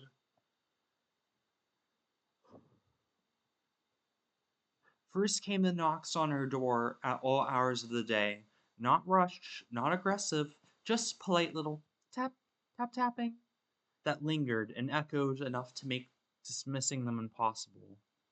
Then the distinct sound of the doggy door at the back of the house. Ronnie didn't own any pets. It wasn't the sound of an animal rushing inside for warmth or safety. No, it was the sound of a hand gently lifting the flap. In her mind, Ronnie could envision wax like fingers curling around the edges, inquisitively testing the parameters of her home's security. Whenever Ronnie would turn away, there'd be the feeling of something itching, crawling, exploring, fingers on the edges of mail slots, teetering on the corners of doors, anxiously waiting to pry open windows. Sometimes at home, she'd catch sight of black shoes or white heels behind the crack under a door. The showers felt different, the water falling harsher than usual and giving her hair an unpleasantly dry and stiff feeling, like she'd sprayed it with product. Side note, um, this is I when I first realized I was trans and was like figuring myself out, I tried hair products. Uh, just my experience, but it was the most unpleasant sensation I have ever felt. Like one of the most unpleasant feelings I've ever experienced. Like that hair straightener, hair curler in my hair. Yeah, never, ever, ever doing it again.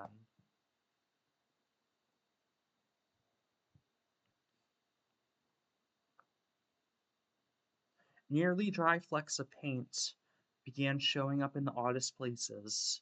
On her hair, in her clothing, on the furniture. Ronnie would set her hand down, feel her fingers along some curious texture, then feel something pop beneath her hand, staining it with paint. This had happened countless times in just a few days. In a moment of panic, she covered all her valuables and sentimental possessions with work tarps, scrubbed the house until her knuckles bled and thoroughly sanitized every inch, only for more paint bubbles to crop up whenever she lost focus. What drove her over the edge, funnily enough, was that someone was stealing her mail. Someone was stealing her mail. She knew this for a fact. Important bills and invitations never reach her fingertips. Her being made aware only upon receiving annoyed or stern phone calls about never corresponding. Of all the stalking and paranoia and nights feeling hands change the organization of her room, this was the greatest indignity of them all. They were stealing her fucking mail.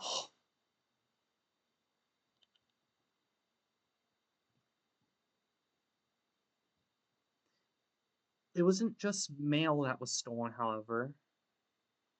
Soon Ronnie noticed her words failing to rouse people the way they should. The words never seemed to reach their ears. This perplexing development went the other way too.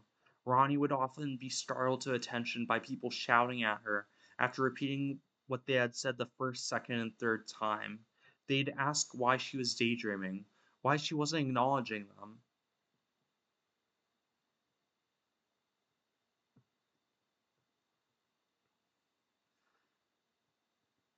Sometimes she could hear their words, but in those cases she found she could no longer even understand them. All information, both written and spoken, were being untangled like a loose thread. Everything was uncoiling from understanding. Scary? Scary thing to happen.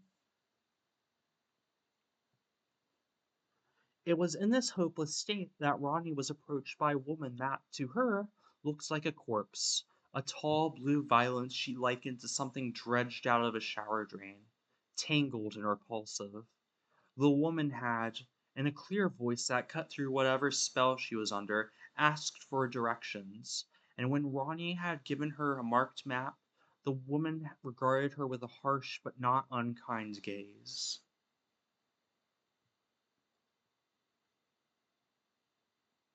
She had asked Ronnie if she could use her assistance, and thinking she might never find someone who could understand her words again, Ronnie sobbed that yes. Yes, she did need help, because she was feeling very lost and scared right now. The slasher, when she senses a woman is in trouble. Something's wrong. Something's not right. There's a woman in distress somewhere.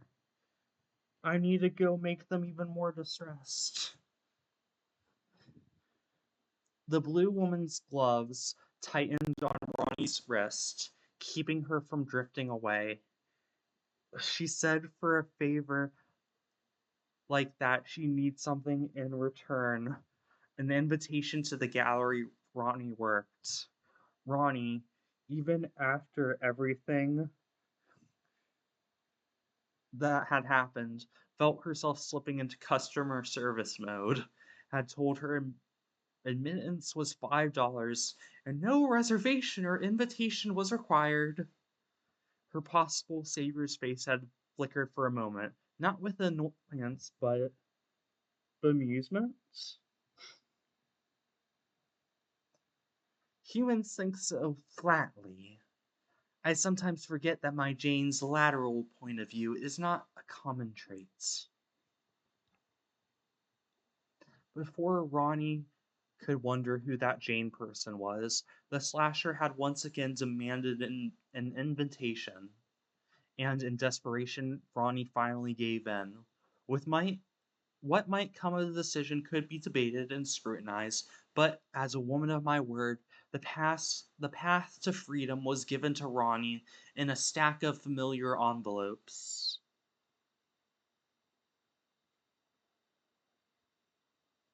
Every one of them, the slasher said matter of factly, even the dead ones.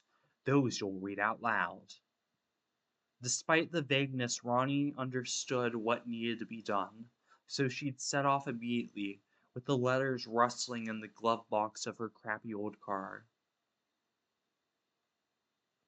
That night she drove all throughout the city, and by the next day she was out of the state, ignoring calls from family and employers all the while. Mailboxes had been filled, eyes had struggled to stay awake, yet she first forced herself to continue. At first it was difficult, driving up to the mailboxes of people she didn't know, knocking on doors when they were specified to be delivered in person, reading letters that were sad and bitter and loving at the grave of someone too young to have died so soon. It never got easier to withstand each person's reaction. Some got mad, some threatened her, some cried, and some invited her inside for painfully awkward parties or family dinners. All these things were difficult to manage in their own ways. Yet as time went on, these situations became not easier to cope with, but lighter in nature. It was like there had been a great weight lifted from her heart, one that had been there since childhood. Memories of sitting by herself in elementary, high school, college, not because of ostracization, but because she'd been scared. Scared to open herself up like that.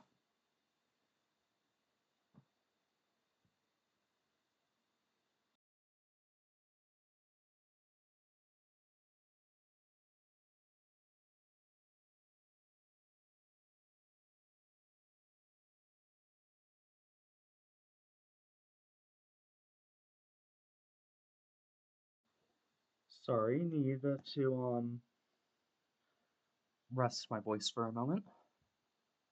One One might think that considering the above, the job of receptionist was a little ironic for her to have, but greeting people each day was very different from interacting with them on a personal level, you see. It had honed Ronnie's skills in seeing the surface level to a fine point, a point that punctured the earnest attempts of others to try and know her. Yet as she traveled, reading at graveyards whose atmosphere soaked through her uppity demeanor, she felt herself soften, grow a little more understanding of the masses she had once loathed.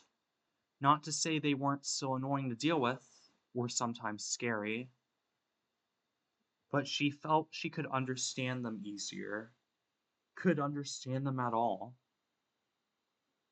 Throughout the course of her journey, many friends had been made. She had found people who lifted her from her dark thoughts, people who cared, people who hugged her, people who comforted her, people she knew better than family. With all this traveling, all these human connections being formed, Ronnie had forgotten about those who tormented her, or rather, they seemed to have been placated. The first weeks, even months even of her trips had been unbearable, constantly feeling fingers poke her hair and sides, flipping open her glove box, sometimes even grabbing the steering wheel and singing songs while she tried to sleep. Yet compared to the occurrences of months before, those actions seemed relatively tame, more playful than malicious.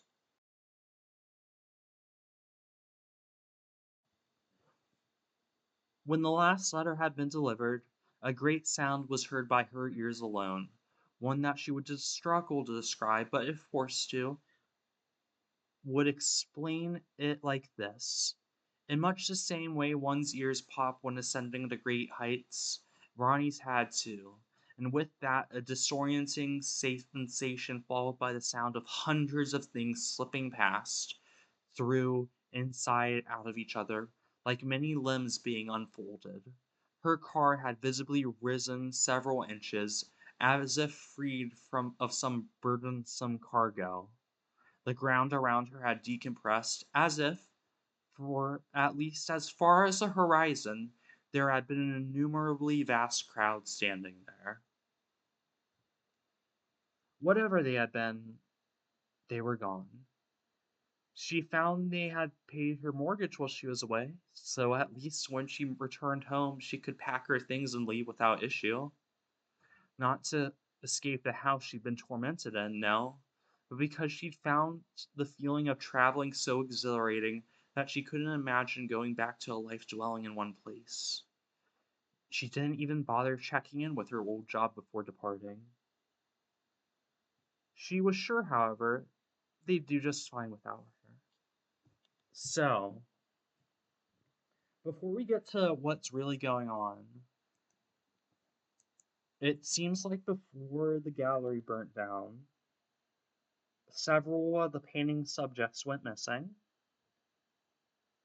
And also, these paintings seem to be saying goodbye to not only the workers, but have been trying to say goodbye to anyone who they ever felt a connection from being witnessed by.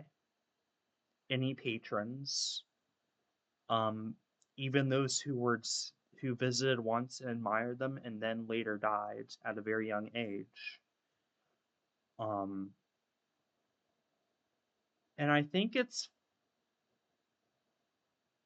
this has not been said in the story, but those familiar with my work may recognize them as the Thinlings. My Al Columbia inspired suited men and women. Um, and they do function here as I originally described them as kind of like art fairies. Um, and something I find really funny is their first reaction to Ronnie stealing, well, accidentally taking their mail is, okay, well, now we're going to steal your mail too. How do you like that? And they're very petty creatures. Um, but they're not inherently malicious. Um,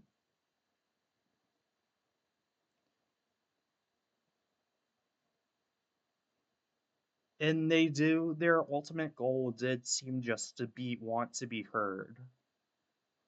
Um,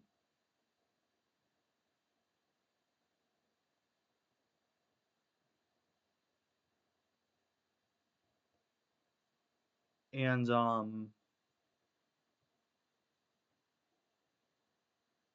it's also was also interesting to write from the perspective of art and what a piece of art would think of people and what people would be valued by the piece of art more than others. And I just found it interesting the idea that to a piece of art, that art would find more value in the audience than the original creator and would have a deeper connection with them than perhaps the original creator. I thought that was something interesting to explore. Now,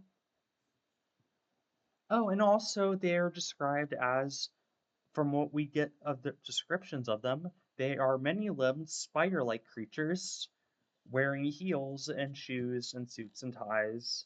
Um, just big, awful insect people. Multi-limbed insect-tune things that can apparently all bundle into a car like a clown car.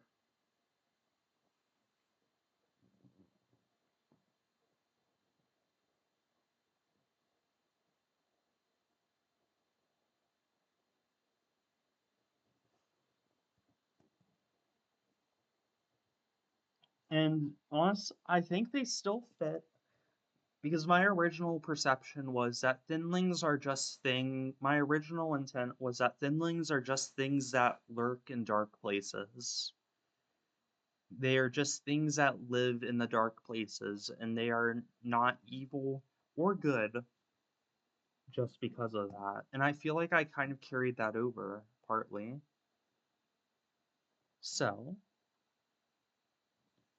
now let us get to inspect elements.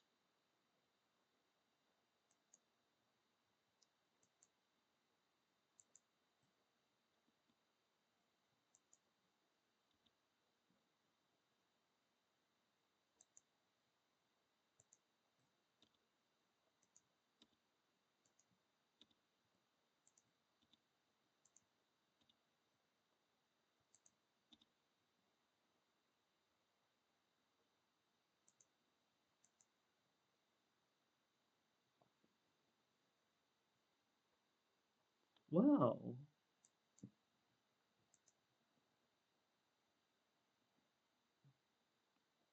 Isn't the background it's so cool. It's so cool. I feel really grateful to work with other artists. That's the whole reason I made Pendog, like I just was horribly lonely and I really wanted to work with other artists.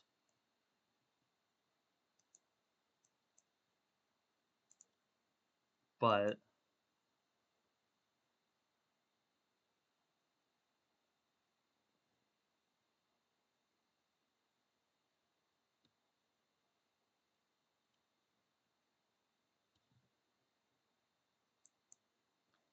yeah, I don't know what sparked it, but I kind of went a little wild and started painting the slasher and learning how to paint after years of being afraid to do anything more than line arts.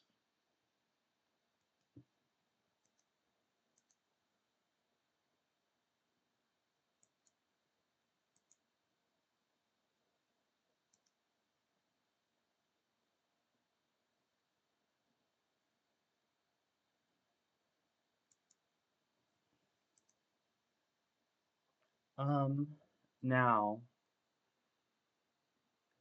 it looks like there is one more person that wants to tell us their story. Frightened, fretful figures fleeing flames that danced in the futures of windowed gallery eyes, curtains that drifted from her approach, portraits which leaned against the wind, peculiar painted inhabitants diving out into a world so cold and realistic it pained their pinprick eyes to gaze upon, and gravity that attempted to pull upon their artfully depicted narrow limbs. They had fled, enduring all of that, for the fear of something much worse, a vicious, vile killer with sea-drowned skin and blemished lipstick red eyes, a smile like a scythe so sharp it cut down all before it, and a coat that drifted behind, slicing the air with its sharpness. The inhabitants of the paintings had fled, feeling the approaching presence of a slasher so efficient and deadly that the present ran frightened from her future arrival. Not just the gallery residents, however, if one was to consider the oddities of the museum in the week leading up to the slasher's arrival, they would perhaps be able to piece together what was happening. Architecture leaned away to the north and east within a few days, opposite of the arriving danger. Audience members were filled with the feeling of being caught in a stampede. And of course, that final day before the slasher's heels made contact with the tile floor, the building erupted in a fit, a tantrum really, flailing and lashing out against its intended fate. The walls, curtains, tiles, lights, they all manifested a variety of erratic activity, trembling and wailing against an inevitable destruction. The gallery hadn't been responsible for what happened to that Jane girl. It really hadn't. It was the curators, the gallery stars, the management. It hadn't rejected her paintings. It hadn't borrowed her from entry. Yet it was the biggest representative of all those faces, a convenient target, something the slasher could channel all her thoughts into and burn away with in a manner that fat and grease and hair could not. And yet residents reported the fire smelling like that of a dying animal, meat left on the stove for too long, and yet there was blood left in the gallery that belonged to not one of the people of this earth. And yet the building's internal ventilation, in its final days, sounded like the rasping of someone on life support. And yet in the whistling, popping, cracking, and creaking of a building burning to the last timber, some heard the screams of something not quite human. That is correct. That Felicity is Flea Glockenspiel. Um,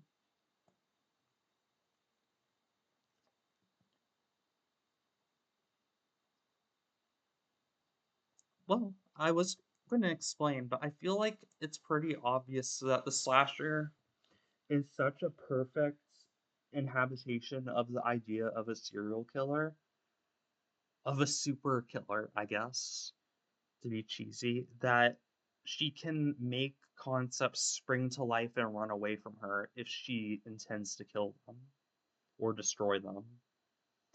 And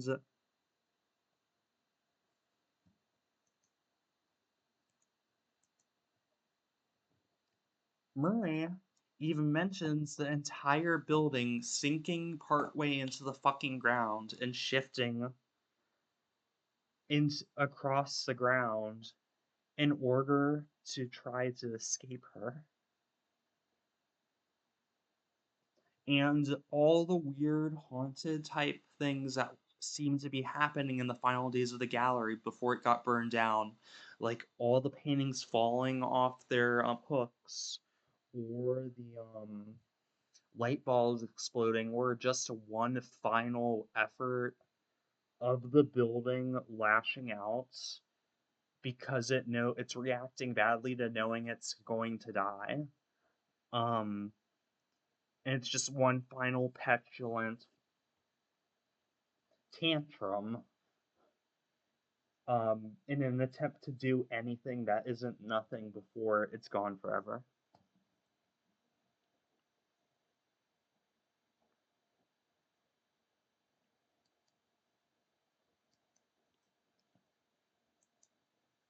And I, and something I really liked about this was imagining how creepy it must be on both ends. Like, to the people visiting the gallery, it must seem like it's haunted or something. But to us, we know that it's something a little bit worse than a haunting, even.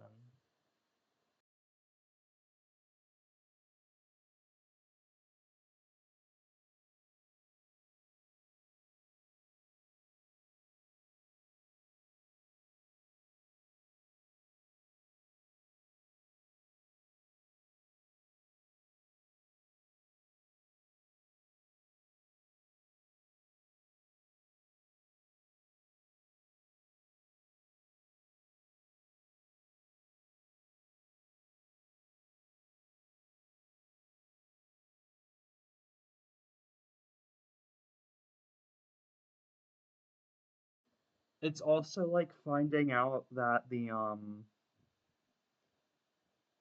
apparent monster of the story was actually the victim of something worse.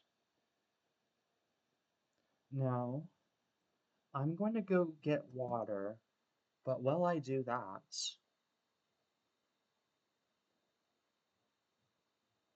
I think I'd like you to face the sun for a bit, see what you're going to have to experience when I get back.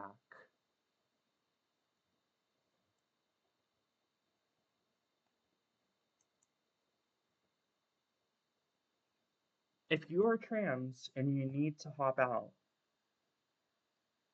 please do not hesitate to, because this is going to be a very heavy and personal thing.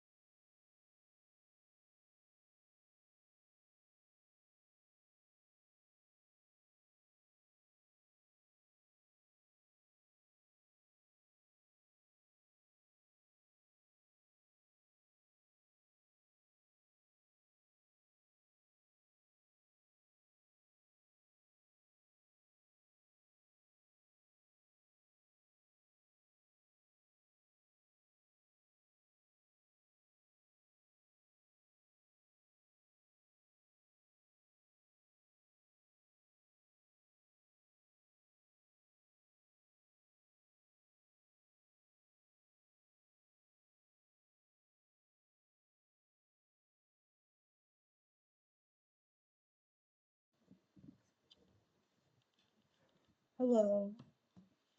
Facebook is an accurate term, but way to refer to these, but these were more heavily referenced off Mumsnet type blog posts.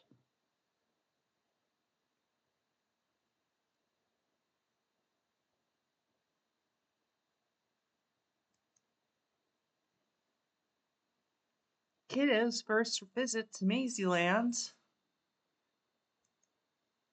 And I'm going to remove some of these as I go along so I don't lose track.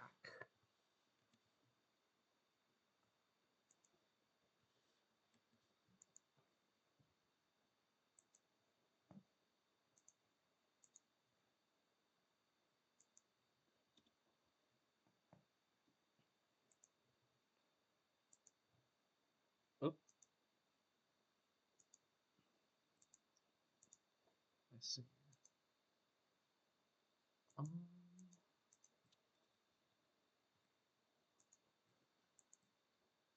I, I think if when you use remove something and inspect element, it should just remove the whole thing.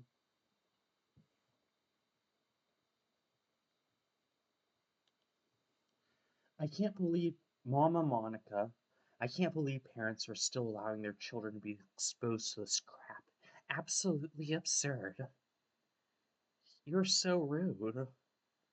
What do you have against the sweetest pup in America?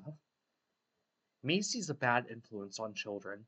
These cartoons teach children to disrespect authority, break rules, and participate in satanic behavior. When my daughter was younger, she saw a Maisie cartoon where the dog buried her friend alive, and it scared my daughter so bad she had nightmares for a week.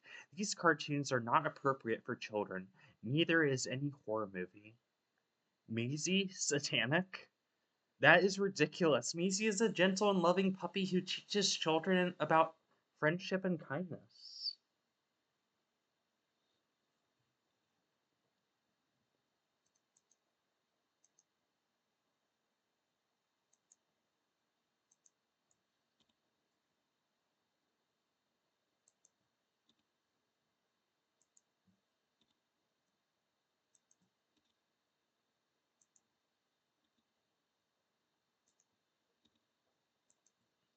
This is too many squares for one image. What are we doing here, Squarespace?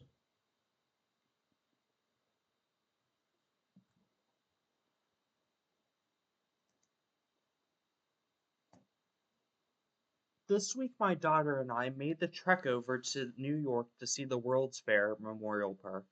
I remember having to go on this trip during school when I was a child, and it is just as gray and bleak as I remember.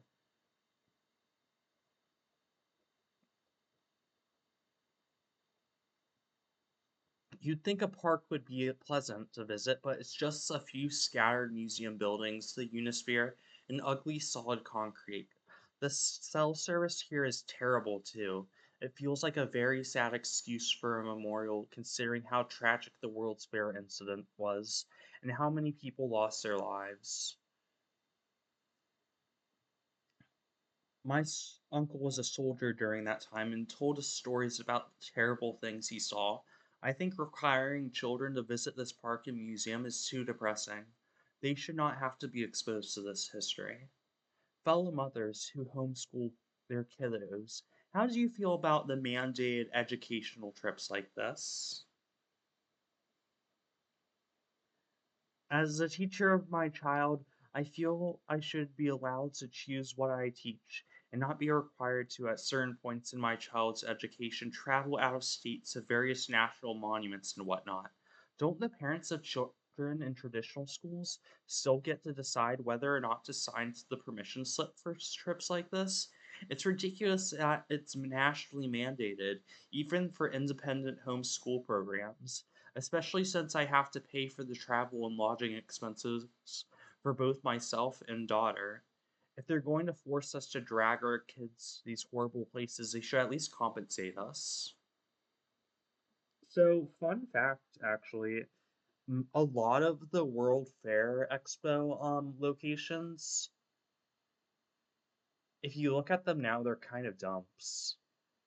Like, a lot of them, they just left the chassis of the fair, of their big exhibits, at those locations with no consideration for the surrounding towns. Salem, could you link me something? I just want to teach you all some real history right now. Salem, can you link me, the mascot and the statue graveyard image so I can bring them up on screen?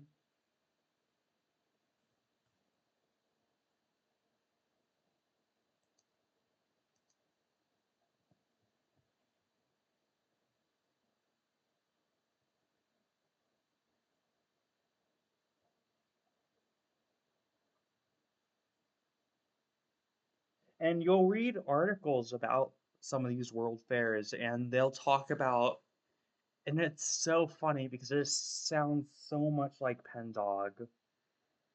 Some of them are like talking about people who lived in the towns who agreed to let the expos be held there, and they're like, we saw it as the bright beginning of a new future. And when I talked to my parents about it, they said that they thought that before the expo was going to be the past, and that the expo was going to be a door into a bright future. And they literally say that word for word. Like, the expo is going to be a door into the future. And now we can't even get rid of the stuff they left behind. Um, it is so interesting.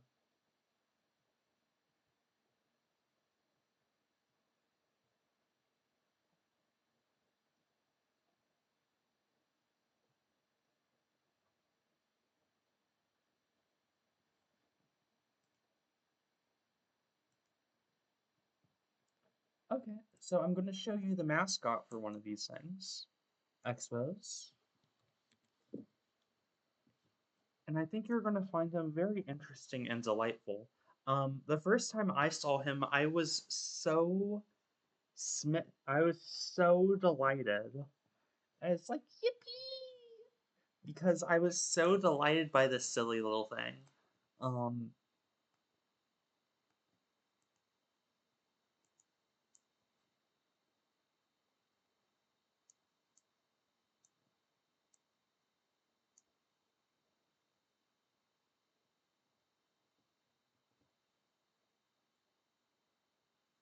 his name is Kira.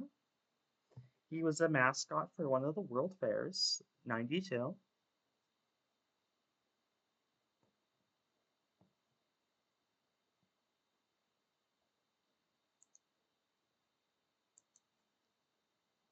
He is literally so cute.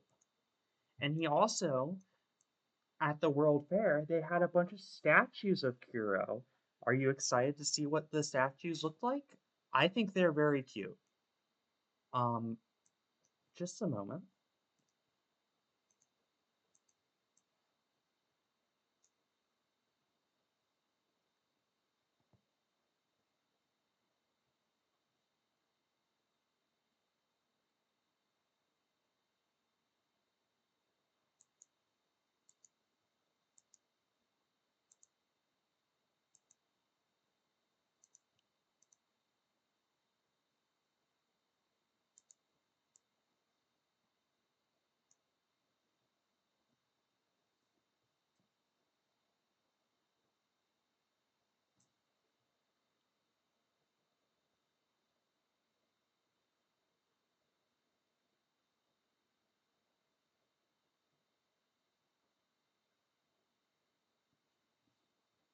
And just because I need to show you the first, not this. I'm not showing you Haunted School.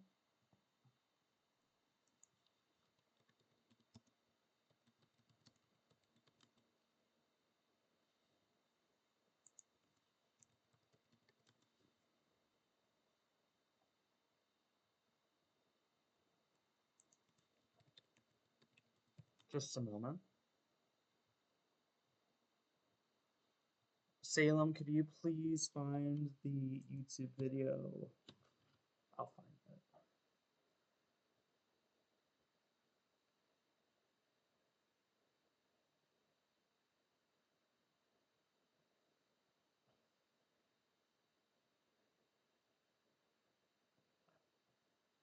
I'm looking for the video promoting with the animated Kuro.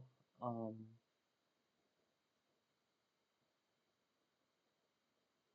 see.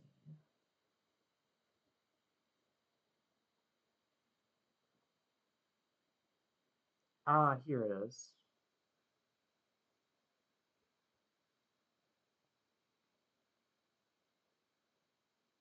Just a moment.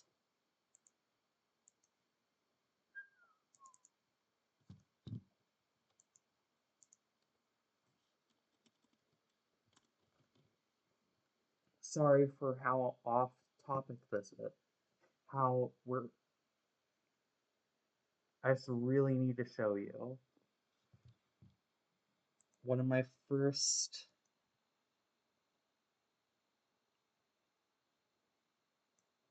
introductions to Kuro.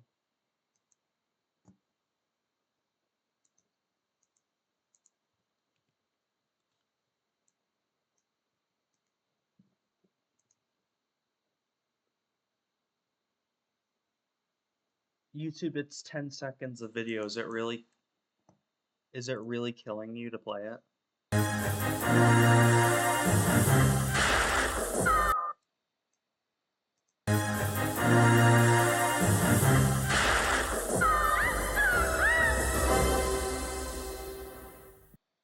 Well, that was cute, but this isn't the one I'm looking for.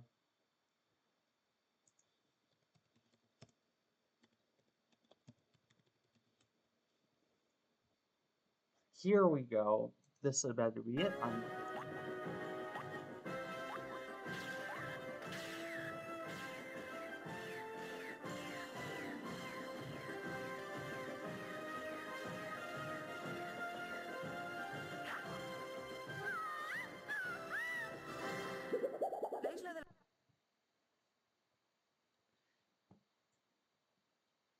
He is so cutieful.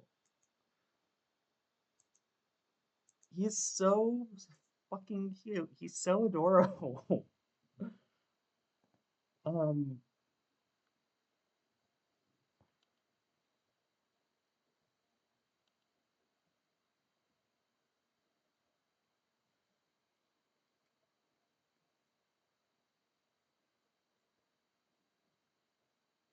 but yeah, like I was saying,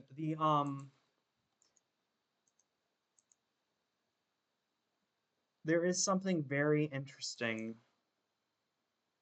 about reading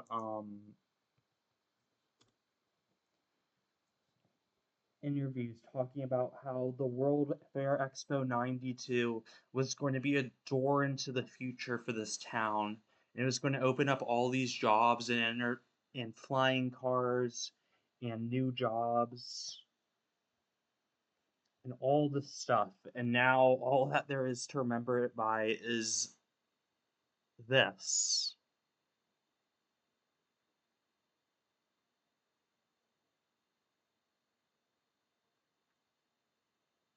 And it's just so interesting to look at. But back on topic, I'm sorry for taking us off topic. It will happen again. This week, my dog. Oh, wait, we already discussed this.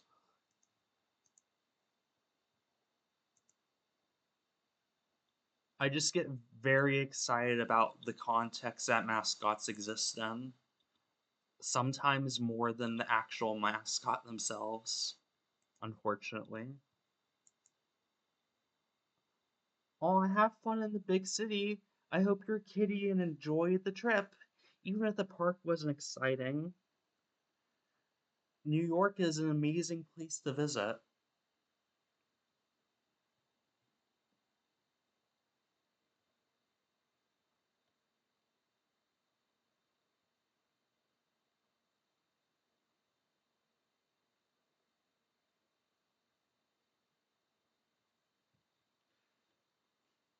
This is so disrespectful to the people who lost their lives in the explosion and also the wars. Your uncle was a soldier. You should have some respect. Respect. People gave their lives to this country, and you are complaining online about it not being exciting enough for you. Okay. Yeah. I wouldn't even say so. Grandma Ghoulie is very much like, why aren't you appreciating that your uncle got his leg blown off by a landmine killing people overseas during our war of occupation? Well, well, the mother who all these screenshots are centering around are like, I shouldn't even have to think about this or remember it.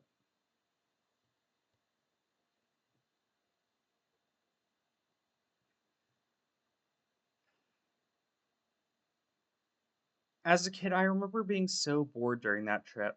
Listening to that tour guide talk about electrical inventions or whatever the company was called almost put me to sleep, lol.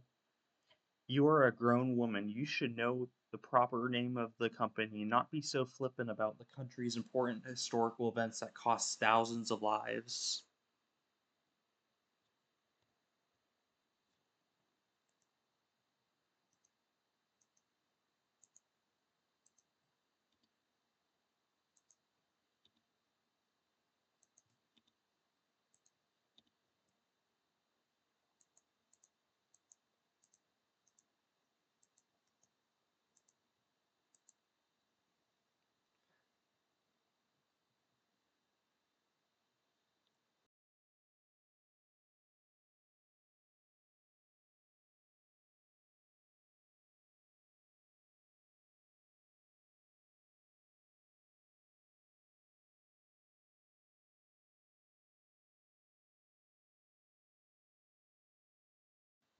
How much is too much? What are all you mama bears' thoughts on screen time for your tweens?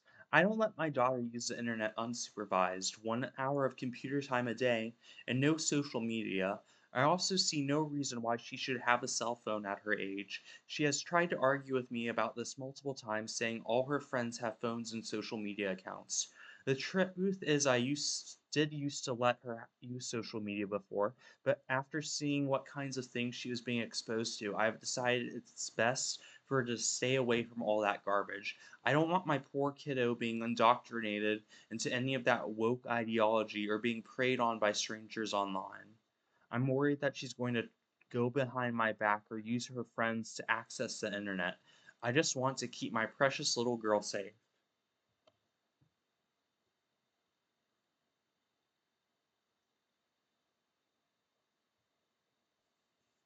Children these days use social media to connect with their friends and peers. My son has an Instagram group chat with his classmates, and they help each other with the homework and share memes. As long as you teach your daughter about proper internet safety, private accounts, don't give out personal information, parental controls, on search engines, she will be okay.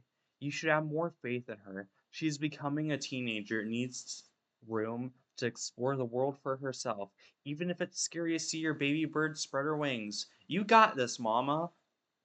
Yes, but when I did let her use her social media on her own, she was exposed to posts telling her to inject herself with hormones and mutilate her body. I know what's best for my baby girl, and that's to stay away from online spaces.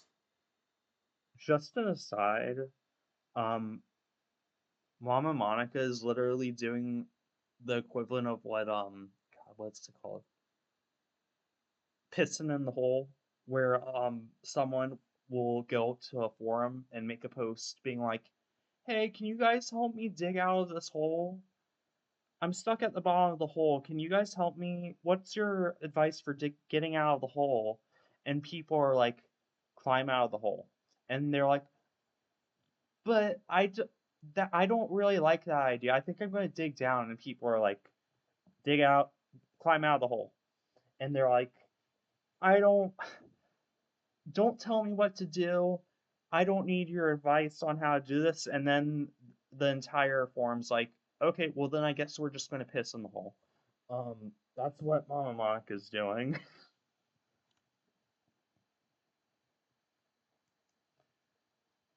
Very irritating type of person to have to deal with.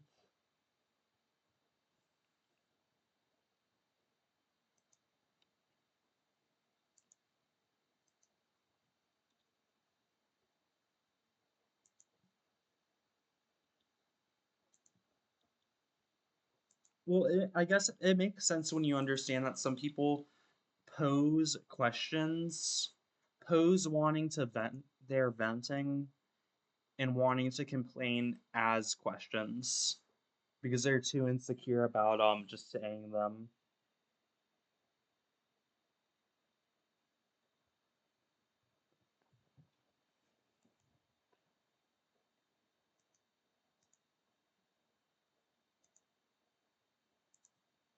A little boy asked his mother if he could wear his sister's princess dress to a princess themed birthday party. His mother bought him his own dress, tiara, and wand. Thoughts on this? I have no problem with LGBT people living their own lives, but I don't think children need to be around that kind of community. Kids can make their own decisions when they turn 18 and move out of their parents' house. They shouldn't have it pushed onto them while they're still young.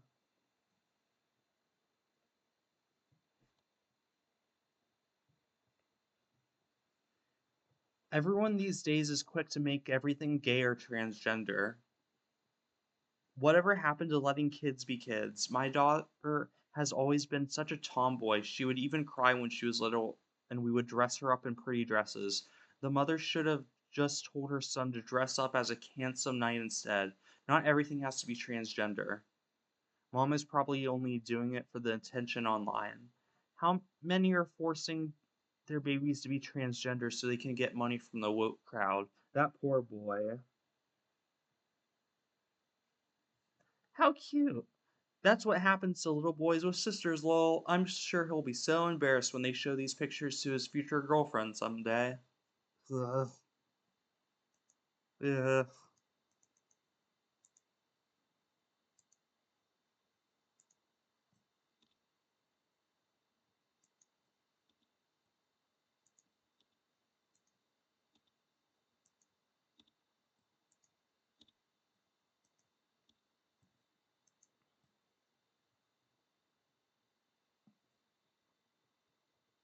If you have Mama Monica in your life, I hope she dies. Sorry if that's harsh to say, but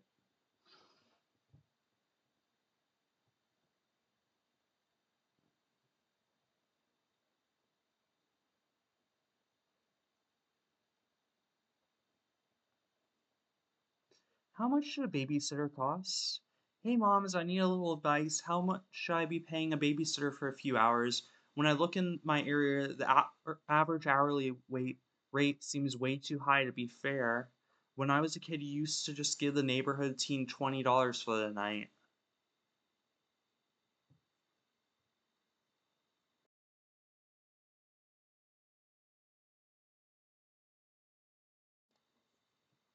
Be careful about who you let look after your children. Even people you think you can trust can turn out to be trying to corrupt your children when your back is turned. I had kids to raise them. I can't imagine leaving them behind. I had kids to raise them. I can't imagine leaving them behind for hours a day. My children come with me wherever I go because I actually care about being with them. I chose motherhood to be a mother. Yeah. Someone who isn't a parent will never truly understand how to care for a child properly or the responsibilities it comes with.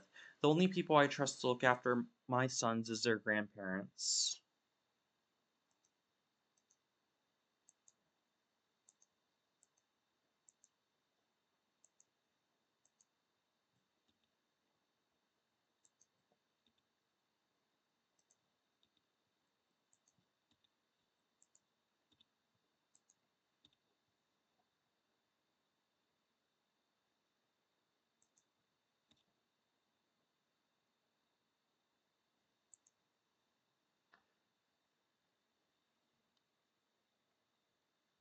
Fellow mothers beware. I was shocked today to discover that my daughter has been playing satanic games with her friends. I walked in on the girls during a sleepover only to find my daughter reading a book from a book full of horrible monsters, encouraging kids to role play and participate in violent acts in the game. I don't know where she got this book from, but it's absolutely not appropriate for children to be exposed to. I had to send all my daughter's friends home. I have, of course, confiscated the book, but I don't know what on earth I'm supposed to do with it now. I don't want this in my home or infecting my family with the violence and degeneracy.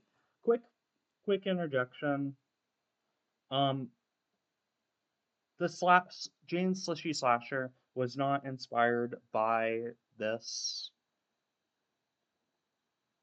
The idea was very much that this page manifested in the book Jane gave the kid. Spoilers if you haven't put it together yet. This page manifested in the book that Jane gave the kid she was babysitting. Um it was not a page that she took information inspiration from to make the slasher. It just seems to be that the slasher is like with the art gallery is popping up everywhere as people's hysteria over her grow. In this case, the hysteria is over this fictional slasher being a category that all trans women seem to fall into. All trans people seem to fall into. This non existent slasher that's capable of killing anyone and is so awful and wretched that she kills your children by making them transgender. Um okay, back to sorry for how much I'm talking. I know this is director's commentary, but I do feel a bit sheepish with how carried away I get about this stuff.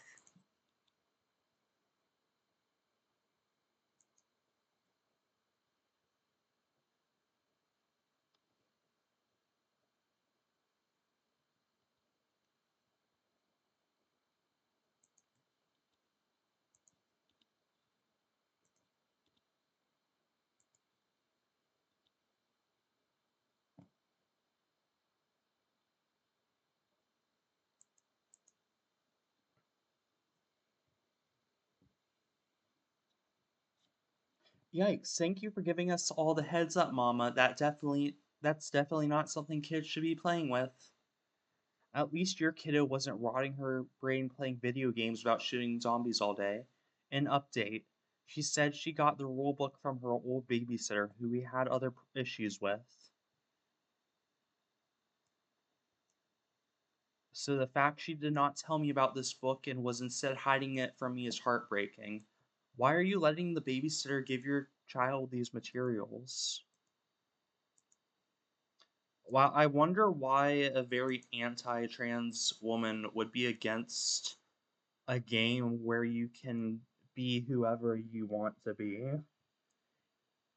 and put yourself in the shoes of a character, an identity different than the one you currently have in real life.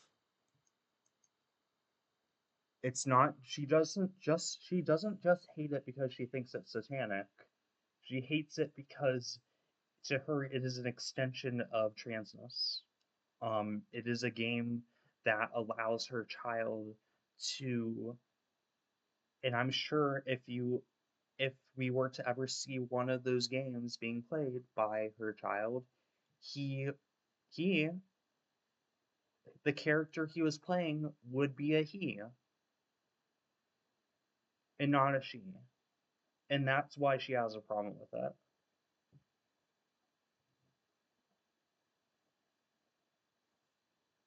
A game that by its very nature allows for transness by those playing it.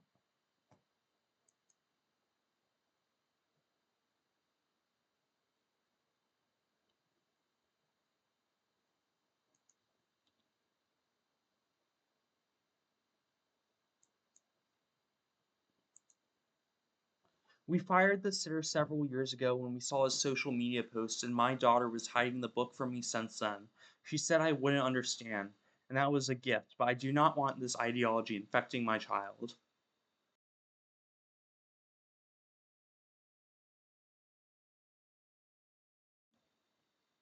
It's just a game, relax. Let your daughter have fun with her friends. It's better to be playing games in your house than being out on the streets or going to parties and doing drugs. It's not just a game. It's a gateway into thinking this kind of behavior is acceptable. It's a slippery slope. If you allow your children to play violent games, what's to stop them from thinking it's okay to go out and perform those actions in real life?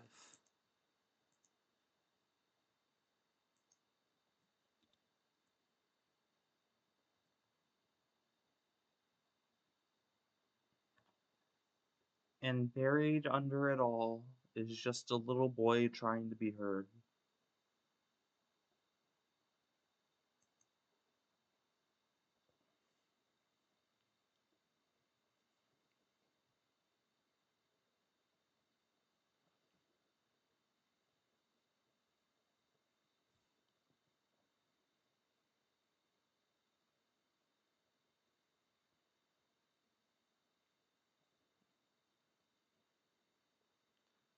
Miss Prell's celebration of life. The memorial for Miss Prell will be held this Friday at 8 p.m. Those wishing to attend should RSVP the event beforehand. Please feel free to leave your fond memories of her in the comments. I know she was a friend to many of the ladies here, myself included. I still can't believe she's gone. She was such a good woman. Thank you for arranging this memorial. It was such a shock. I never imagined something like this would happen to someone in our little neighborhood. The house beside mine feels so empty now. She's in a better place now.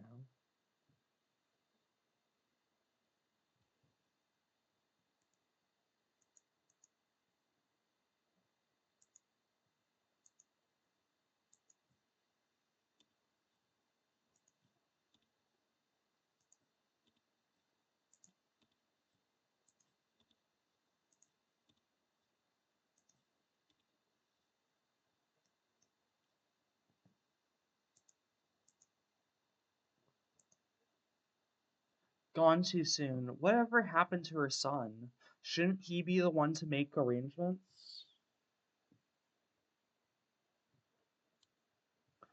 God only knows what happened to that boy. It's such a shame. His mother tried so hard to raise him right. Last I heard, he moved out without telling her where he was going. Have not seen him since. You'd think he would at least come back for the funeral. Some children are so ungrateful.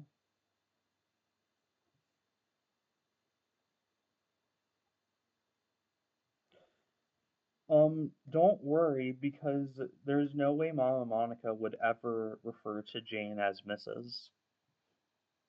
It's very much about her mom.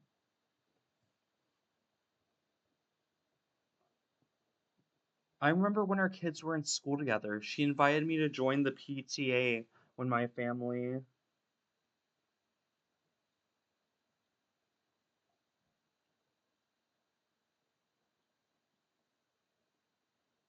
She invited me to join the PTA when my family was still new to the area, and through that I made so many good friends. She will be missed. Miss Pearl was a strong and respectable self-made woman. From her divorce to raising her autistic child as a single mother, she remained true to her beliefs and endured those hardships with the utmost grace. Her passing was a tragedy, and I can only hope she finds peace amongst the angels. Everyone make a prayer hand position.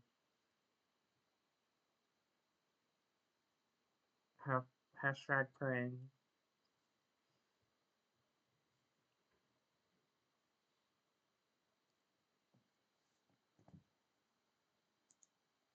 Sorla.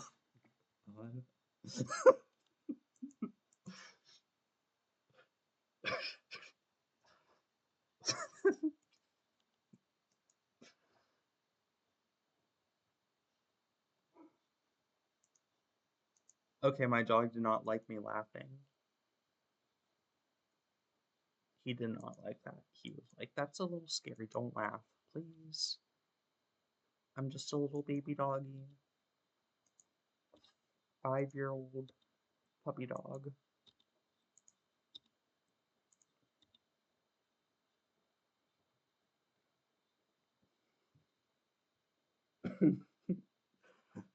Cracula, when we were streaming Anthology of the Killer for the first time, when Marcy speaks for the first time and it makes a radio crackling sound effect, I had headphones on and my dog heard it and he screamed. Oh my god, it was awful. He was so scared.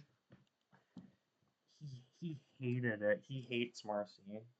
Um, Even when I played the game again one other time, he started barking. He hates Marcy so much. He hates her voice.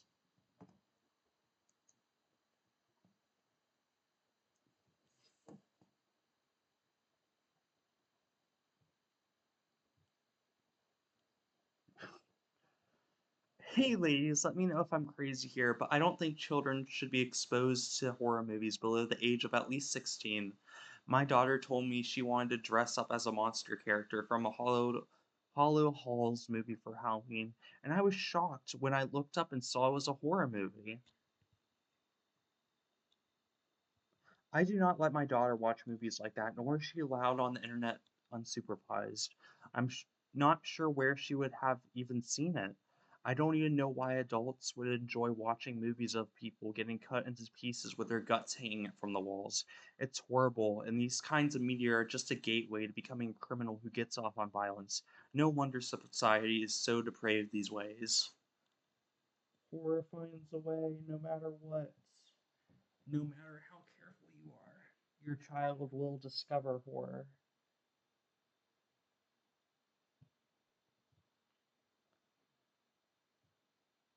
How old is your daughter? The Hollowed Halls movies are rated PG-13, and the books are aimed at children even younger than that, so I don't see why this would be an issue. There's certainly no guts hanging from the walls. She is 13 years old. Sorry, that made me laugh. Just the very plain, she is 13 years old.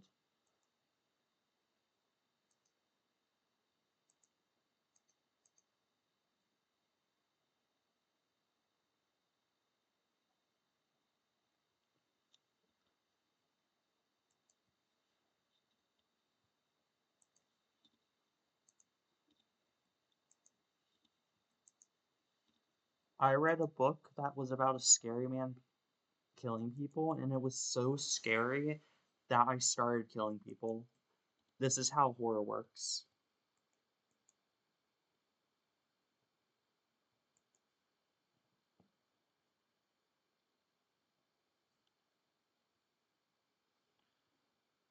13 is a very normal age to have an interest in scary movies. Maybe you should try watching the movies with your daughter so you can understand why she likes them. I don't need strangers telling me how to parent my own child. Piss in the hole. Piss in the hole moment. Watching horror movies is good for kids. It keeps them from growing up into sensitive snowflakes. My child used to make me watch violent movies when I was young, and it scared me at the time, but it made me toughen up, and now it doesn't even faze me. Not crazy at all, girl. I don't let my kiddies watch anything scarier than Bluey, and all new TV shows have to be run past mommy first.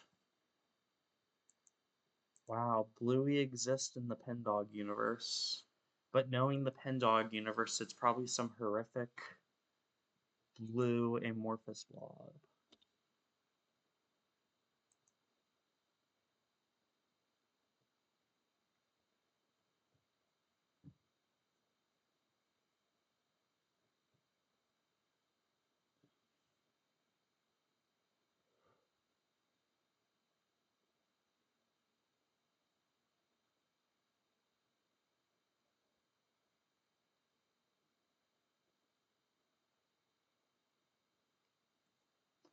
And here is just a little boy trying to be heard beneath all this bullshit of an insufferable, hateful, vile woman.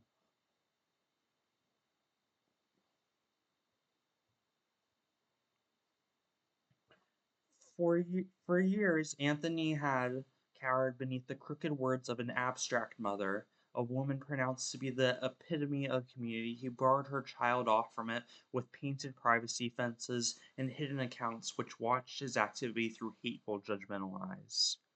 With a mother like that, how could a child even hope to understand who they are? How could they even hope to hope at all? He likes to think, still likes to think, that somewhere beneath the gray little minded storm that was his mother, was someone who loved him, someone who was proud of him and supported who he was. Yet that belief could fortify him against only so many late nights on his knees listening to her yelling lectures before it turned to sand and blew away. Who was he outside his mother? If voiced aloud, this thought would have prompted worried questions from those around him. It was true, though. He thought it was at least what he thought it was at least. Who was he without his mother there, shaping and reshaping his identity as she saw fit? What clothes he wore, what was ungodly, what was pure, what he was to think, and how he was to talk to her. It was all very confusing, rules within rules built to distract and confine Anthony to a mold.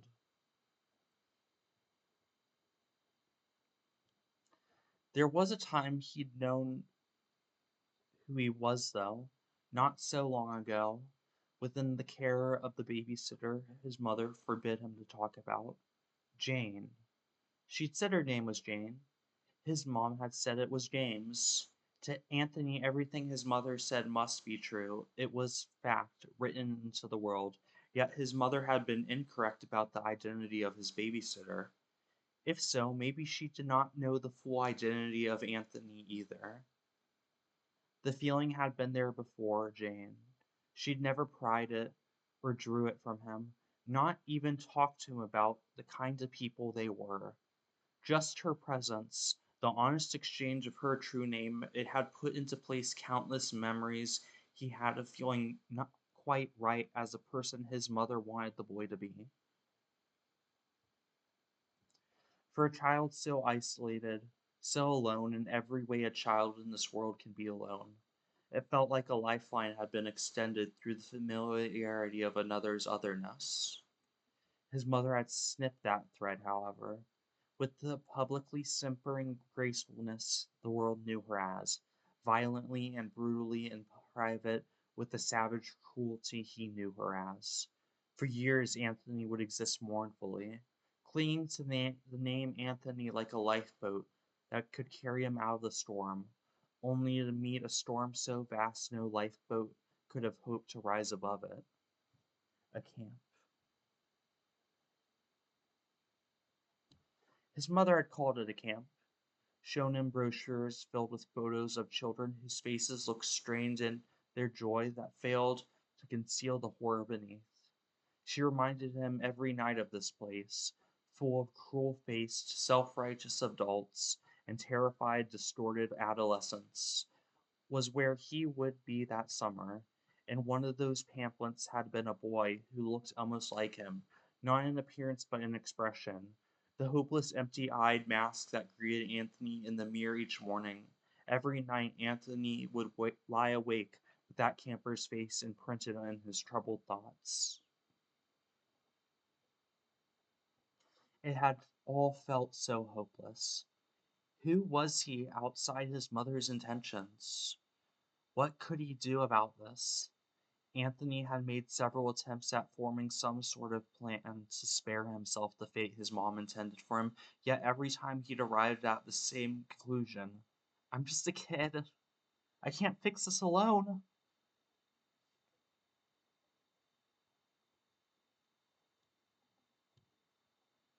One night, at the height of the storm, days before his mother was set to abandon him to that place, another storm like fury had intruded itself upon their home. From the hiding place Anthony had made for himself beneath the bed, the figure could hardly be made out clearly. The hint of strangled blue skin, a leering red smile, coated arms raising his mother into the air to cut her open and tear something out.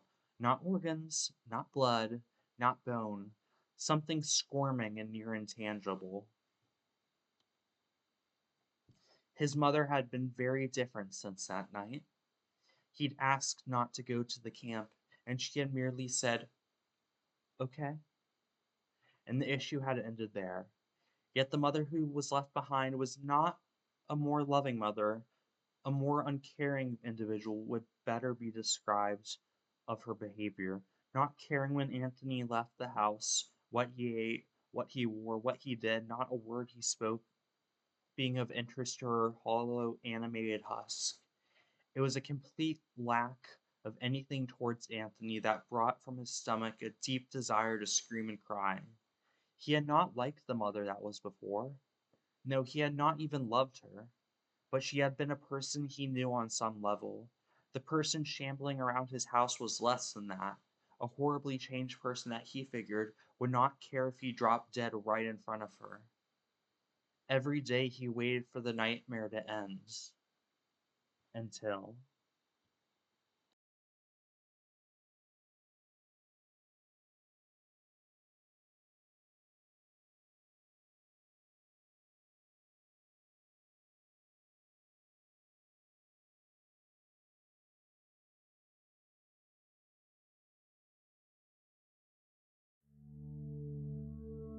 Take my hand and follow me. I know a place where you'll be free. World of shelter, friendly charms, home of kindness, not so far. No more sunken, tarry tears. Your hopeless eyes shall be wiped clear. Every worry brushed away in this place where you will stay until you feel whole again, until you have someone you can call a friend. Wool and paper, felt and yarn, harmony achieved when harm undone. World of dreams which speak to you, realm of the beloved, stars and blue.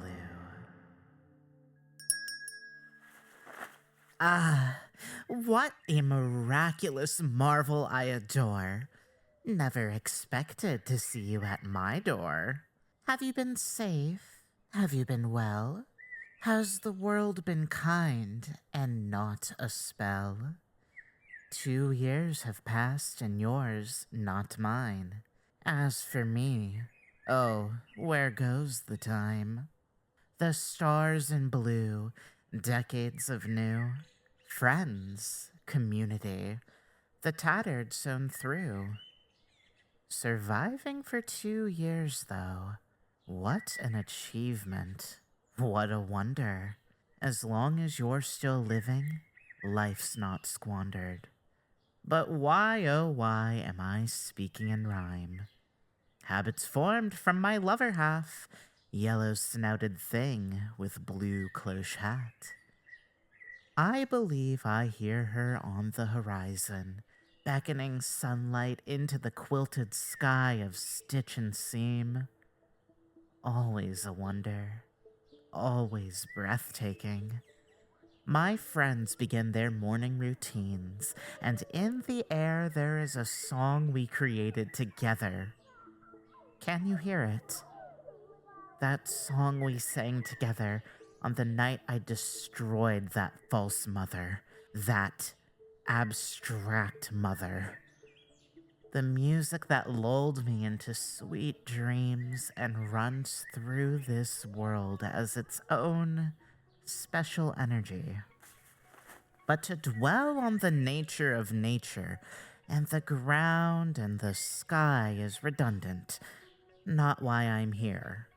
Though my reason is not an unkind one, a serious reason, but not a worrying one. An intent that is to be heavily regarded, but not with fear. It is love of which I speak, as I tend to speak of most things. What a mess that slasher has made of things. I am sure she cares in her own twisted way about the well-being of this child, Yet, in her typical manner, she has only changed the hue of his nightmare rather than its values or opacity. A cold shell of a woman with no feeling or care for what her child does, whether he leaves or stays, lives or dies, does or not. That is no mother for a child to have. No mother for anyone to have. Ultimately, a selfish decision, capable of kindness though she may be. I'm aware I remain quiet compared to the others gathered here, but I suppose that could simply be from my nature. The nature of the stars in blue, a place that has been made very much real and tangible, and glows and emits light from its many, many celestial constellations. Was it real before? Was it real after? Was it born from Jane's words to paper, or did it precede this? Written from some energy channeled into her thoughts about a place that somewhere was real and not imagined? If you asked the slasher, she'd say it was born from Jane's thoughts, a place she resents and sees as gated to her alone. A simple imaginary construct, nothing more than a dream. If you asked the children who fell here, they'd tell you it's very much real, always has been. A gift from the sky for those who fall beneath the ground. Something that humans with special inclinations and sight happen to write or create art about. A world that cares about children. What a dreamful place it is indeed. None of those children ever remember this place, sadly, a necessity of childhood and growing up. Sometimes you forget the people who cared about you and made life bearable during that tumultuous period. They always remember the feeling of it, however. A comforting hand on their shoulder, someone telling them not to be afraid. The idea that during that time there was someone who genuinely cared about them and looked out for their well-being. It would be a lie to say I do not feel bittersweet every time a visitor must leave this place. Yet, I am always so proud of them. Proud of you. Proud of Jane. Jane. Much in the same way I found false comfort in the want, she has seemingly found it in the blue-gloved hands of water-eaten people. A tragedy in all forms, yet not hopeless. Never let your imagination consign her to that place forever. It could very well be a temporary stage. A place where she might eventually realize that the cost of surviving is too great if paid in such a way. Jane is a survivor. I'm sure that in time the stars and the blue will show her a better, brighter way. But I am besides the point. I felt it necessary to intervene on this young boy's behalf. Take him away from this awful place. Give him some time to think and figure himself out without worrying about worrisome things like survival, rent, foster care, and the like. Have I mentioned how proud of you I am? The red heart within this chest wells with pride, seeing what you have made of yourselves in the 2 years since we last met.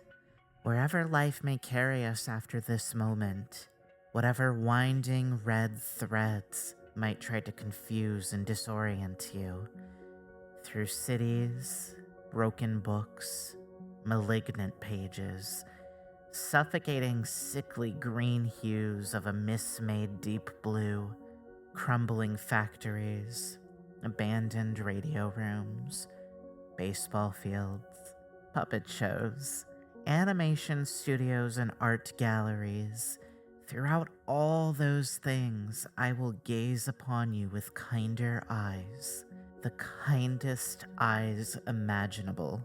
Eyes so kind they illuminate the pitch starry sky to reach you, to tell you that I am proud of you. The stars that shimmer amongst the blue, my stars and blue. Safe travels, my friends. Although we must now part ways, the stars in blue it shall stay. In your heart and in your dreams, forever there for when you need a place to retreat or a place to cry. Gloved hands will wipe your tired eyes. Someone out there cares for you, a kind doctor dwelling in the stars and blue.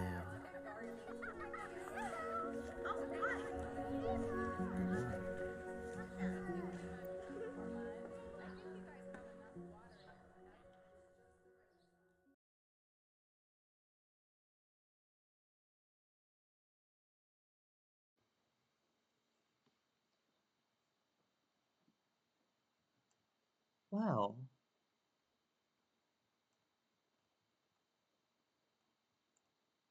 this is very hypnotizing, this effect. Oh my goodness. It's like my screen's made of jello. Okay, but so we found the slasher. We have a couple more things to look at for this update.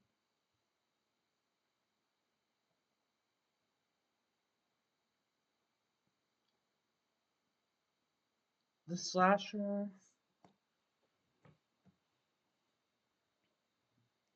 told us to find her heart, and she's given us directions, actually. But as we all know, the slasher is a very confusing individual, and the heart cannot be found in a direction that makes, at least not in the conventional sense. However, let me pull up my documents. I know this puzzle gave people trouble, and I understand. Um, but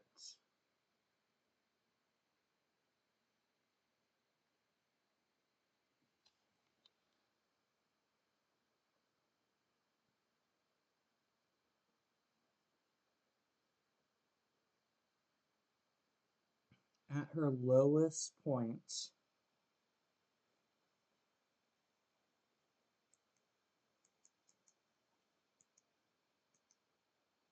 northeast was commonly known as the lowest point, so any,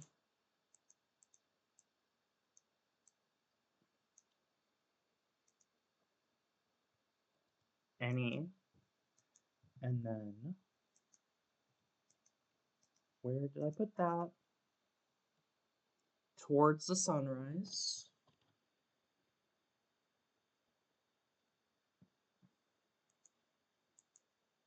ESE, east southeast.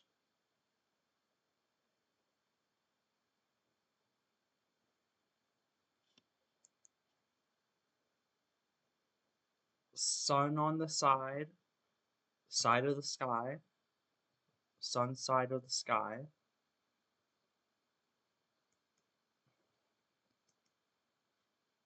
Southwest BW. I don't remember what it stands for. And then west northwest, the evening of the world.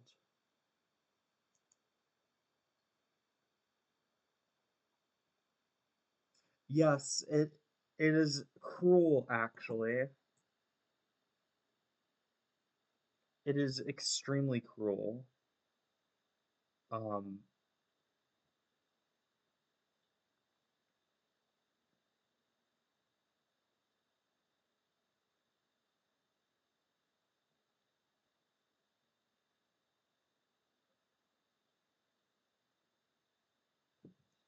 So, and and remember that capitals are not part of Squarespace links. It's all lowercase. NESESWBWWNW.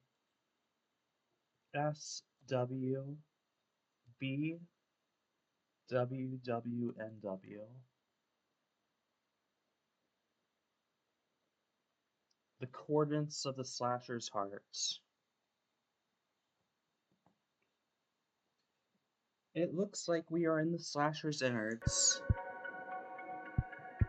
Just as granite, sulfur, dirt, and sand are finite deteriorating structures, so too is the rest of the world, and with it, actually, let me.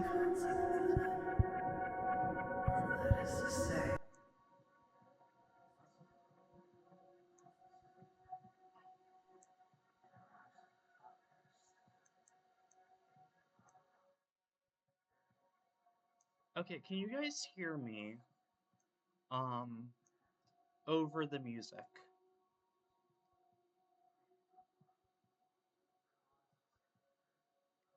Okay, I just want to make sure, and you can hear the music.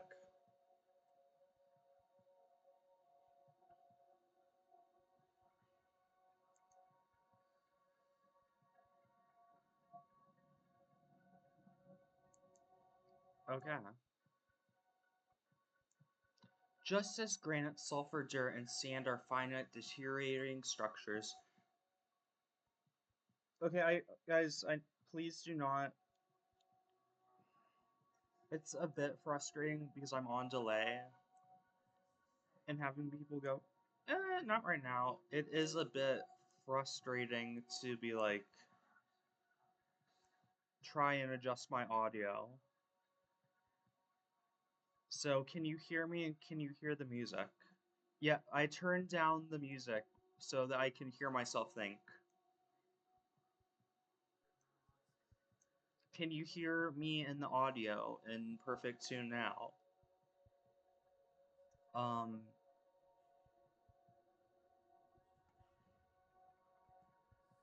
okay. Sorry, it's just a bit frustrating adjusting my audio with a delay. Okay. Just as granite, sulfur, dirt, and sand are finite deteriorating structures, so too is the rest of the world, and with it the human is finite as well. From the moment you are born, your biological clock starts ticking down, DNA uncoiling further with each consecutive year. However, to assume that it is a yearly occurrence is foolish because it is in fact occurring every day, minute, and second in which you dwell on this earth.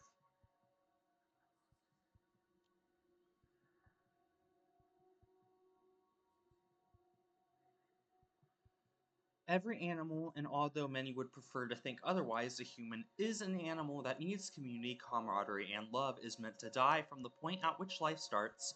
If anything, one's life begins to end the moment in which they exit the womb, disconnected from their already dying mother and introduced to an already dying relatives, friends, peers, teachers, humanity. They will all expire and perish. Such as the human withers away, such as the sand and dirt erodes and tumbles off into the pitch black dark. Relationships, friendships, love, it is a finite concept that cannot last forever. It cannot supersede death, and it cannot triumph over the many human failings. And in this case of those haunted by the dreadful blue petrichor demon, your relationship is already your relationships are already dead from the moment they start. From the first hello, from the first interaction, from the first smile, laugh, kindness, gift, conversation. Adoration, feeling of belonging, commonality, and such. It is already dead. It is already dying from the first glance. It just doesn't. You do not realize it is already dead and that you are already dead because how could you ever move past something like this? It is impossible to keep going further because this is the lowest you have ever been, and like a miner with a black lung, you are already dead from that first cough. You just don't know it yet. The relationship is rotted from the moment you touch it, because as much as others might try to reassure you, there is fundamentally something different about you that hurts others and yourself and ensures you cannot ever truly have the kinds of lasting relationships which a human animal needs to thrive and needs to live or breathe or function at all. You might improve yourself, might assure yourself that the times in which you slipped up have been accounted for and discussed, and that there are no hard feelings, but you can never know the true scale of hurt you've caused, or the lingering resentment, or the trade gossip whispers between you and those who seem to think you'll be friends with forever. Um, the slashers lectures tends, for those who weren't here for the last walkthrough stream, the slashers lectures are very speedy,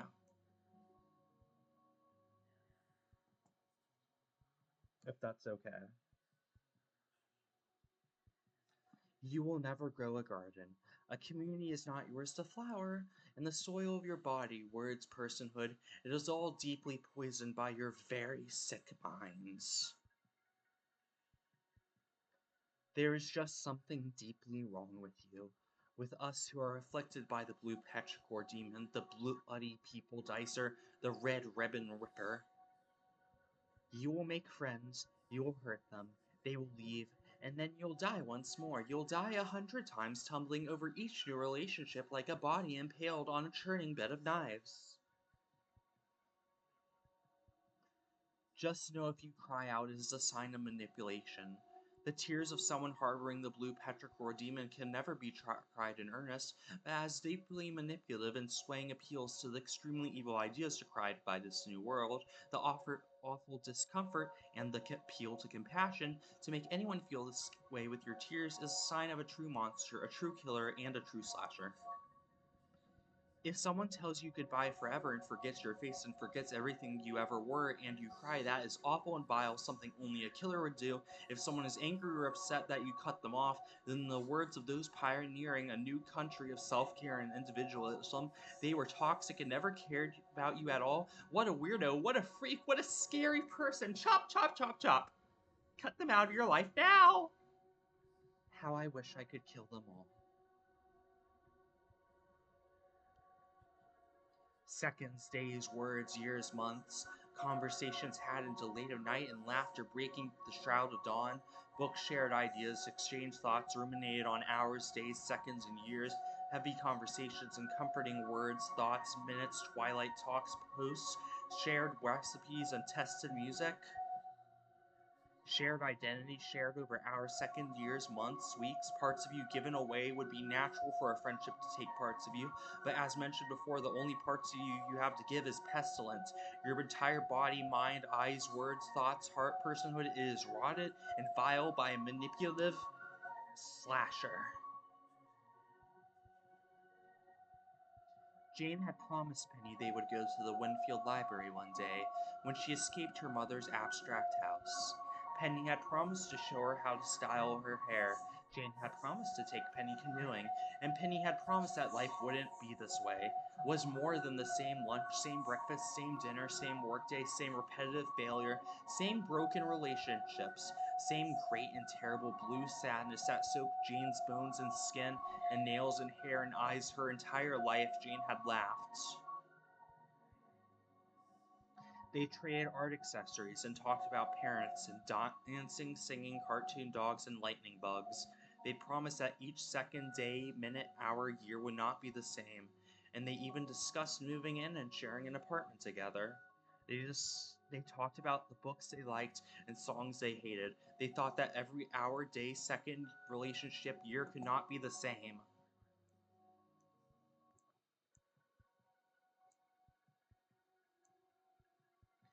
And then they parted.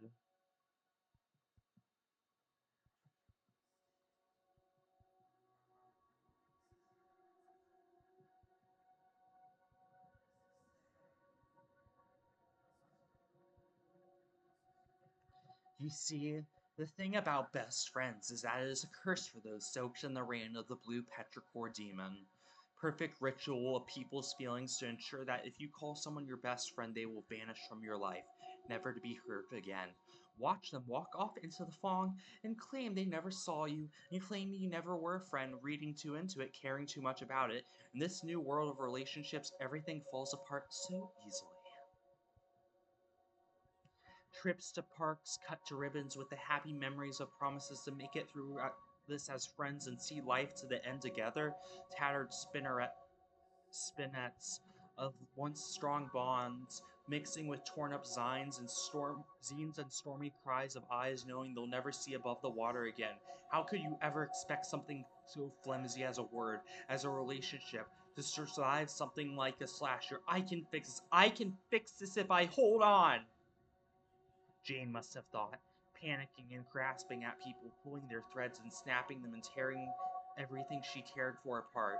She must have thought she could cling on to someone, hold on to anyone, fix this, fix that, repair this, mend those hours, days, second, years, threatening to be for nothing if she did not address the fault. But the fault was not something outside but within, and for all her knowledge and all her genuine love for the world and its people, Jane could not reach inside and fix the fault because it spun down into her nervous system, her bones, her marrow, her arteries, her veins, a million different fault lines converging to make the thing that called itself Jane Prell.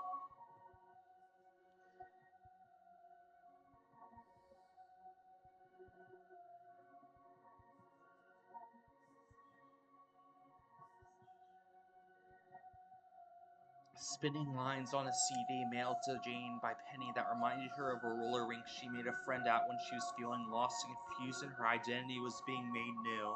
Gone. Books inspired by theories with which the two agreed and in which they saw some way to save themselves from a reality that bit and clawed them. Gone. Cartoon dogs and movies watched online through miniature screens to which both laughed and found odd comfort in the presence of another. Gone.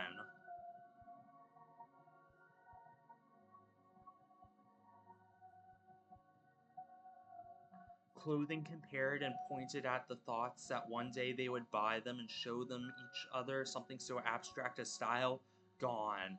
Everything they've ever talked about or shared in common or felt in every moment of their friendship had felt like something special, something wonderful. Gone. And now associated with each other, and it is with this in mind we can know why the site could never be normal and could never be free from the things battered and bruised its digital size, because the site was built on the burial ground of a relationship so cherished and so cared for, but so casually abandoned because people no longer know how to connect with each other or work things out and stay friends despite their grievances. It was made with the beginning hope and the ending cry of someone who would never be able to look at the site again without being reminded of the awful memory of what was said and what would never be finished or completed or accomplished or met or made right or never again made wonderful between the two. Instead, it would be taken and twisted with the yearning for better times that never were. The latching feeling of a worm clinging to what came before could never hope to replace Jane, could never hope to replace Penny, could never hope to replace their friendship, because despite the tattering, burning ties that connected them and the gossiped words of saboteurs, never let it be said that they were not friends or that not consider each other friends, because they were friends who, like the rest of this world, will deteriorate, will wither, and will die.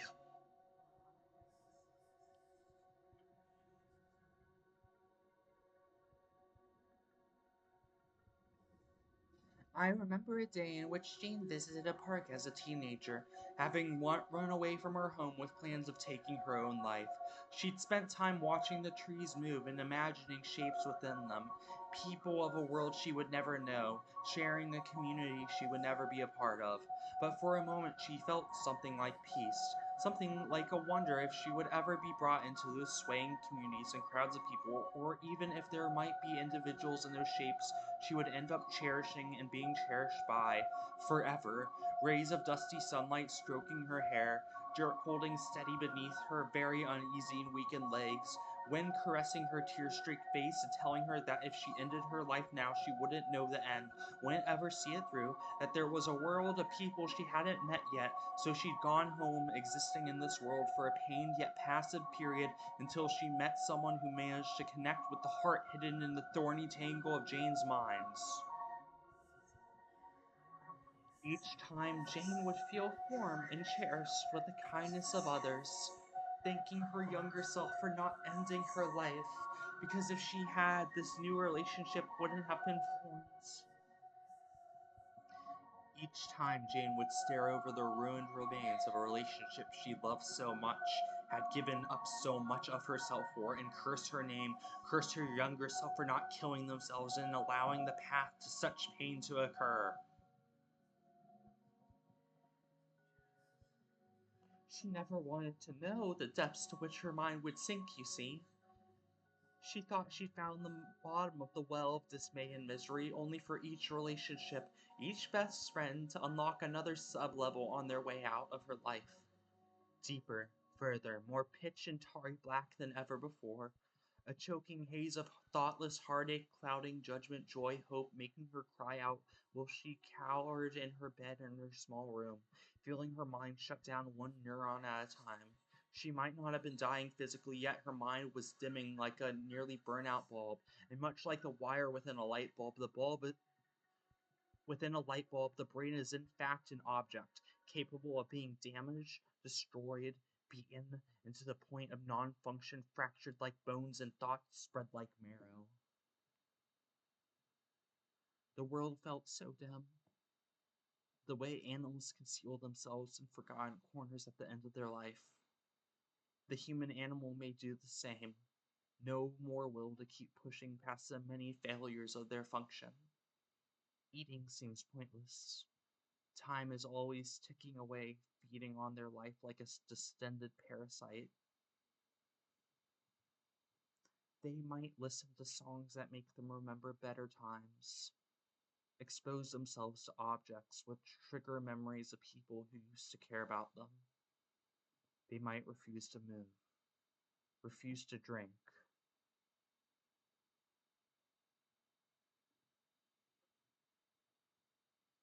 re- refuse to form thoughts that wouldn't lead to their salvation anyways.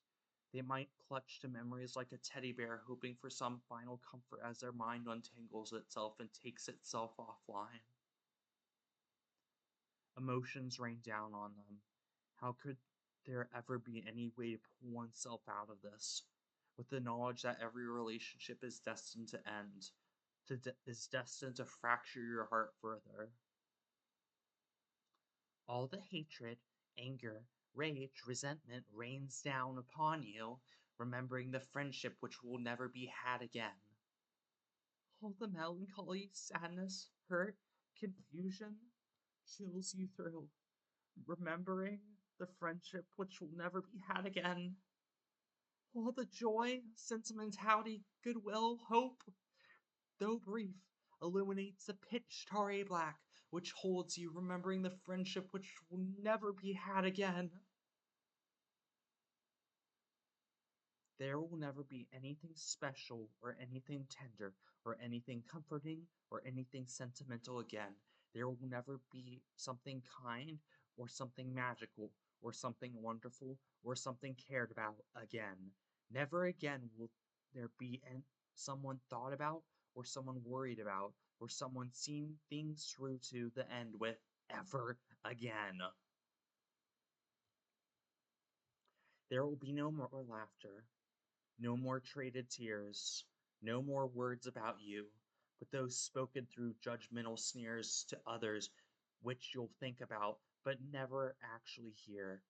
Nothing sweet, nothing shared, nothing exchanged, nothing cherished, nothing valued, nothing treasured, nothing treated as human, no more life, no more magic, no more special, no more wonderful. No more. Not even the dignity of being talked to like someone that Penny knew when Jane was cut away. Something clinical. Words ran through group chats of proofreaders, detached and inhuman. No more special. No more wonderful. No more kindness. No more magic. no more.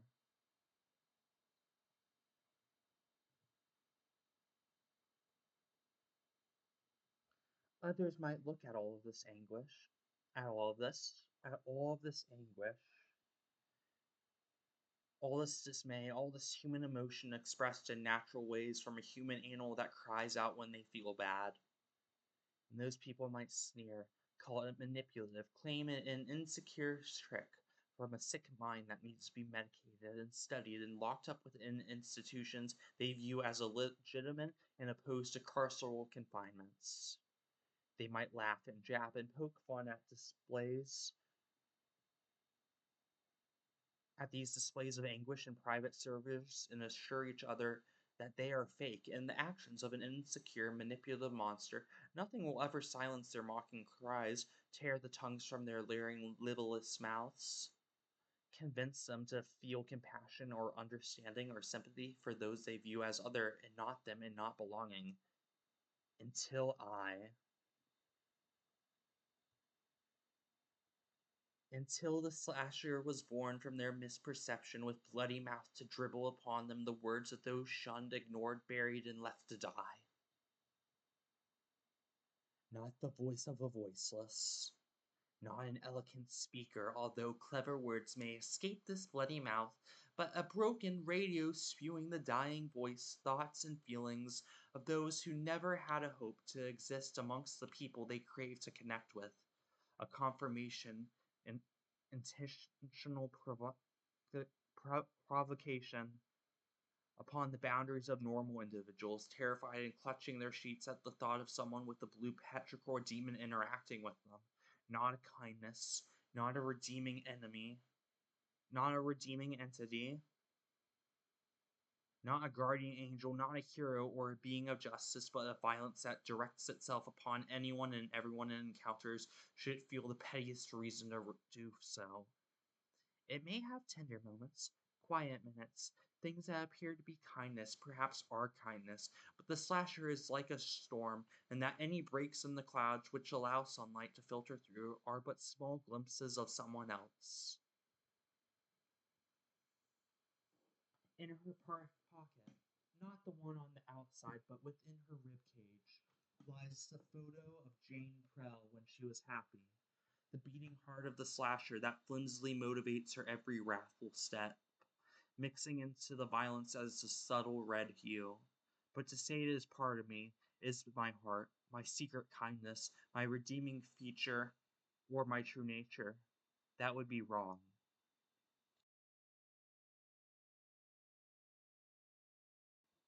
I am just a slasher, killer of relationships, murderer of people, cleaver of friendships, composition of the deranged ramblings of rejected personhood. There will be no saving this place, no saving Penny M. Relationships and friendships, though admittedly wonderful, would be better off not existing at all. I think I'll go somewhere dark, somewhere alone, somewhere where nobody can see my face. Where relationships are not even a concept and the idea of friendship has never been proposed.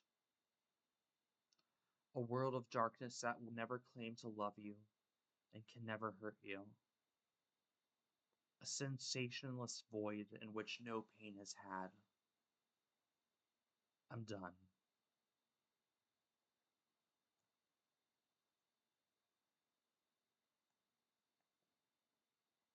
So, before I go to the final surprise of tonight, I would like to say, if it isn't obvious already, the slasher can't be taken at face value on anything she says. In this audio we hear of her innards, we hear remixed audio of Jane in the Stars in Blue. Jane is her heart. Um,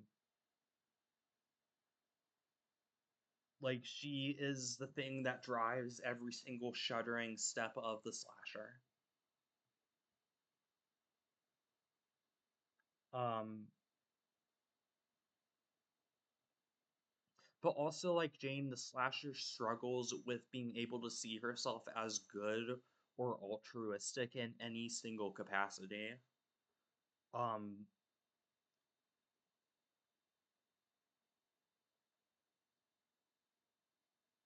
and it's like, how can she? Like, she is literally the manifestation of maligned BPD and mental illness.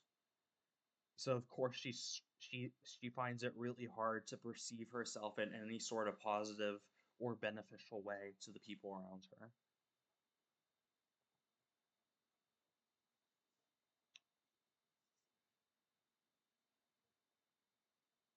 Um,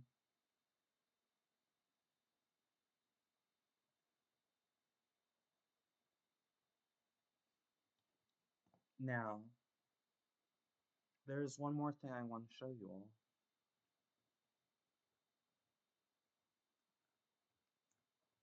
You see, if this is the slasher's heart and organs are Jane Prowl, like the idea of her, then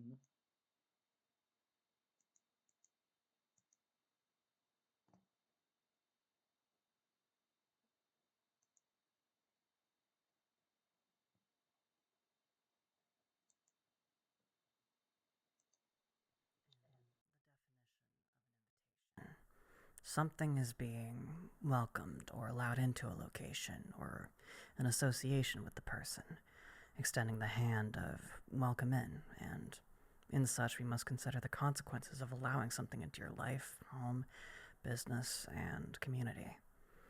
As seen with myself as an example, allowing someone even an inch into your life can have results similar to that of a nuclear bomb, hurting and irradiating everyone in my path. And with this in mind, I must ask, what happens when you let individuals into your community for the sake of hearing all sides and perspectives? Is every perspective really as needed and valuable as the other? I do not know, but when this occurs, I believe you risk introducing a pathogen to your community, especially the most vulnerable amongst them. Similar to ditching a mask around your immunocompromised friends, allowing anyone to settle in your spaces and groups can introduce them to people and things that want to hurt them. A virus disguises itself to avoid notice from the immune system, and in this way, so too do petty little bigots and bad faith actors with intentions of disrupting and deteriorating the circles they infest. Those susceptible to the influence of these wolves in fleece will slowly begin to not only tolerate their ideas, but adopt them into their own ideologies. Perhaps in this way, the willingness to allow these people in their spaces already indicates a hidden or subdued malice towards the vulnerable, which is nurtured and encouraged by the intruders. Unless repelled, these spaces will rot and die. Those who formerly saw community and shelter there are then repelled or butchered. An invitation can also create the assumption of further consent, in which someone goes further into your home or life than the invite gifted actually intended. In some cases, the thing being welcomed in might not intend to cause harm, yet nevertheless harm is done, as they, without resistance, overtake their host's priorities, social circles, identity, and independence. The invitation might be taken with malicious intent from one who receives it during a time of duress, and in this way a small olive branch might become a tangled, thorny vine, which chokes and constricts the one offering it. The invite might also be invented by the receiver in the first place, stepping into one's life, and as mentioned above, this has dire consequences for all involved. An invitation can often be revoked physically. A guest can become a trespasser and be ejected from a house. A mutual turned aggressor can be blocked and removed from your online experience. However, in some cases, the invitation is so far from the present that a degree of power and dependence on the receiver has grown, to the point revoking the invitation has all the effect of telling the sun to go away. The receiver, in their own way, might become the sun of the inviter's world, drawing in friends and neighbors, planets, to their orbit, so that by revoking the invitation, the inviter is ejected from history and orbit. To many things, an invitation can take the form of more than a letter. It can be through expressed enthusiasm or eagerness to know more. An invitation can take the shape of a drawing or empty figurette waiting to stand and walk about. An invitation can take the form of music, drawing someone out from the night streets into an empty room. An invitation can be a felt desire for companionship or in feeling very, very alone. An invitation can take the form of something thrown away.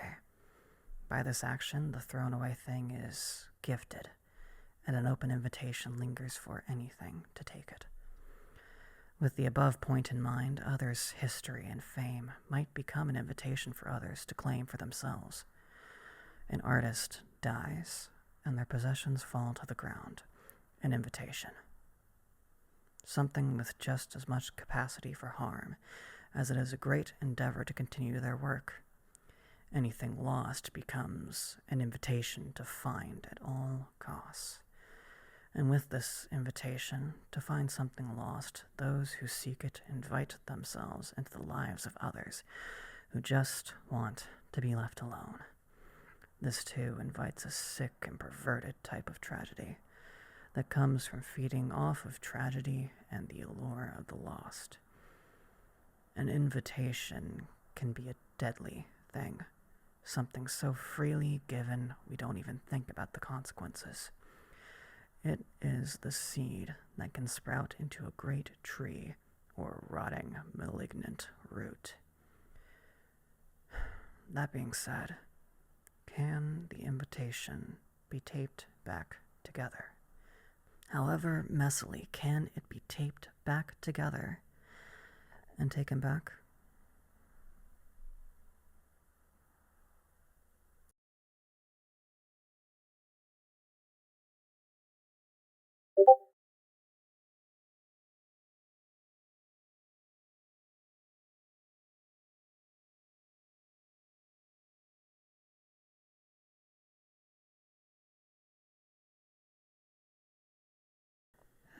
Hello, all. It's been a while since my last zine, hasn't it? By the format of this medium, and much like my life, there isn't a lot of space or time to say anything less than what I would like to say, so let's get right to it. I've been thinking a lot about death lately. Everyone does. Even the most strong-faced people secretly wonder about it. In their most private hours, when it is safe to drop the mask and tremble at what comes after this life or what doesn't arrive. Many of us fear the possibility of an inevitable nothing, and rather than cloak that fear in church or through political gain, a great many go on to create art. That is not to say that creating art is provoked solely by a fear of death. No, it is very much an act of living to put pen to paper and draw pixels on a screen. And yet, I think a great deal of us do hope that our art will outlast us in this life. However, you have people like me who are briefly overpowered by the possibility of death. We cling and latch onto other artists, hoping that through them and our art, we will outlast death and, in a way, escape it all together. It is a terrible feeling, knowing that you are probably going to die withering away on the streets or trapped in an abusive household, and that by dying your art and characters will die there with you. To me, to have your art die with you is the greatest failure of an artist. Or at least it was. I've realized the greatest failure of an artist is to die and have your art say nothing but pretty words that decorate the homes of rich people. That is true failure, a blank cultural slate of banal nothingness. And so I do not regret making the character and the art in which I express myself, because whose fault is it if they misinterpreted it? My art does say something about me and the world that I live in. That I exist in this state at all in the world speaks to its many cruelties and injustices. My art says exactly what I am thinking. I have not made a zine in some time, so my writing is very messy and very clumsy. I am not as put together as I used to be, but these zines have always been a source of comfort, and I need comfort, because I screwed many things up, and now I am once again on my own, and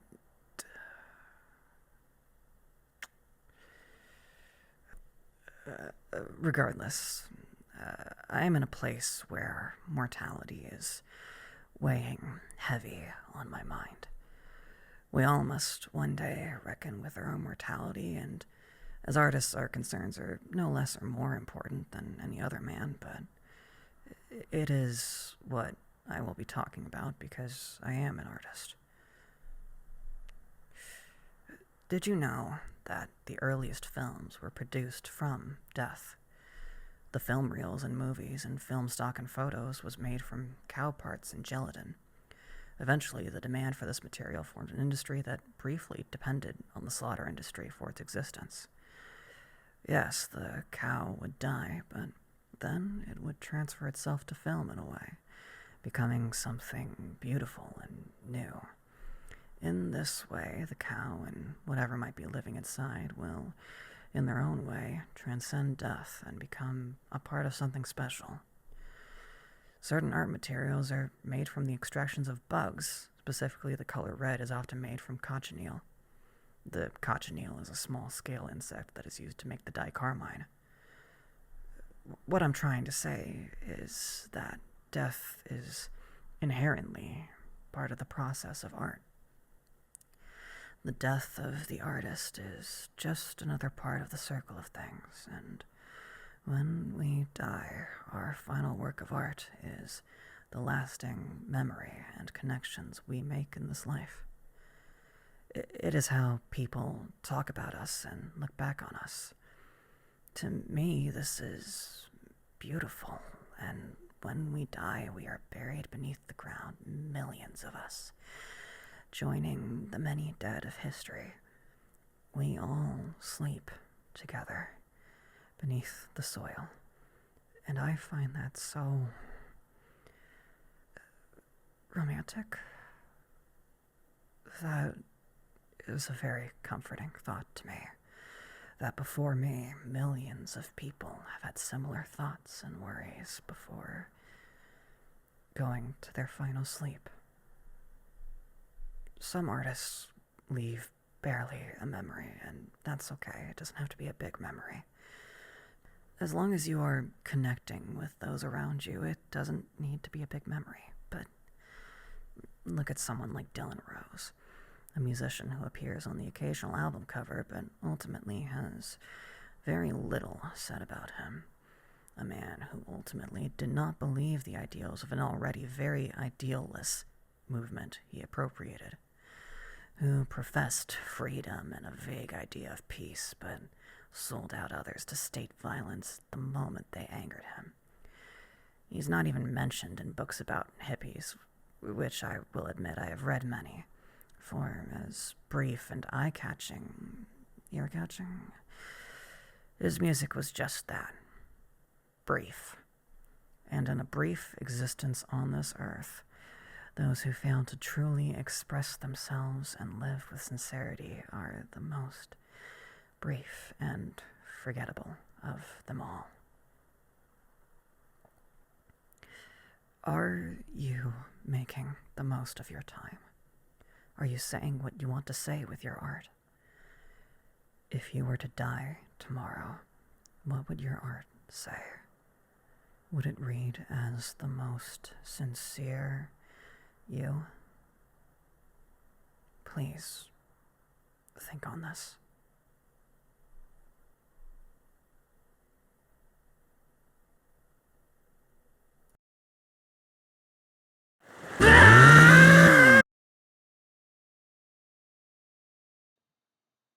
You didn't see that.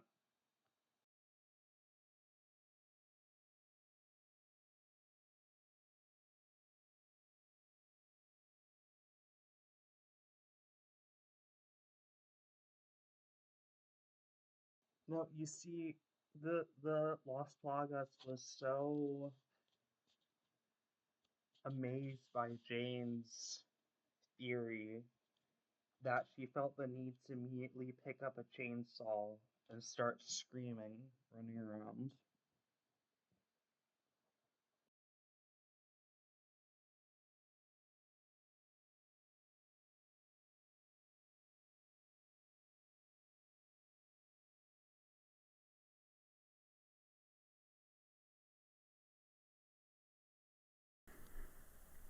Discomfort is a natural state, and the world will always have the concept within it. That is to say, if there ever was a world without mild discomfort from interactions with others, then it would be brought about by a greater violence than any people that cause discomfort could ever be capable of. To rid the world of all who cause discomfort, from the mentally ill to the ethnic minority. If all discomfort is valid in nature, then the destruction of our communities is imminent. The slasher, a blue, bleary-eyed being with crescent mouth, born from my self-expression, both her and myself banished for doing so. The self-examination of my relationships and how they were shaped by my BPD, depicted as a fictional killer and then responded to with the intensity of an actual killer from those around me. Discomfort is a natural state. Learning to empathize and live in a world with others requires discomfort. And yet, discomfort has now and always been used as a smokescreen to avoid doing so. So, I resented the slasher. I blamed the slasher. I poured all of my hate and loathing into something created by myself. Violence cannot be banished from the world, but it can be consolidated. A monopoly on inflicted harm can be gathered under a code of conduct, restricted in legitimacy by the state. In art and games and movies, and by the individual, it is reprehensible, but from the law, it's deemed legitimate. People see it as legitimate because it is dressed in badges, uniforms, a nebulously followed code of conduct that upholds the illusion violence is only ever meted out for necessity and purpose. If one was to look behind, they would find it just as irrational as the illegitimate violence it claims to combat. The machine of the state, as mentioned, puts up the pretense of a well-oiled machine, the masters of violence who funnel it and allow it to exist as a structure. In reality, the state has no control over violence. Violence is an energy that passively flows through what the state has cleverly created to deceive its followers. A paper illusion, a sculpture of a conceptual machine that cannot, in fact, efficiently channel concepts as broad as violence. With this in mind, the energy exists for anyone or anything to utilize. Discomfort is a natural state, and so is the slasher. This thing made with pixels and blue. She will always exist wherever she is called. And with this zine, I send her out into the world, freeing her to inflict the imagined violence, the implied violence, the unknown violence of art. Her words will cut through the paper people of the country, leaving them empty and hollow, perhaps even changing them in ways unique to themselves. This is the true violence of art, according to the state. I will make it so. I will give them everything they ever wanted, make their fears of art being able to maim and kill a reality. Go forth. With the distribution of my final zine, I release a repulsive, dreaded killer into the streets to haunt your neighborhoods and inflict unimaginable pain to those who oppose her existence.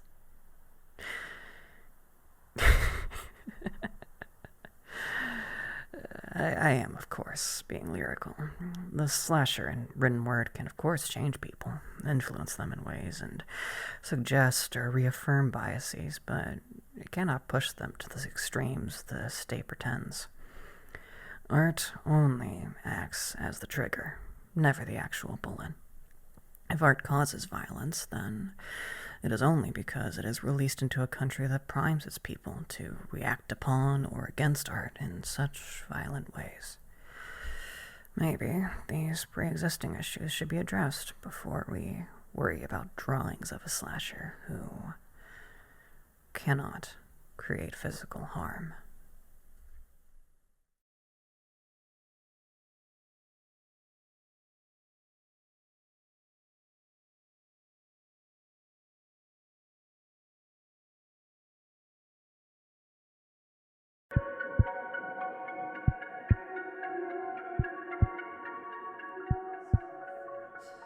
Is a natural state, and the world will always have consequences.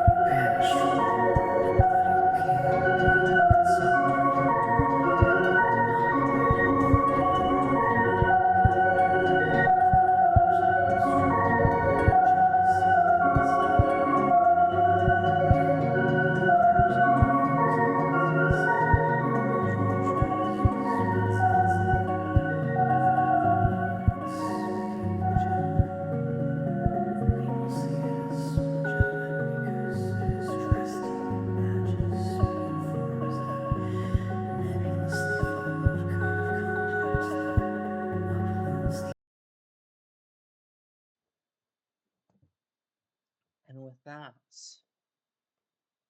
I believe we have come to the conclusion of the Winter Spirit update.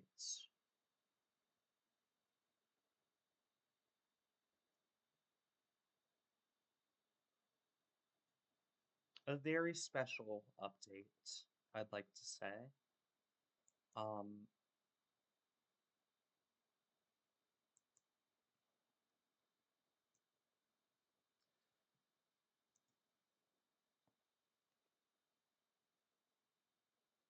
a very laser focused update on broken relationships and the ways we hurt each other.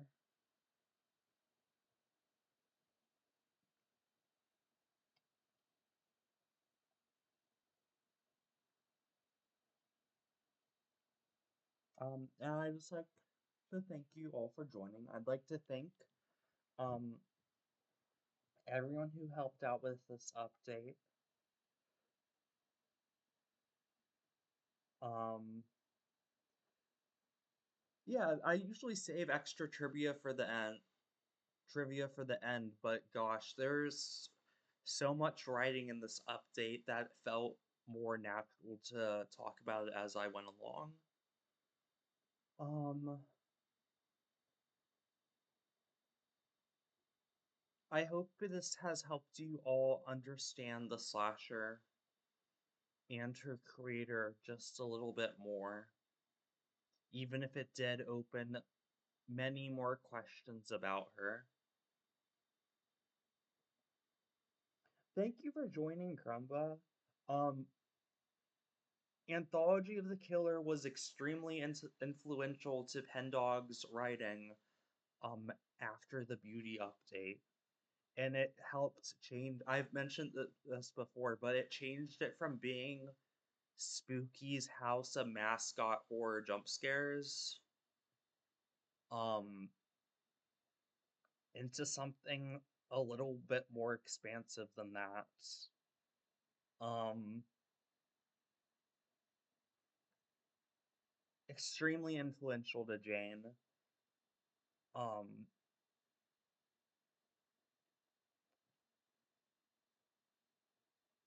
Thank you, the Catamites, for changing my art style forever and teaching me how to make art that's raw and emotional, even if it's a bit, if others perceive it as unpolished, because there's a laser focused intent behind it.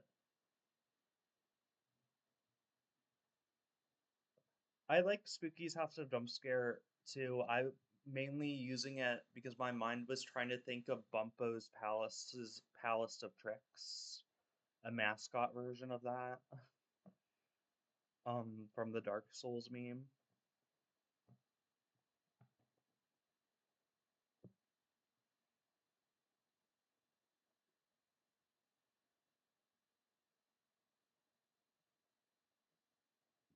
Blorbo's Factory of Nightmares. Um, yeah, a lot. I will say that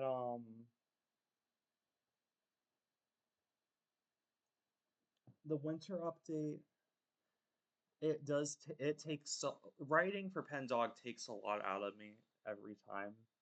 Even though whenever I do it, I'm like riding a high whenever I write for Pendog, but we only do one winter nice walk update per year because the amount that goes into writing Jane and the slasher kind of requires me to plumb the depths of old Murphy. Um Very angry and emotionally unstable Murphy. Um but I also think that's why consistently people have told me the slasher and Jane are their favorite characters, and Slishy are their favorite characters I've made. Because they have a lot of raw, lived human experiences put into them and I don't conceal anything about myself that I put into them, I guess. Nothing that I put into them from my own life is toned down or tweaked to be more comfortable or paint myself in a better light. Um, and I think people can relate to fucking up a relationship so badly that they can't see themselves ever interacting with another human being again. Um, and yet we keep trying. And also, I forgot to mention it, but the slasher talks with her about herself in such a way that she cannot conceive herself as doing good, and yet she helped that little girl home on Halloween. She, in her own strange way, got Ronnie to open up to other people and stop seeing them as huddled masses and form genuine connections that saved her from her loneliness. Um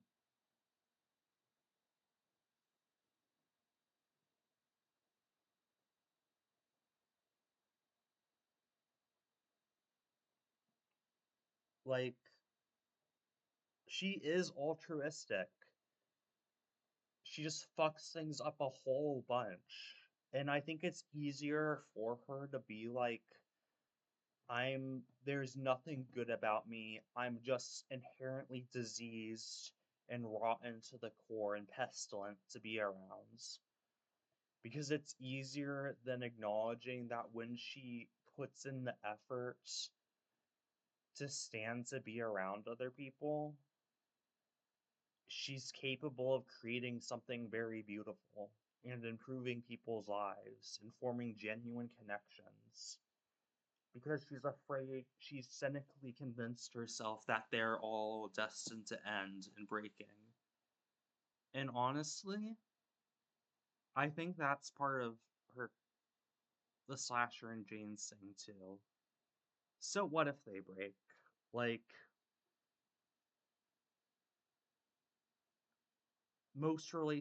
many relationships do break. Does that mean you didn't learn or feel joy or grow as a person or have genuine care or love for someone during that time? And even if there will be no more of it, that time still mattered during the time that it was. But I think the slasher's afraid and tired and weary of constantly having to start over and nurture that garden.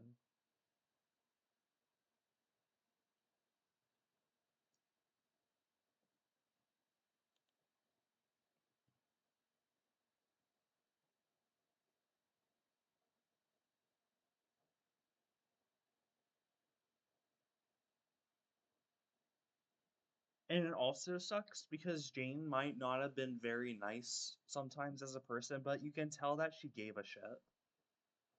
Like, everything we hear about her, she sounded like such an intelligent and not funny, but very compassionate person who also unfortunately fell victim to that desire to belong in ways that made her lash out. Um, while also dealing with people being shitty towards her. Um,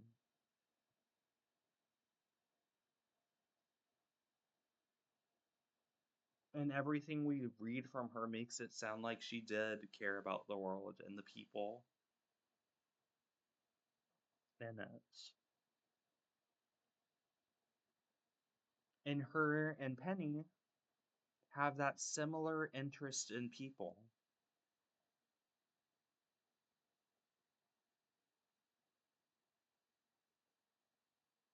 they both are genuinely interested in people in the world.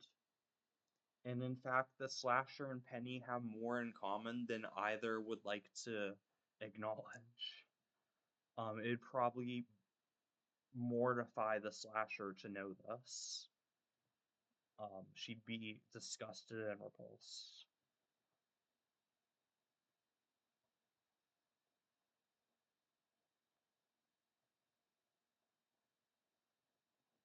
Have a good night, Crumba. Thank you for staying. Wow, we've been streaming for 8 hours. Good lord. Um, I guess I just want to go through the credits and thank everyone who contributed to this project for this update.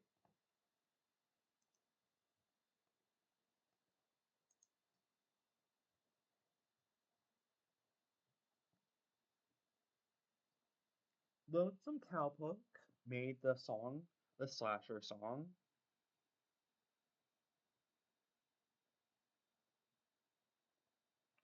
Um, Sushi Cats helped with the zines, the sprites, audio editing. Um,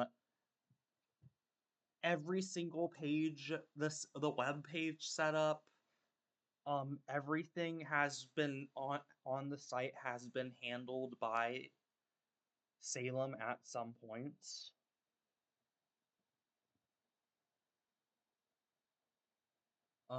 Let's see. Frigg, April King Rose, Cranberry Bubble, all three of them voiced the slasher. Ando voiced the Slishy Slasher. Jean, Sawzy, Caruthers voiced Jane Prell.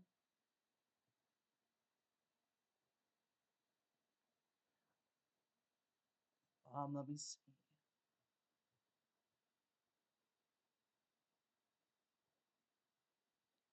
I'm missing someone. Oh no, where? I feel Floor Fauna made the ceramics slasher sculpture. Kettlebird made the Telly Science Museum poster. D. Didito made the screenshots for the mother's blog on the Abstract Mother page.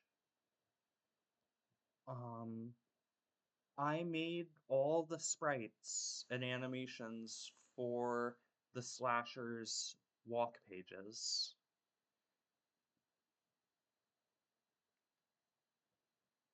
Um, the greedy slasher.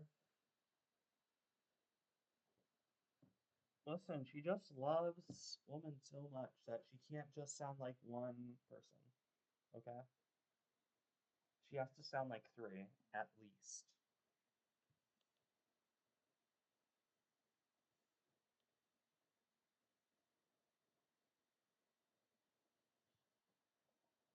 Let me see.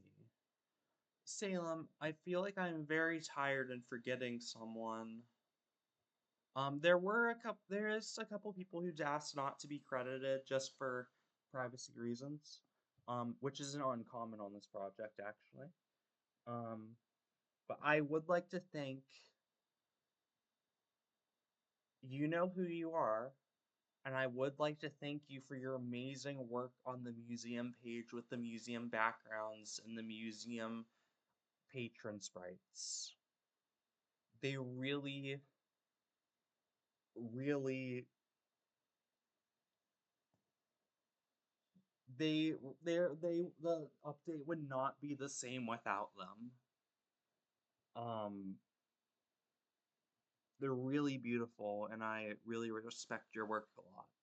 So you know who you are, and everyone say thank you.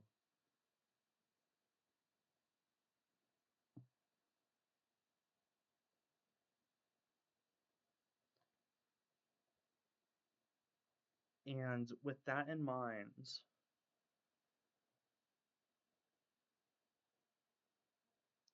she is not bald. Shut up.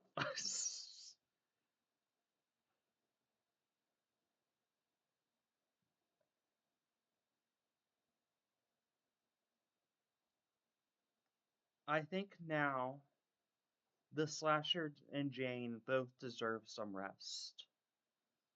And I deserve some rest. Before the red touches the sky. So thank you all for joining. I did miss streaming quite a lot. And I miss talking to you all.